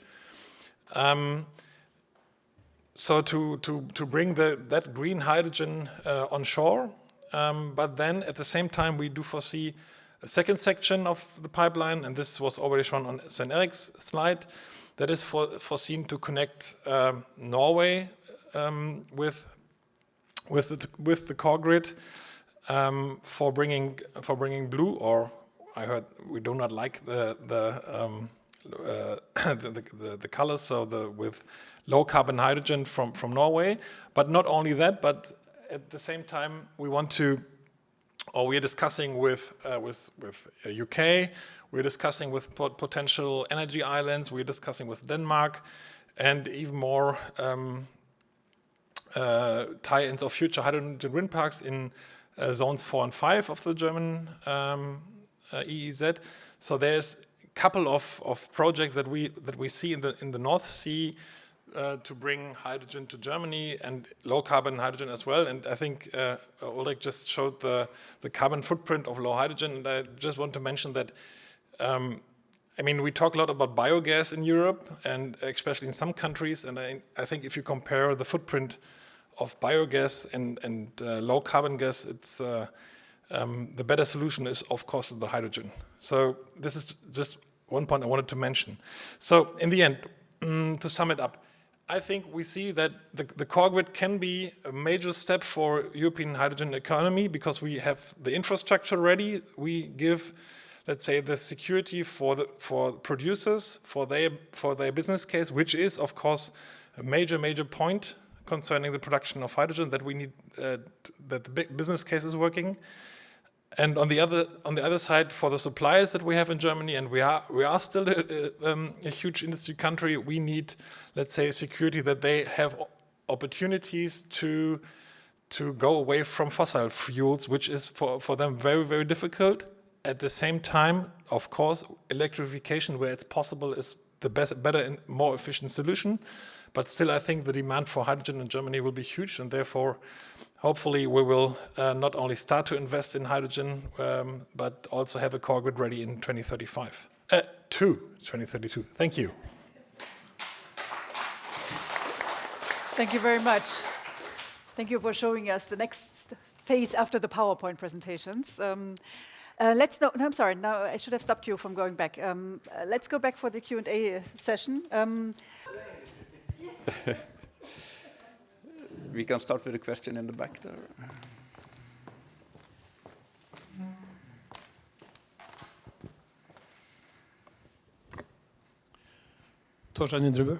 Thank you for a very interesting presentation on this German-Norwegian cooperation. And my takeaway is that the technology is in place, feasibility is in place.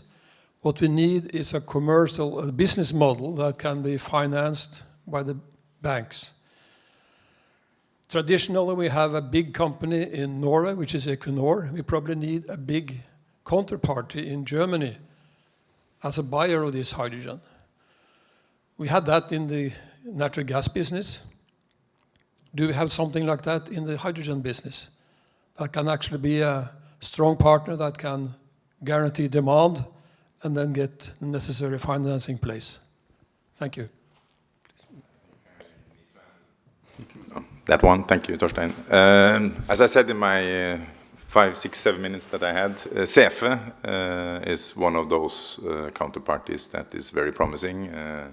Unfortunately, he has left due to travel arrangements, but that would be exactly the type of aggregator similar to that, the role of Ruhrgas back in the 80s for the Troll gas sales agreement, and it partly being owned by the German state gives also sort of the solidity of that company. Good. Any more in the panel that want to comment on that, or no? I think that was a good explanation. Then it's open for new questions from Øystein. Thanks for this wonderful overview. We heard a lot about it in the press, but we never saw it so well presented, I think. So that was great. I have a question. So on this demand issue, you also sketched out that there will be some storage. I saw some capacities. I noted now 6 gigawatts of the produced in Norway, and I saw some 3 gigawatts in Germany. I saw so 9, 10. So can you say something about capacities, and also how much is storage, and how much is the storage capacity in the pipeline itself? Very interesting for me to sort of understand these capacities. Yeah, to be honest, I forgot that point to mention it because we had the question before, right? So are the pipelines ready for hydrogen? And they are. I mean, we already have the approval of the German TÜV Association to this is, if TÜV says, then it's true. To repurpose part of the pipeline. So we will not be that flexible as we are today. So we cannot, let's say, raise and drop the pressure within days or weeks. And that is, of course, means that we do not have that storage within the pipeline, because we're not able to be that flexible with concerning the pressure. But we have, I will not talk about numbers because, but we have sufficient cavern capacities in Germany for hydrogen storage. And I mean, the good thing is, let's say, in the end, my impression always is everything is difficult. But this is one slight point where I say this is easy because we have the caverns in the right spots. Let's say we have it at the North Sea coast, and we have it on the Baltic Sea coast as well. And we already have them, so right now we need it for natural gas purposes, but I think that it will not take that long that we will be able to work on that as well, even if that is huge investment still, because you have to replace all the compressors and so on, but we have the caverns and we can use it. If I can add, I think that was well placed, Dennis. So line pack is way less than on natural gas.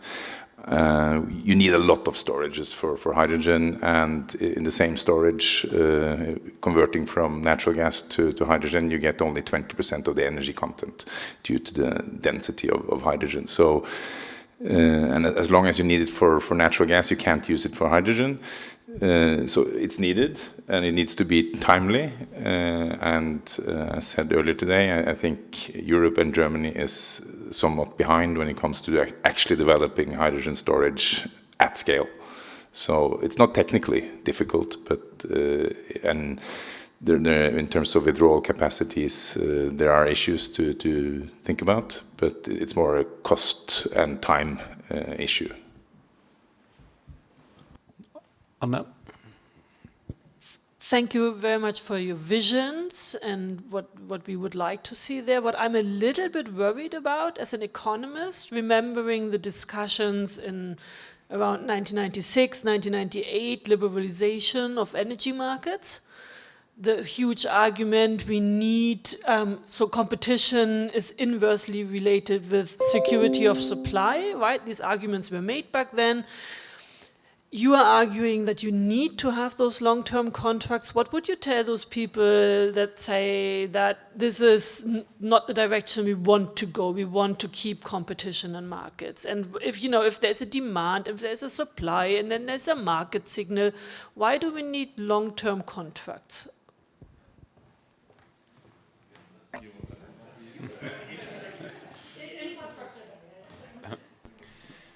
So, for infrastructure, you always need long-term contracts because you need to know who's paying for the infrastructure, right? So now for hydrogen, we have it. Yeah, for hydrogen, the German government steps in and gives us investment security. They say, okay, we pay for the ramp-up phase, so and then we have an amortization account. This is important, but I'm an economist as well, so I'm fully with you. I mean, I started in 2006, and everything was about liberalization and no long-term contracts anymore.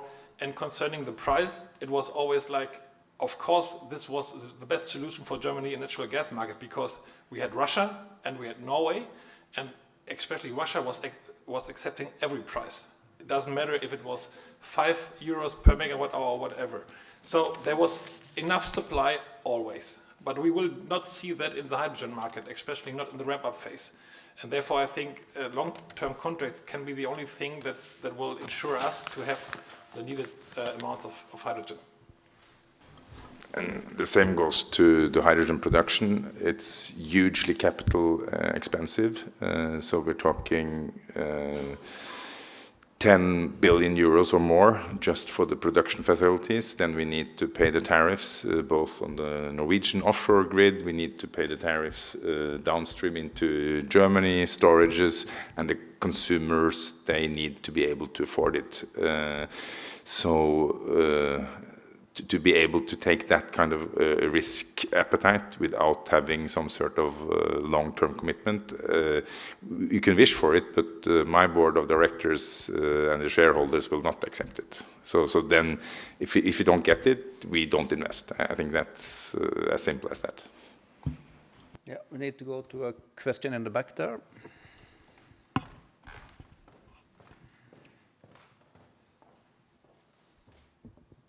Yeah, just a question related to CO2 as just waste or even also a resource. United States, the private company Oxy is injecting 20 million tons of CO2 every year, recovering extra oil, enhanced oil recovery. Has Equinor considered combining waste disposal with securing more oil and energy supply inside Europe with injecting CO2 in oil reservoirs, increased oil recovery? It's a very good medium, better than gas and water than we're using normally. That's correct, and it's part of the Q45 in US. Yes, we have looked at it, but we have discontinued looking at it in Europe quite a number of years ago.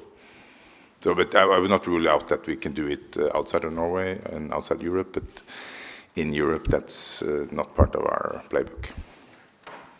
Yeah, I want to sneak in a question myself. It's more related to the affordability, not in terms of money, but in terms of energy, because as I mentioned also in my presentation, we are a bit short of clean electricity. And if you look at it, I think it was you, Franziska, mentioning that we don't want to use LNG to produce hydrogen, or at least some of you presenters did mention that. And then what is left is pipeline gas from typically a country like Norway. So when can you afford starting using these amounts of energy to produce hydrogen?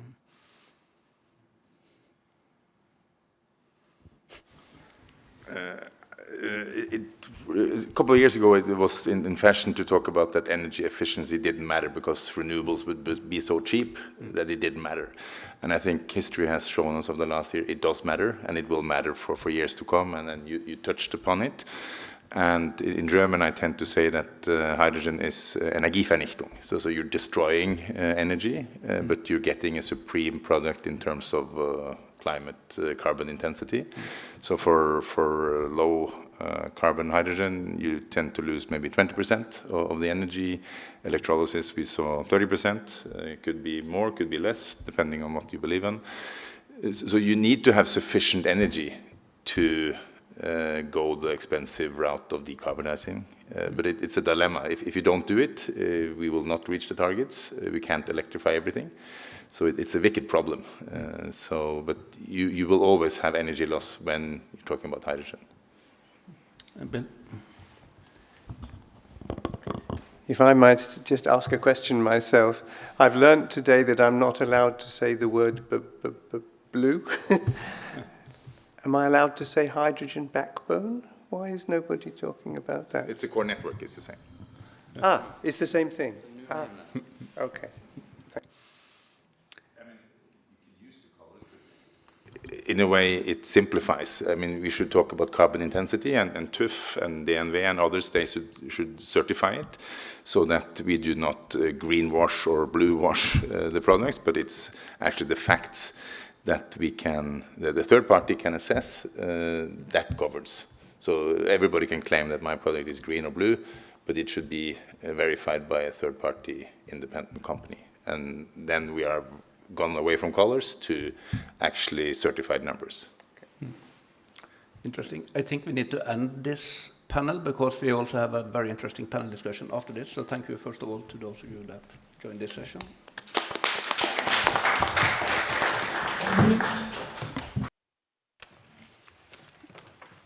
Yeah, and I will just briefly introduce the panel, but we only have some 25 minutes for discussion, so I'll be very brief. But Benjamin, you are a Norwegian politician from the Labour Party, and you are also an advisor to the Standing Committee on Energy in the Parliament, and a grandmaster in chess, so this is impressive. So Tina Saltved is even more impressive because she agreed to be in the panel just a couple of hours ago when we found out we were one person short. So she's a chief analyst in Nordea in global sustainability, and we know her, she knows both renewables and the fossil fuels from before. And Ola Elvestuen, he's a former Minister of Climate and Environment in Norway, and also has been working with environmental issues in his political work for many, many years. Franziska Holz, she is a person you already know from previous session, and today's moderator. So here we go, and I think it's fair, since you have been a very polite and good audience the whole day, that you could start by maybe indicating some topics that you would be interested in discussing in this panel discussion. My hope is to turn this a little bit towards the political side, since we have politicians with us. And I think that what has been indicated is that when we move towards implementation of zero-emission society in Europe, natural gas could or could not play a role. That must be the conclusion after today, when we started out saying that natural gas value chains are hampered with methane emissions, and hydrogen is an uncertain path as a transition fuel. On the other hand, we have heard that Norwegian natural gas is not hampered by methane emissions, and the Norwegian hydrogen coming from natural gas, low carbon, will be the cleanest low carbon hydrogen that the world can produce.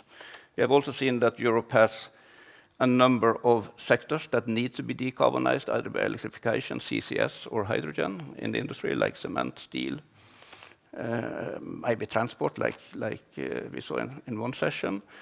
And we have also seen that we are short of energy in Europe due to 1,000 terawatt hours of Russian gas missing from the market, and that we are going to decarbonize our electricity system to start with. So these are the simple tasks that our politicians will have to deal with over the next 20 to 25 years, and a good starting point for discussion from my side. But I thought I would like you to just introduce you to give some initial comments from both the market side and the political side and the research side on that, while you are thinking out some really nice questions to follow up with. So we go from left to right. Yeah. Red button. Okay. Thank you. Yes, I'm Benjamin. I've been here half the day listening to you. Been very interesting. I felt slightly awkward coming up here because it's been interesting speaker after interesting speaker today, and you've told all that I only have 10 minutes. Then I come up, I'm not sure I have so much interesting to say, and I have 30 minutes. But I have an interesting panel with me, and you said we only have 25 minutes now, so I feel much less awkward at this point. 23 now. Yeah, 23. Now, I think, just to sum up, main message, yes, we need gas. I think it would be great if we didn't need gas. I think if you can use renewable energy, you would rather use renewable energy than gas. If you can use electricity, you would rather use electricity, and so on. But we're not there right now, and for the next foreseeable future, we're going to need gas in both the energy systems in the world and in Europe. And I think this is sort of a key point, that I think cracking down on the supply side is not an efficient way to cut emissions, and I don't think that's a smart way to do it. I think the last 2 years has been sort of a natural experiment, what happens when you remove a lot of supply. Is it good for the climate? Is it good for people? And I think the answer is no, it's not good for people.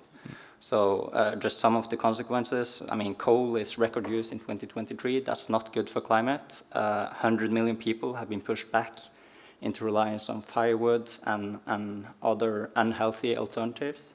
75 million people worldwide have lost the ability to pay for electricity. So that's very bad for the poorest people in the world. And I also think that you have a lot of political instability, which is both very dangerous and is potentially you will get a big climate backlash. So I think cracking down hard on the supply side is not the way to do it. The way to do it is to develop the alternatives and make sure that the world does not need gas. And at the moment we don't need gas, then I don't think we should have it. But as of now, we do. So what do you think about these things, Tina? I mean, you are following the markets for many years, both from the fossil side and the transition side. I do. Hello, everyone. What's happening in the market now is basically that the banks, many of the companies as well, we have to report on what we're doing in the transition. So we're sitting there reporting for taxonomy, which we're working on 24 hours these days. And it's no doubt that the taxonomy, the Fit for 55, the new goals, are telling us where to go. And that is also with, if you talk about energy, because it will be more difficult to finance or invest in energy projects that are not taking us all the way to net zero in 2050. And I think we have just seen the start of that, and that will affect what kind of projects we can actually finance as well. Then, of course, building new industries is requiring, it's hard, but I think it was a question from behind there earlier today. What is the obstacles of financing, for example, a hydrogen project at the moment? And when we look at it as a financer or investing in something, we have to look at the value chains. So we can't look at one separate part of the value chain, you have to look at the total. That means that the demand side must be included. So if you want to build a hydrogen industry, you need also have somebody who can use it. Because it's difficult actually to either invest some other people's money. We work as a asset manager as well as we are lending money to projects.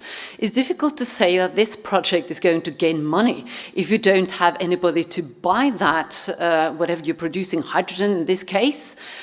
So if you're building the supply side, I can say, okay, I can invest in your project, but if nobody's going to buy that, and at the very end, that will delay 5 to 10 years. This project is not going to give you any money or any cash flow. So this is the way we're thinking, and that is why many of you find us very difficult. I can see that, but we need to think about the total value chain. And of course, to manage to get these value chains up and going, I'm very glad I have a politician on each side here, because at the start of this project, you might need some help, and especially now because we're looking at the time frame here, which is getting shorter and shorter to reach the 2050 goal. So we need to think about how can we cooperate, how can the politicians put frameworks there so we don't have to wait for those.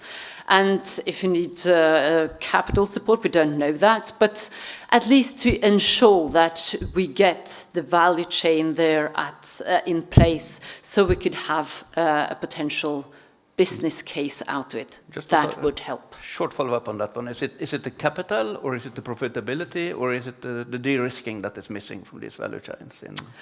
I think it's all of them. All of them. Yeah, I'm sorry. Yeah, it is. Because it's no doubt it's difficult to go in and invest or finance new projects. You need to be sure about the technology. We listen now, and I think also that you as research organizations are going out telling us the stories that you have the technology, it could be done, but this is what we're lacking. So better cooperation, communication around this is very important, and that is why these kind of conferences are very good. So a clear task for the politicians then, Ola. Well, in Norway right now, everything it is quite easy in a way, because right now, because of the Russian invasion of an attack on Ukraine, we have to produce as much natural gas as we can, and that is kind of like what everyone is pushing. But what we have to remember is that at the same time, I mean, last year we had the warmest oceans in the world in human history, and January was worse. So the climate change is there, and the bad news will be there and come there yearly. So I think that moment now it's easy to talk about the backlash on climate policies. I don't think that will last, and it's something that we that are in position shouldn't listen to at all, because we have to move faster. And the first part is of course the EU Commission that came out with their goals for 2040. That's 90% reduction by 2040. Norway has to follow suit and do the same thing. Venstre put it in Parliament this fall, expecting that will come. Because I think that what we have to take in is that the use of natural gas will slow down much faster than we have thought before, much faster. And for Norway's side, we cannot continue, because now we do a lot on CCS, we do a lot on also preparing for blue hydrogen, and I talk about blue and green hydrogen because it's easy, but it's kind of like also an argument for continuing as before, because that is what we have to change. And I think on hydrogen, we start to discuss if it's a hen and egg problem. No, it's a demand problem. We need to bring up demand to get production, and of course everyone's looking to Germany. That is the strongest, of course, the strongest market. They can drive it, but I think also that Norway and other countries should also be part of pushing it. We have a huge maritime sector.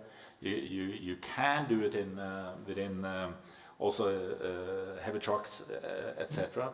I actually have the hydrogen price I got in 2017 hanging at home. That was when we started with buses and everything for many years ago. But we can also push on that side. They should also send a new agreement to Enova, because they have to be pushed. Today they have a tendency to on market introduction, which is too early for hydrogen. They don't put in their money there, and it's technology driven. They don't put enough, so they need a new one. So they have a stronger incentive to support longer for scaling up on more issues, so that we also reach our goals. That is something that we can do. And then I will also, now I have to end, it's kind of so much to talk about here, but it's really, I mean, if you look at the next year, every nation has put in the new goals under the Paris Agreement. So it is a push. And then at the last agreement then in Dubai, we talk about we are to phase out from unabated fossil fuels. And that's everyone agrees. But then again, everyone thinks about themselves that we shall be the last producers. And everyone cannot be the last producers. So one day Norway should start to think about at what date do we stop selling natural gas for the use that is not abated. Because that date has to come, where it's not acceptable just to sell and wait, but you only sell to the production and the use that are abated. I want to come back to that a little bit, but I feel that this is going to be a long discussion, so I want Franziska first to give her short comment. Let me be very brief. No, I have my own mic. Thank you. I mean, I'm an economist, so I'm very much interested in those questions that you just alluded to, and I think we touched upon briefly during the day. What are the incentives to get those new products, both hydrogen but also CO2, sort of into the market or into a market that is still yet to be created, right? Do we need more pricing of externalities, what's the pricing of those new products? Those are really I think the questions that we still need to thinking about research, but also in the companies. And it's maybe not just sort of the economic questions like pricing, but also where are the regulatory barriers right now? I think for CO2 we still have an issue about transporting waste cross-border. I think that's not allowed right now, or at least that's my last knowledge. So I would be very interested, maybe also in us discussing with you as sort of you're closer to the decision making, what do you actually think you need or needs to be put in place by the European member states, by the European Union to get to the market creation, say for hydrogen, but also for CO2 and CCS. I think there's a lot of talking about the techno-economics, sort of, what does it cost, which technology is there, but not enough talking about the pure economics yet, and I think we should do that, yeah. It's a good question. So Ola, I see you have a comment. Yeah, what we need from the European, it has changed a lot. But if we go back a few years, I mean, there was an environmental opposition against CCS, against blue hydrogen. That is much less now, but it shouldn't be there at all. Even though I talk about blue or green, I have nothing against the blue hydrogen, not at all. It's only it's really if you take away enough emissions and if it is competitive. That is kind of like what will be the thing there. And I think also in Europe, if you look at how much renewable energy that has to be set up, this will be really hard to do that, also up against every other nature and every other issue. And opposition that also will be there in many places. It's really hard to see that you can get the amount of hydrogen without having blue hydrogen. So I think that is a one thing that should be.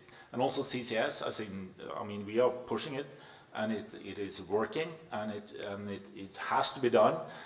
If we get on hydrogen, ammonia, everything, that's more or less, is the price right or not? Can we get it low enough or not? But even without, we need CCS for direct air capture. The bio capture also, that has to be, because we have to put so much more CO2 underground anyhow, because we are way over what we have let out, and we're moving too slow to cutting the emissions. So Ola, you started an interesting discussion that I would like to follow up on, because this seminar is called The Future of Gas, and it could as well be called The Future of Norwegian Natural Gas, of course, since that's so important for Europe. And you mentioned something about the end life of the continental shelf and when should it come. So I mean, from a perspective, we know that the resources we have at the continental shelf in terms of natural gas, they're probably peaking now, and they will start to decline from 2030 towards 2040 and disappear sometime after that. So to be honest, we could just lean back and sell the gas we have as natural gas and not think much of hydrogen if we were thinking, make life as easy as possible for us Norwegian and take as little risk as possible. On the other hand, if you start building those hydrogen value chains, I mean, they are capital intensive, it was mentioned, hundreds of billions of investments, and that would mean some long-term commitment also with Europe, and also participating to a higher degree in decarbonizing Europe, because it's difficult for Europe to do this decarbonization without hydrogen. But that opens up the ultimate question. So should we look for more natural gas? And I'm interested in hearing your views on that in the panel. Well, we have discussions of it. First of all, maybe we should look at you have the commission that looked at the 2050 goals. And what they say is that you should stop and evaluate and then decide. And that's one way to go into it. So it's like, so the difficulty is that right now we have to produce as much as we can. I mean, that is the situation. But I think that for us and from Storting and the government, what we need to do is to start to build a policy, because I think the future of the Norwegian shelf is through blue hydrogen and the production of that with CCS. I think oil will fall faster. There's no future for that.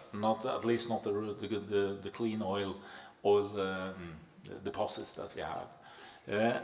But then what I'm waiting for is that we start to have a policy on how to make that transition, instead of as it seems today, that we are looking at things, we are doing a lot, but it's still an argument for continuing as before, because that's so enormously profitable.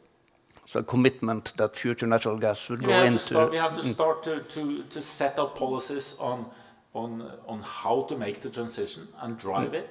And also, as I said, if we mean what we said at World Said, that we are to transition away from unabated oil and gas, at some date, we have to make that transition and not just sit and wait for it. Tina, and then Benjamin. Yes, because it's very important to have goals. Political goals, because it's a good guide for the capital where it should go in the future. But these goals must be believable. And of course, it's a problem if you have a very ambitious goal but don't live up to it. So it's important that we have goals for the short term, the medium term, and the long term. Because we're seeing now, and that was very interesting, that the EU came out with the 2040 goals or a suggestion to the 2040 goals. Because we have to remember when we're doing investments in, for example, natural gas, that is very long-term investments, and most of it is sold to the EU. So if the EU is changing their speed at which they're going to drive this energy transition, then of course that will have an impact of how long we should invest in production and exporting on natural gas as well. And then of course the development of substitutes, because we could produce blue hydrogen and try to export it to Europe. But if they start to produce green hydrogen to a cheaper price, it will be difficult to sell it. I was a bit surprised about the prices I saw, the break-even prices for blue contra green hydrogen, because I'm using the Bloomberg New Energy Finance, and they said that breaking point is around 2033. It was a bit later here, but that, of course, will have an impact of how long we should continue to invest in natural gas in Norway. Indeed. Benjamin? Yeah. No, this whole question about will it be profitable to invest? Will demand fall in Europe? I think for me, I'm a bit humble about it. I don't know. It's impossible to say. And I also think it's a question about who are the best to make that decision and to make that judgment. Will you be able to sell the oil and gas that you produce? And I think it comes back to the point that the ones who are in the best position to know whether demand will be there, whether we will need this oil and gas, are the companies. Because if we make this decision sort of politically and we just say that we're going to crack down on supply side and stop producing, well, we might be right, but you know, it's also going to be made a bit in this way. And the companies are making this a much more thorough decision about this. And what we're seeing is that production in Norway is going to fall from 2026. It's going down at the moment. I mean, we're opening up areas in northern Norway, but we also see that companies are not very interested in them. And that's probably because you need to invest a lot in infrastructure in order to open them up. Those are expensive investments, and they see that demand is disappearing, and especially in Europe, which is our capital market. So I think the transition is happening, and it's being driven. And in a way, it's being driven by the market right now. And then I think the other key point is we also need to have some sort of real thinking in Europe about what do we want to produce there and what do we want to move to China and to other countries. Because in a lot of sectors, we're seeing right now that, for example, aluminium in Europe, we are producing less aluminium. That means that our emissions are going down in Europe, great for us, but we're also using more aluminium at the same time, which means that someone else, somewhere else in the world are producing it, probably producing it by using coal. Okay, that's great for the emissions of Europe, but that's not great for the world's emissions. So we need to have some real discussions about this whole theme about what do we want to produce there and what do we want to import from other places. And just a last point to answer the question, what do we need from European Union and also from the debate? I think two things. I think one, polluting is too cheap today. We need to make it more expensive to pollute. I think that's the most important way we can do it. I think that's also the way you drive the transition, because then the companies will be forced to pay for the pollution, and they will make some other judgments than they are doing right now today. So that's one. And I think number two is to build popular support with people. And I don't think we should have this sort of attitude that we shouldn't care at all about climate backlash and so on. I think that's very dangerous, and I think that's not the way to do it, and that's not going to work. The most important thing we do is build this popular support and bring people with us all of the way. Yeah, I want Franziska's comment first on that, and then Ola. I'm very happy as an economist to hear that you're supporting externality pricing, and I thank you also for the very clear words on the far north exploration, because I think that's what we are interested in continental Europe as well. Where would the gas come from in the future, even if we continue, let's say, for 15 years or so to come to import Norwegian natural gas? So I think that's very that's something that we need some clear signs on. Would it be relatively environmentally, let's say, damaging natural gas sources, or will you stay further south? Which of course is a challenge for keeping production capacities up. I think one sort of aspect that is still open in my mind is really is the CO2 sort of intercontinental or international transport, right? Really, will we be able to do that? What we just saw on some of the slides, bringing CO2 from Germany, from Netherlands, etc., to Norway. How is that also perceived here in the country? I mean, does your population talk about it? Because one reason why we would want to do that in Germany, for example, is that German population is not up to storing CO2 anywhere under their ground, even offshore. Why would that work here? It's very interesting for me to see that it seems to be much less controversial, right? So if you can talk about that for a moment, that would be very interesting. Ola. On CSS, I think here most people will trust the technology. It has worked for many years, and it will work again. So it's not really a discussion at all. That is, it's more how much can we do, how much can we put down, and to what price. But the technology is not controversial at all. So that's one part. And I think it will be the same thing with blue hydrogen. I mean, it's really can we get the price as low so it's competitive? That is the key to it. But onto that, I will also say that the world is changing very fast. I mean, you look 5 years behind, in 2019 and 2029, it can be very different. And if you look at the world deciding to go away from a resource, coal is that resource. I mean, no one, you cannot maybe in China, but else you cannot open a coal mine without that being controversial as such. And I think that we will stop, up until now we always talk about oil and gas. I think this will differentiate. Oil will go away as coal faster. In Norway already have it at Wisting, which is an oil field. And it doesn't make sense to take up at all. There's way too much oil have been found in the world, and it doesn't make sense to open up new fields that are mainly oil fields. And I think that discussion will come there soon, and not only as if it's profitable or not. It will also become a moral issue, as coal mines already are. Gas is different. That's because the possibilities are there, and the possibility to keep that longer is blue hydrogen as such. And it's really how can we work together with the rest of Europe, because we're leading, and we'll see what happens in the US to get that price down.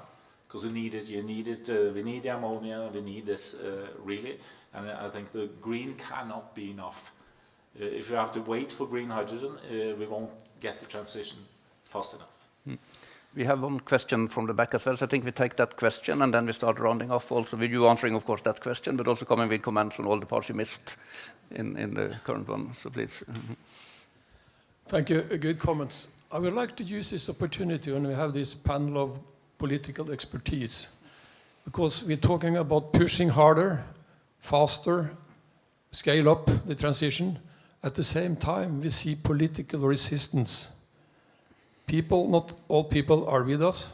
We see political parties coming up against this quick transition. See that happening in Europe, in Norway also, United States. How do you see that?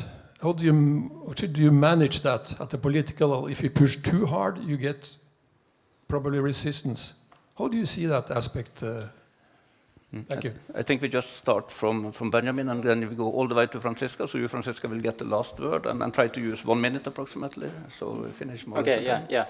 No, and I think that's the key question. And sort of when I see the election campaign in the United States right now, when you hear Donald Trump talking, it's like oil and gas is the only real energy that there is. It's almost like he's talking about oil and gas is the energy for men, while renewable energy is the energy for women and homosexuals. That's sort of the way it sounds when he's talking. And I think it's a problem that it's being brought into this whole cultural fight, all of the climate policies. Is it ethical or not to eat meat? Which sort of energy is real energy? Which is not real energy? And so on. And I think the big task for politicians is to make sure that we get people with us all of the way. I think that's very difficult to do, but I also think it's possible to do. So, for example, to take one example, to build wind power is very controversial, and a lot of people shy away from it. They don't want to do it. A lot of politicians, they are scared that they will lose voters, but also when you see around the country which elections do at least the Labour Party do good in and which do we do bad in, sort of what I found was that where we are pro-development, pro-making something happen, pro-wanting to build a society, that's also where we make a good election. And I think it's something about selling that positive vision to your people, saying that when we do this, we will get revenue, we will be able to create jobs, we will be able to build a new school, we will be able to take care of the elders in a better way. And you sort of have this win-win. So I think it's a big task for politicians. I think it's very difficult. I think it's going to need a lot of sort of pedagogical skills, and I think we need a whole different type of politicians, but selling that positive vision to your people and showing how it's possible to do, I think... and you're an advisor in the energy area, so we can expect more focus in the next elections on these topics. Yeah. And I also think it's possible to do. Great. Tina? Great question, and I think it's going to get even more challenging going forward, because now it's not only climate we're thinking about, but we're also going to put into nature into these questions, which is highly important and can make even more challenging decisions to be made. So I think, but it's very important that we do these discussions now and don't wait 5-10 years. And that is, of course, from a financial part of it as well. It's so important that we put climate and nature into this decision making, because what we have seen examples of is that we haven't done that in the past. And then suddenly a project starts running for a couple of years, and then it stops. And of course, this is not something you want to invest in or develop, or for companies as well. To have these stops in the production line or what they're going to deliver is, of course, very, very difficult to handle. So I think nature risk, climate risk, we've just started to see how that will have an impact on investments and decision makings in companies so far. Good. Ola.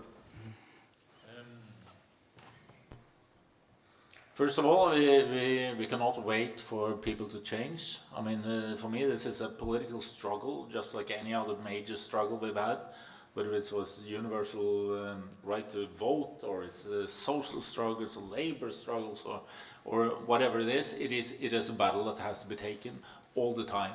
And we have to use the positions when we have the positions to move this forward. So this is kind of like, so for me, it's, I mean, the three greatest problems we stand in front of is global warming, is loss of nature, and it's to stand up for freedom and democracy and move that forward. And these three are very interlinked, and you need also to have enough free countries in the world to move this change fast enough to draw the others with you. And you have to take the struggle as a political party. You have to take it on every level. Yes, if you're moving faster and slower on the national level, okay, then you have to fight on the local level.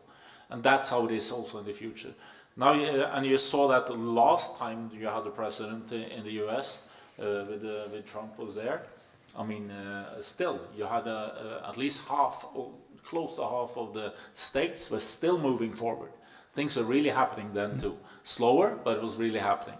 So this is kind of like, so for me, it's just a political battle and struggle, and what we have to do is to lead, to be in the position so we can make the decisions to move forward fast enough. Promising.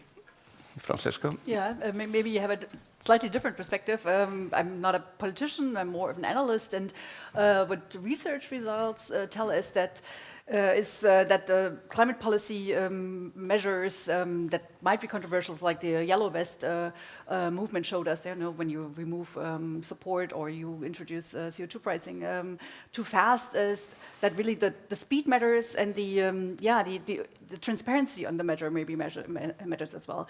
What I'm trying to say is that we've looked at policies of removing fossil fuel subsidies in some countries, and it worked without much political opposition in those countries where it was done gradually, step by step, relatively slowly, but not with a big increase at once, and where there wasn't much talking about it. So if you do it without, talking about it, you also don't raise opposition. And maybe that's the way we should just, we should be clear on the targets and then just do it step by step and go forward. Then the resistance is not as big. Okay, 30 seconds, Benjamin. Yeah, and I think the big inspiration here is actually China, because they are doing a lot right now. And not because they care so much about the climate, but simply because it makes sense. They want to bring cheap energy to the people. They want to build society, and therefore they are building out a lot of renewable energy. And they are also selling electric vehicles. Electrical vehicles being where the technology was developed in Norway first. And I think this is the other key point. If we can develop technology in Norway, then suddenly you can start seeing emissions falling in China, in the United States, in Indonesia, India, big countries around the world. That has a great big impact. Very good. 30 seconds to Tina and then 30 seconds to Ola as well. Thank you, because I just wanted to comment on something you said a bit earlier, and also about this CO2 price. I totally agree that we need the higher CO2 price to push this development faster. But I think some of the projects we're talking about here are so large that it's difficult to find one or two investors or financiers who can do that. So I think we need to think differently, and it's so important that you have the countries, actually Germany and Norway in this case, behind this as well, and can come on and support these development, because they are too big for often for the investor to do on their own, especially from the outset. Because you commented on a competition. Usually you want risk-taking investors to do this on their own. You don't really want the government and politicians to come into the market. But when you talk about this massive project, and especially from the start building infrastructure, I think you might need some support from the politicians. Very good. Yeah. All I have to say, China is not a model. We should not follow China. They are the worst at the same time as they're pushing also on technology. They're also the worst. International negotiations, they are the slowest country that's ever there, that wants the least to be done. And in a new geopolitical world, where we also have to look at, this is it is very serious on all the three, as I mentioned, the global warming, nature, but also that we have a position as free and democratic countries to move forward, and we depend on us to reach these goals. And then we also need to have a better control of the value chains. So we cannot have the same cooperation with China in the future as we have had before. That cannot be done because they are not doing this to reach goals and take care of the world. They're doing this to take over and control a larger part of the economy, take over and control whether it's what is coming in new, whether it's in solar panels or it's in every area, and we cannot allow them to do it because we need to have a better control of those value chains ourselves. I mean, the struggle with China will also become stronger, and in that stronger, Norway, Europe, US, Australia, Japan, South Korea, and we need a democracy coalition in the global south. We're doing that way too, we're not doing that good enough, and we have to stick together. So Benjamin, close it in a diplomatic way, 10 seconds. Yeah, I mean, don't misunderstand what I'm saying. They are, in the only way is that they are doing it right now for economic reasons, simply because it makes a lot of economic sense. So you see a renewable energy out-competing coal in China right now. The good thing is, I think we could continue this discussion for a long time. The bad news is that we have to end, and also it will be on YouTube, so you can look through your arguments one more time and see if you agree with yourself. And I will look at it because I think there were so many good insights in this panel. So thank you again for participating.